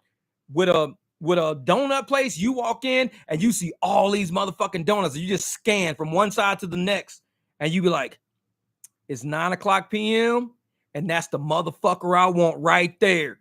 That's how you can do it right there. Donuts is easy. I love donuts, man. The donuts with hot dogs, man. What up, Thomas Lau, my man? What up, brother? I'm glad to see you live. Yeah, brother. We've been on for a minute, about 3.5 hours almost. Darian, what's good, brother? Hey, just living, man. We got Go Buffs. We're all on the Buff bandwagon. We putting that energy out for all rideshare drivers that's ever had people talk shit about you, doubt you, not believe that you was really going to make money, even do well in this shit. They thought the same thing about the Colorado Buffaloes. We share that energy with them. Rideshare supports the Colorado Buffalo squad of 2023-24 because we believe in you motherfuckers like we believe in us. Fuck them. Let's get this money. That's the way I say it, God damn it. This is all about energy, motherfucker. I don't know what my camera does it every once in a while. I don't know. But I like this color. It looks richer. I like this rich color. Because then when the light hits, this looks all kind of fuzzy and shit, whatever. Now, I haven't tried the Einstein bagels with hot dogs in them. But yeah. Oh, I've been a Michigan fan for years. Since, Wheatley used to play for them way back in the day. I was Michigan way back then. Woodson. When Woodson used to play, I used to watch Michigan. Man, I love Michigan. Wolverines always been America's team, though. Wolverines have always been America's team. And for me, Michigan State, when they had LeCleaves on there, I used to watch Michigan State from back in the day. So Michigan State was kind of like the favorite basketball team to watch, but Michigan was my favorite football team to watch. I don't know. It's like, people say, well, why don't you like Michigan football and Michigan basketball? Because I like Michigan State basketball. I don't know what it is about Michigan State. I just like Michigan State basketball, but I like Michigan football. Just like that. It's energy. It's all about energy to me. Yeah. Hey, all right, Darion, man, go out and get that money. Go out and get that money, man. Get it. Oh, I forgot about Chris Webber and all of them, man. Now, that was the year I watched Michigan play. Fab Five was nuts. They made the college basketball look like and one. That shit. Hey, Michigan Fab Five was the original and one squad. That was the original and one squad because those motherfuckers made basketball look fun. It was nothing about style, and it was just fun. Watching them play, man, it was better than watching the NBA. You look at how and one, the whole and one circuit is, that's Fab Five. That was natural Fab Five back then. Yep, exactly. Yeah, the big house. Oh, who played tonight? I didn't know who played tonight. Yeah, Jalen Rose, man, is funny as hell. Still to this day, Jalen's funny. Jalen's funny as, man. He will always be just a natural comedian. He's a natural comedian. Jalen Rose is a natural comedian. That's all I can say. Yep, the baggy shorts, the originals, because everybody else is wearing the motherfucking nut hugger shorts. Everybody, they thought it was like, 1985, Paxson era and shit. Everybody wearing nut huggers and shit. Fab Five came out. They had the first ones that came down to the knees. Motherfuckers was like, what the fuck is this? These motherfuckers wearing goddamn gauchos and shit. These motherfuckers wearing capris. They playing goddamn basketball in capris, man. It's like, nah, them are baggy shorts. It's a new style. We old school. We like, dude, what happened to the nut huggers? Motherfucker jump in the air and your balls come out the bottom and shit. We was wearing those shorts still. And these motherfuckers came out. We was like, I'm like, okay, I'm done with the nut huggers. I'm going to give me some motherfucking baggy shorts now. So everybody started wearing, I had closets full of those motherfucking shorts, man. Long ass shorts. We gave up the nut huggers. We gave them all up. Fuck that shit. Oh, Aaron Rodgers got hurt third play. Oh, damn, man. My bad. Damn. Yeah, but nope. That was, man. I swear. Yeah. Jenny, you know that shit's real though. Because, man, it was hard to do a layup without your balls coming out, man. We all had them nut hugger fucking shorts. I don't know who created original basketball shorts. They wasn't thinking. Maybe they made those shorts for girls and not guys. Because we all wore the motherfuckers for like generations. We running around in these nut hugger fucking shorts. You jump up in the air for a motherfucking rebound, your balls come out the bottom. I'm like, dude, who made these shorts up? So when the Fab Five came out, it was way better. I was like, dude, they're longer now. We like these. I swear, and that's the thing, John Stockton shorts. If you get the dribbling too fast and you get the running down the motherfucking court, it looked like you dribbling the basketball, and all of a sudden you see another set of balls. You're like, wait a minute, my nuts hanging out the bottom of these motherfuckers. It's like, this motherfucker's dribbling 3 balls. I'm like, this like a motherfucker down the court. Like, what the fuck, man? I hate them nut hugger fucking shorts, man. The motherfuckers is old school. I'm like, who designed these? They designed them for women, not dudes with balls. They didn't just do that. I mean, this motherfucker called me for carrying. This is carrying. I ain't even got the ball. That's your nuts hanging out the bottom, motherfucker. It's like, damn. The motherfucker called me for carry when I ain't even got the basketball. Well, I thought you had the ball on you. Man, that's my nuts hanging out the bottom of these little ass shorts. The fuck? Motherfucker called me for double dribble the other day. Double dribble? I ain't even got the ball, man. Oh, that's your nuts hanging out the bottom of them little ass shorts. Yeah, fuck that.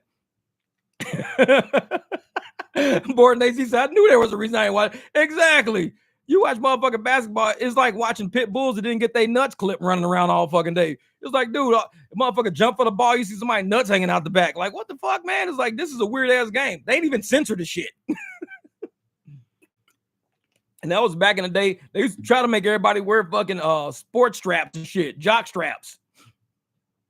Oh, Leah said, how do you deal with motherfuckers slamming your card on the way in and out? You got to tell them before as they're getting in and getting out, say, hey, remember these doors shut real easy. That's it. Just say, hey, these doors shut real easy. Don't be like, hey, don't slam my door, you raggedy motherfucker, before I get out and drop kick your motherfucking ass. That sentence is way too long. By that time, they've already shut the door. So you got to shorten the sentence down and say, hey, man, these doors shut easy. It's a lot quicker. Because I'm going to tell a motherfucker, hey, I'm going to drop kick your motherfucking ass, slam a motherfucking door. One more goddamn. The sentence is too long. It's way too long of a sentence. They're at the house by now. They're walking. What up, Justin Brown, JB? What up, man? I watch you man. I appreciate that, brother. We be in there having a good time, man. We just be in there having a good fucking time. And I tell people, my podcast and my channel are a little unorthodox. It's a little different. But it's something that we can listen to and laugh at when we're out making money. If we don't listen to music, we ain't listen to some other, so listen to a motherfucking podcast. It ain't much to look at, but you can easily listen to it. It ain't really that much to look at, but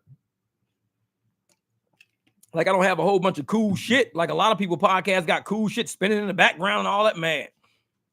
This is bored. Oh my, don't get me started on door issues. People can't figure out Tesla doors.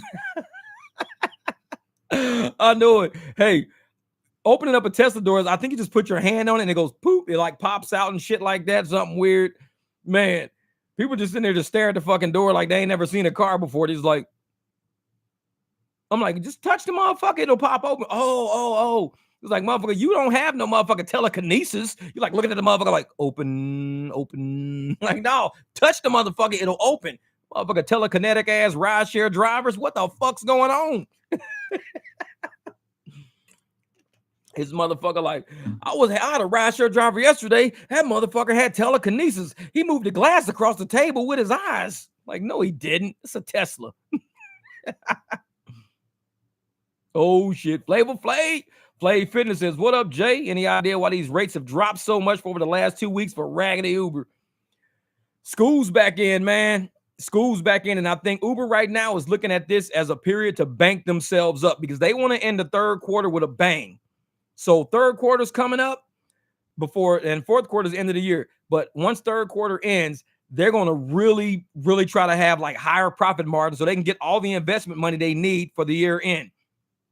We got to stand our motherfucking ground because they got to realize if we help increase their profits, they got to help increase our profits. We ain't going to sit here and take losses all fucking day because they want to shortchange us by taking 70% of the fare.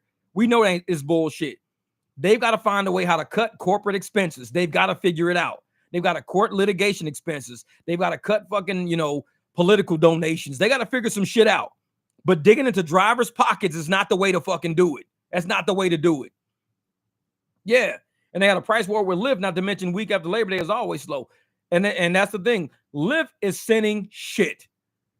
I made $135 on Lyft last week. $135. Because I refuse to drive for the shit they offering. 4 miles, $2.62.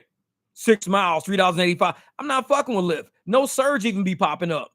So you ain't getting no tips. You ain't getting no surge sporadically. So every once in a while, I'll go there and I'll be like, all right, bet. Let me hurry up and try to do this. I'll grab a motherfucking surge real quick. Then I'll drive Lyft. I'll go from Lux down to Lyft real quick so I can hurry up and use it. Yep. Too many doubt it. And trips, thank you. Yeah. And I tell people all the time, man, if Lyft and Uber don't understand that drivers, we're the bread and butter of their operations. Their engineers are not the bread and butter like they think. Their engineers ain't going to create. Their engineers ain't doing no fucking rides. Their engineers running like code. They run code. That's it. But the fact that you're running code means drivers still have the upper hand on whether or not we even choose this fucking ride based on the code they set. Sure, they're going to charge riders a certain amount of money. We know that. We know these riders are getting their asses handed to them. This is probably why a lot of them ain't tipping. But on top of that, the driver won't accept whatever the fuck you charging that rider if it's not right for the driver. Some of us don't care where this rider is going. We don't care. Oh, I'm trying to get a ride from work. I'm trying to go home. We don't care. Because at the end of the day, you're going to be sitting in front of your office for about an hour until they make this fucking rate right. You used to pay $14 to get home. You used to pay $14 to get home. Now you're paying $22 to get home. And the driver is getting less than what he used to get when you were only paying $14 to get home. So if they're charging you $22 now, when you were paying $14 to get home, 14, they used to pay us like $8, $9 out of the 14. It was, oh yeah, we'll give you $8, $9 out of the 14. We'll take 5 or 6. Cool. But now they charge you 22 to get home. And instead of 8 or 9, they're giving the driver like $7 bucks. So we're getting $1 less for going more miles. Okay, we're getting $1 less to go, 9 miles. We're going to drive you 9 miles. And Uber's charging you now $22 for that 9-mile trip, but we're now getting $7 offer for that fucking trip. It's like, no, upfront is a fucking joke. We know it's a joke. The rate cards at least made it kind of close. The rate cards were doing okay because we got paid for time and we got paid for mileage. This upfront shit, like, we falling for it. A lot of us have driven through, like I said, we didn't always have upfront. That's where they fucked up. A lot of us on the apps didn't always have upfront. Now that we got it, we realize we're being paid less. This is fucked up. Y'all charging people more. We're being paid less. We're getting tipped less. This is fucked up. Not all of us came from upfront fares. The upfront fares, the new people that are getting upfront fares are like, woo, $7, 9 miles, woo. And we like, motherfucker, we used to get $8, $9 for that same trip. What are you talking about? What the fuck are you celebrating for? It's like, it's $2 less than what we used to get. You celebrating. Well, I just started driving 3 weeks ago. No wonder you celebrating, because you don't realize how you getting fucked. When we had the fare, the upfront, when we had the rate cards, we were getting paid better and they were being charged less. Yeah, you still get time and distance. We don't get that with upfront. They do estimates, they do adjustments. You see a lot of go through your motherfucking earnings tabs and you will see adjustments on so many trips. That's why I know they stealing from us. Everything's adjustment. It used to not be like that. It used to be fare, tip, bonus, fare, tip, bonus. It should be like fare, adjustment, fare, adjustment, fare, adjustment, fare, adjust, all down this fucking screen. I'm like, these motherfuckers jacking us. And I'm like, yeah, this shit ain't right. This shit ain't right. And so what we do is we create fucking channels and we say, listen, everybody, stop with the fuckery.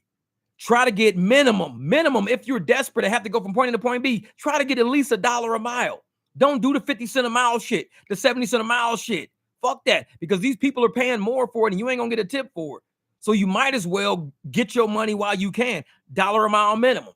I go for $2, $3 a minimum because I won't turn my motherfucking car on. But I know a lot of people need to practice. They need to practice in rideshare. They need to get that skill built up. They need to get their craft built up. So take that $1 a mile, hone in on perfect your craft, see how it feels to learn your market, learn your area. Be cool with that.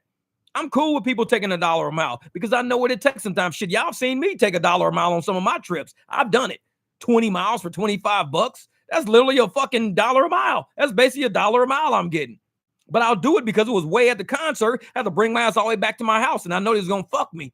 So I was like, well, I might as well take this $20 trip. So I'll 20 miles, 20 bucks. Then they give me like a $5, $6 tip to make it $25. Cool. $1 a mile trip. Fine. Whatever. But I can't make that a habit. Because if I make that a habit to make $80,000, I got to drive 80,000 miles. We're trying to say, hey, I want to do $2 a mile. So I only have to drive 40,000 miles, $3 a mile. Oh, cool, Carlos, man. I appreciate that, brother. Man, I appreciate that, brother. So I'm going to check that. Like when I get off the live and everything, I'll go through all of that. Appreciate that, brother. Appreciate it. The power of doubt it. We're Uber certified around this motherfucker. Doubt it. And see, that's the thing, though. We've got to look at how we get all of these fucking rides and all these drivers to see our value. We are the ones generating the revenue. The offer, the request for the ride doesn't generate the revenue. The request for the ride generates maybe an interest and the demand, but the revenue comes from us, what we accept. If we accept bullshit, they're going to keep sending us bullshit. So when people tell me, oh, if you keep taking bullshit, they're going to start sending you good stuff. No, they won't. They see what your AR is. They see you taking a bunch of bullshit and say, man, this is a really high profitable driver for us. Because this motherfucker got 98% AR, and we've been sending this person bullshit for 3 weeks straight. We send him one good trip every couple of days to keep him happy. But he's been taking shit trips the whole time. Keep sending them if he's taking them. Keep sending them. And then they're going to be like, well, we can't send Jeff bullshit because this person really needs this ride. They've been requesting a ride for the past hour and nobody's picking this person up. So I go, okay, cool, shit. Send Jeff. Give him like $8. It's like 3.5 miles driving. Give him $8. He'll take it. Sure enough, because they give me 8, but they know the person paid $19. So they're going to take $11 any fucking ways because they're going to say, well, it's surge pricing. It's been busy. That's why you can't get a ride. It's been busy. No, it's not busy. That's why you're not getting a ride. The drivers ain't being paid shit and everybody's declining it. That's why you ain't getting a ride to pay a shit.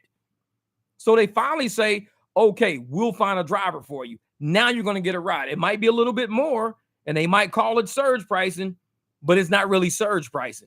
It's just the fact that nobody want to take a shit fare and Uber's going to charge you a little bit more because they want to get at least 60, 70% of that fucking fare. That's what they want to do. So hold up for it. Mr. Gambit, he's in the building. What did he say? No, 15-mile LA is about 40 to 65. UberX, the rider could not find anyone. They kept canceling rider, asked me. I told the rate was too low. Uber sent it to me. 56 for 15 miles and charged the rider 130. LAX airport. Man, they charged that dude $130. Shit. For 15 miles? Man, these riders are getting ripped. But $56 for 15 miles is good, depending on how much time it is. I mean, if it only took you, let's say, with traffic and shit, leaving LAX, if it took you a little less than an hour, like 40 minutes, I'd take it. 40 minutes, $56, I'd take it, because it's better than $1 a minute. Shit, even if it's closer to an hour. I mean, you're getting 15 miles, $56. If it takes you an hour, that's a good ride. $56 an hour is a good ride, as long as there's not an event going on. Because most times I'm only making $40 an hour and I'm going about 15 miles. So if I'm going 15 miles getting 56, that's better than what I get. I'd take it. Fuck yeah, I'd take it. Yeah, 63 in 3 hours, decent night. Sam Lee, yep. I think 63 in 3 is a good night. Especially with delivery, because like I said, some of those deliveries will take you 22 minutes, stuff like that.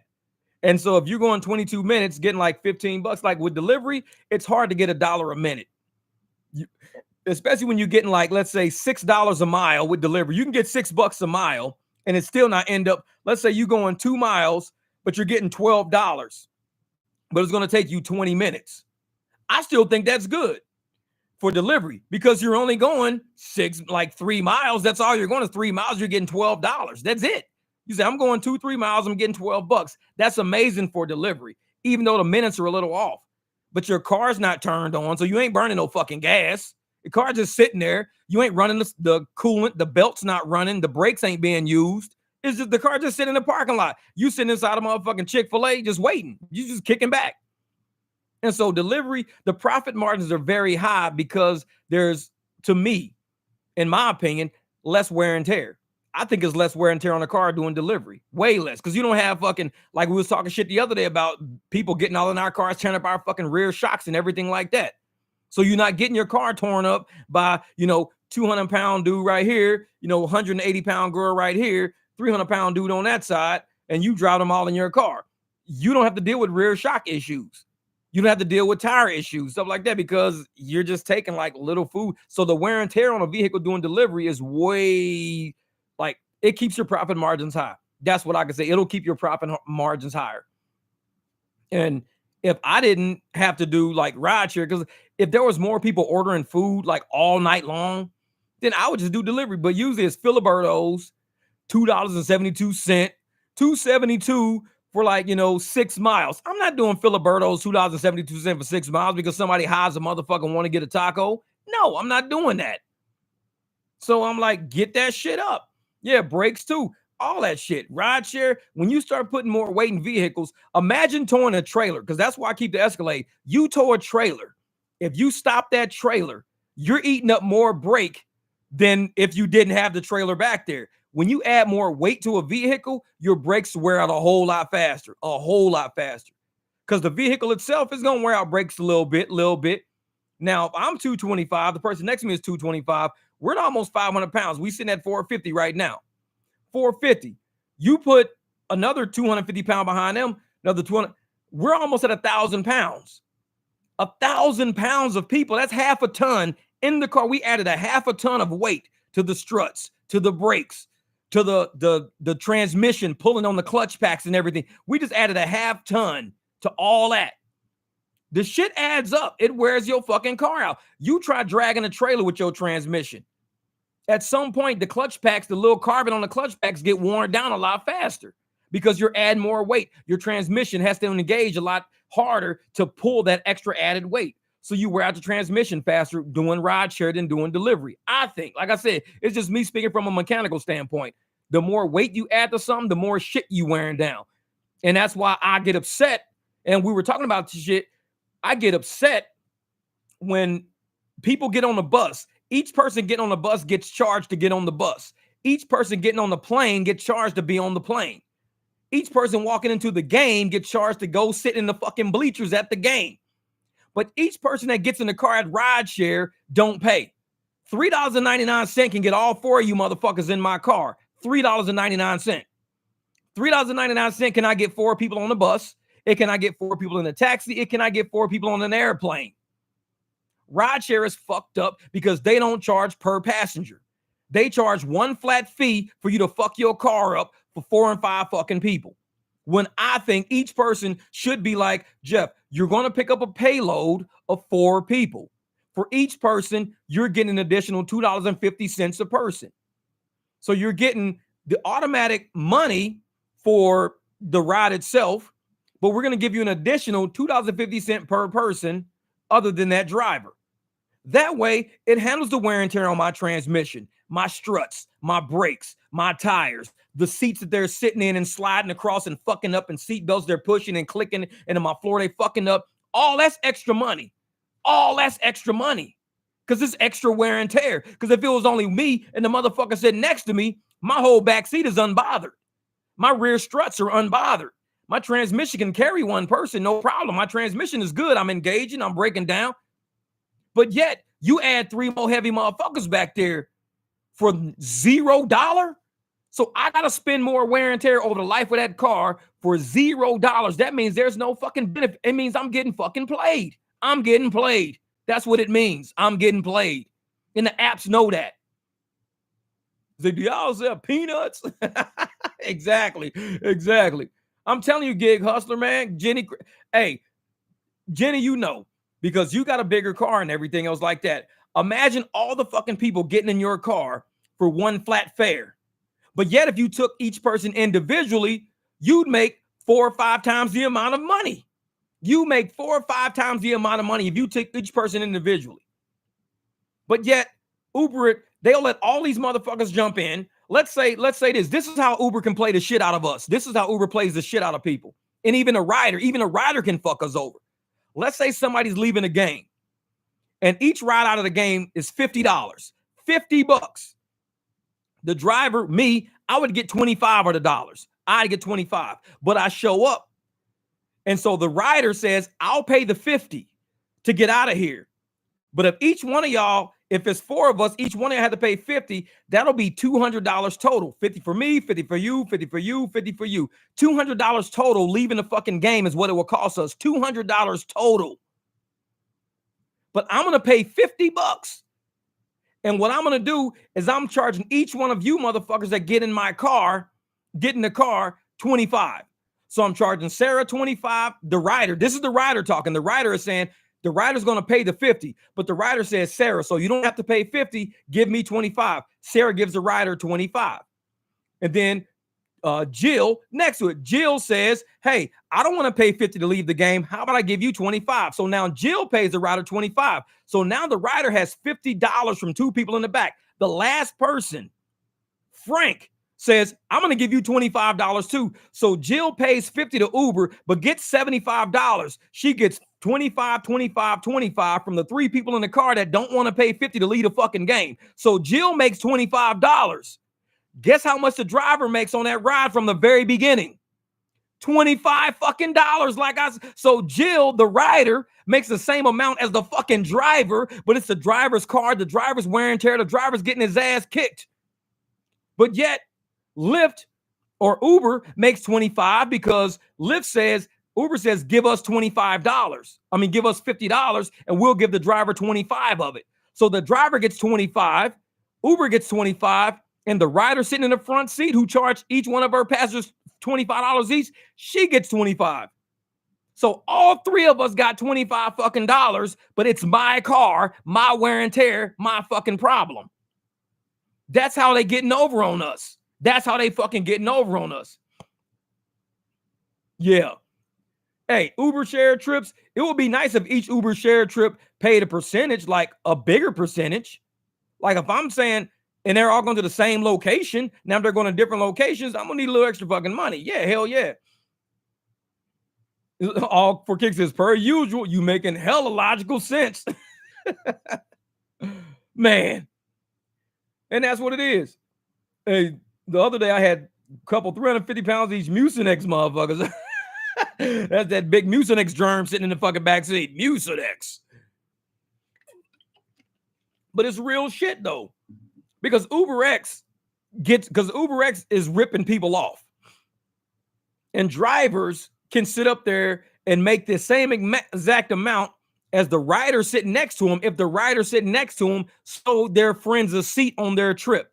Said, since I'm using my account and I'm paying for this trip to keep you, each one of you motherfuckers, from paying $50 each to get out of here like I just had to pay, how about each one of y'all just give me $25?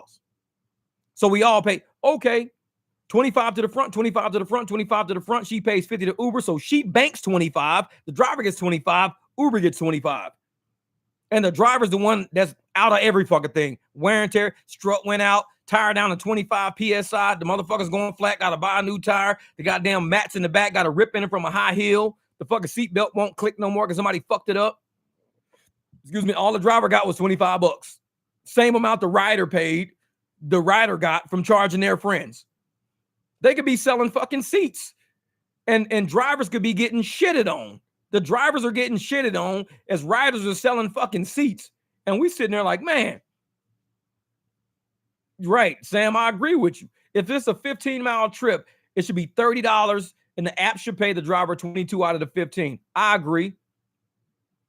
And then we allow them to say, hey, if you want to tip the driver, you can tip the driver and really give us the fucking tip. Like, don't bullshit us. Give us the tip for real.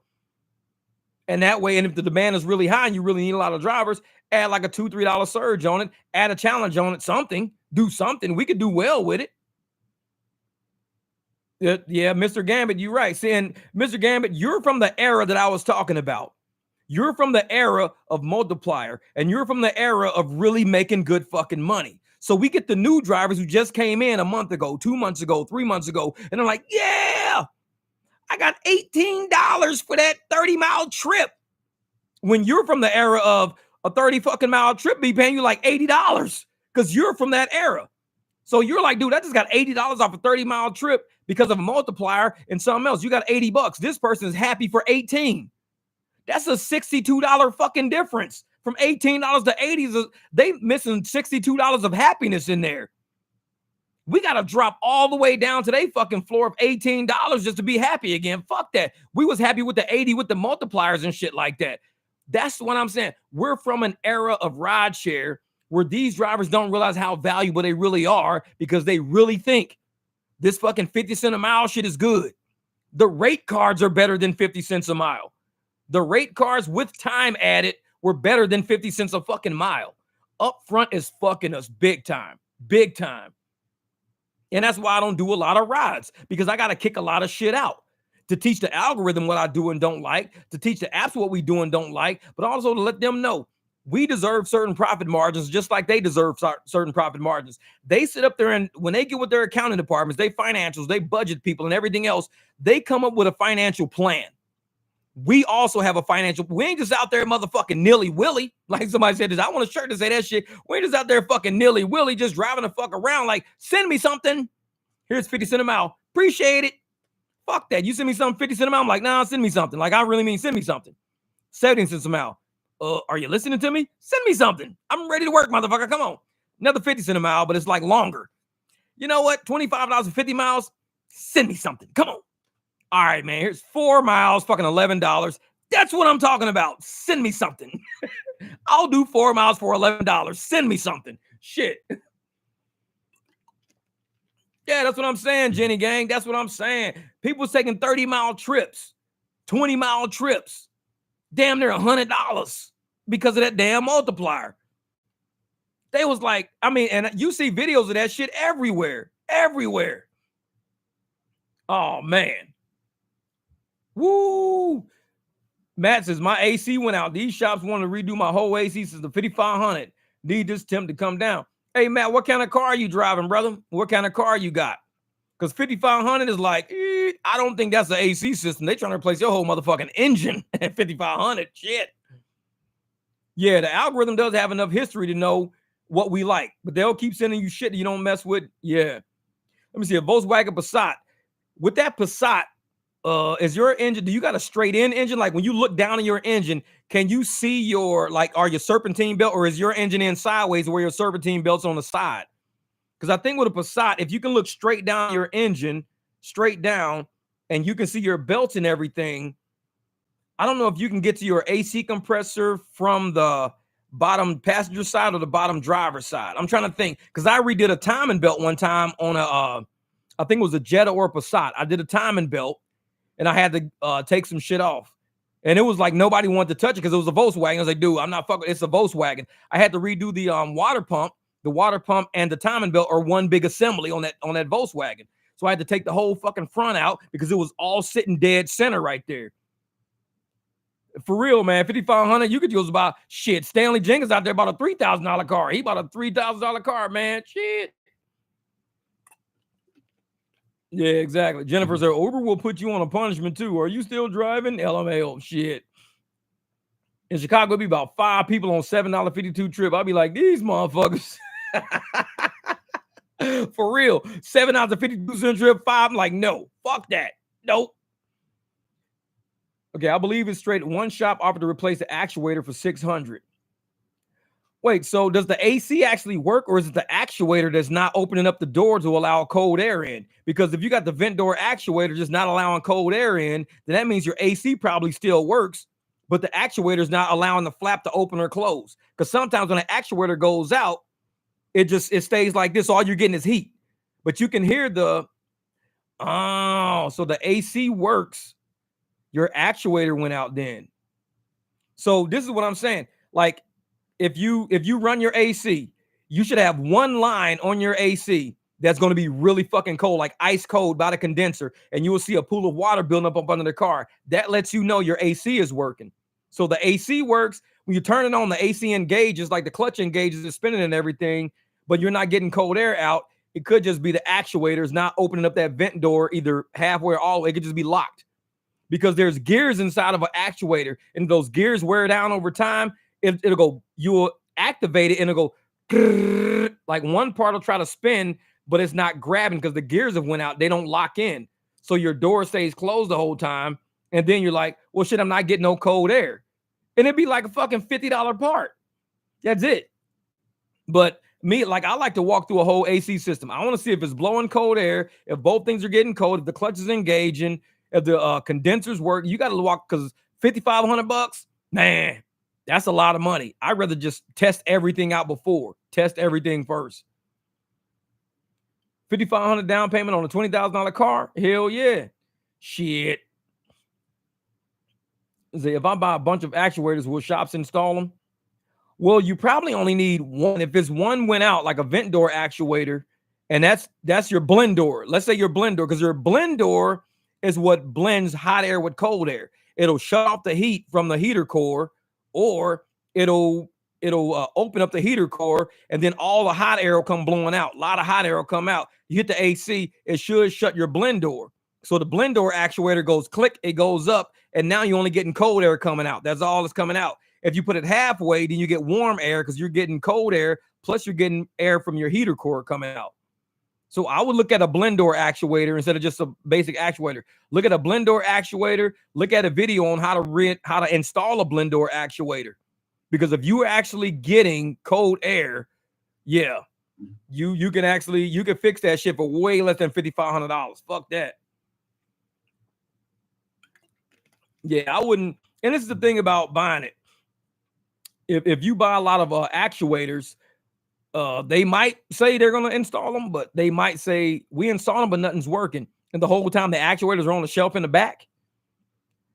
And so let me see some. If a bunch of actuators will install them, should. AC works, just not cold. Yes, it's got to be your blend door actuator, man. Got to be. That's what I'm thinking. Yeah, I will pull up a Volkswagen Passat video, see if it's a common issue, because it could be an easy as repair. It could be really easy, dog, for real. You could save yourself a lot of time and effort. Look up that repair, see how easy it is, and it could be just taking out your glove box. You take out your glove box, and it'd be sitting right there. No, the whole dash had to come off. How far back is that motherfucker? Is it on the damn windshield? Because some shit is right by the windshield. Now, see, my Jeep, the Jeep dash comes off easy, super easy. There's bolts on like each side, and there's something right. You just let the steering wheel down, and all that shit pops up and off. Jeep dashboards come off easy as shit. That's why I don't mind that. But some videos, yeah, it might take a little bit to get that dashboard off, but Jeeps are easy.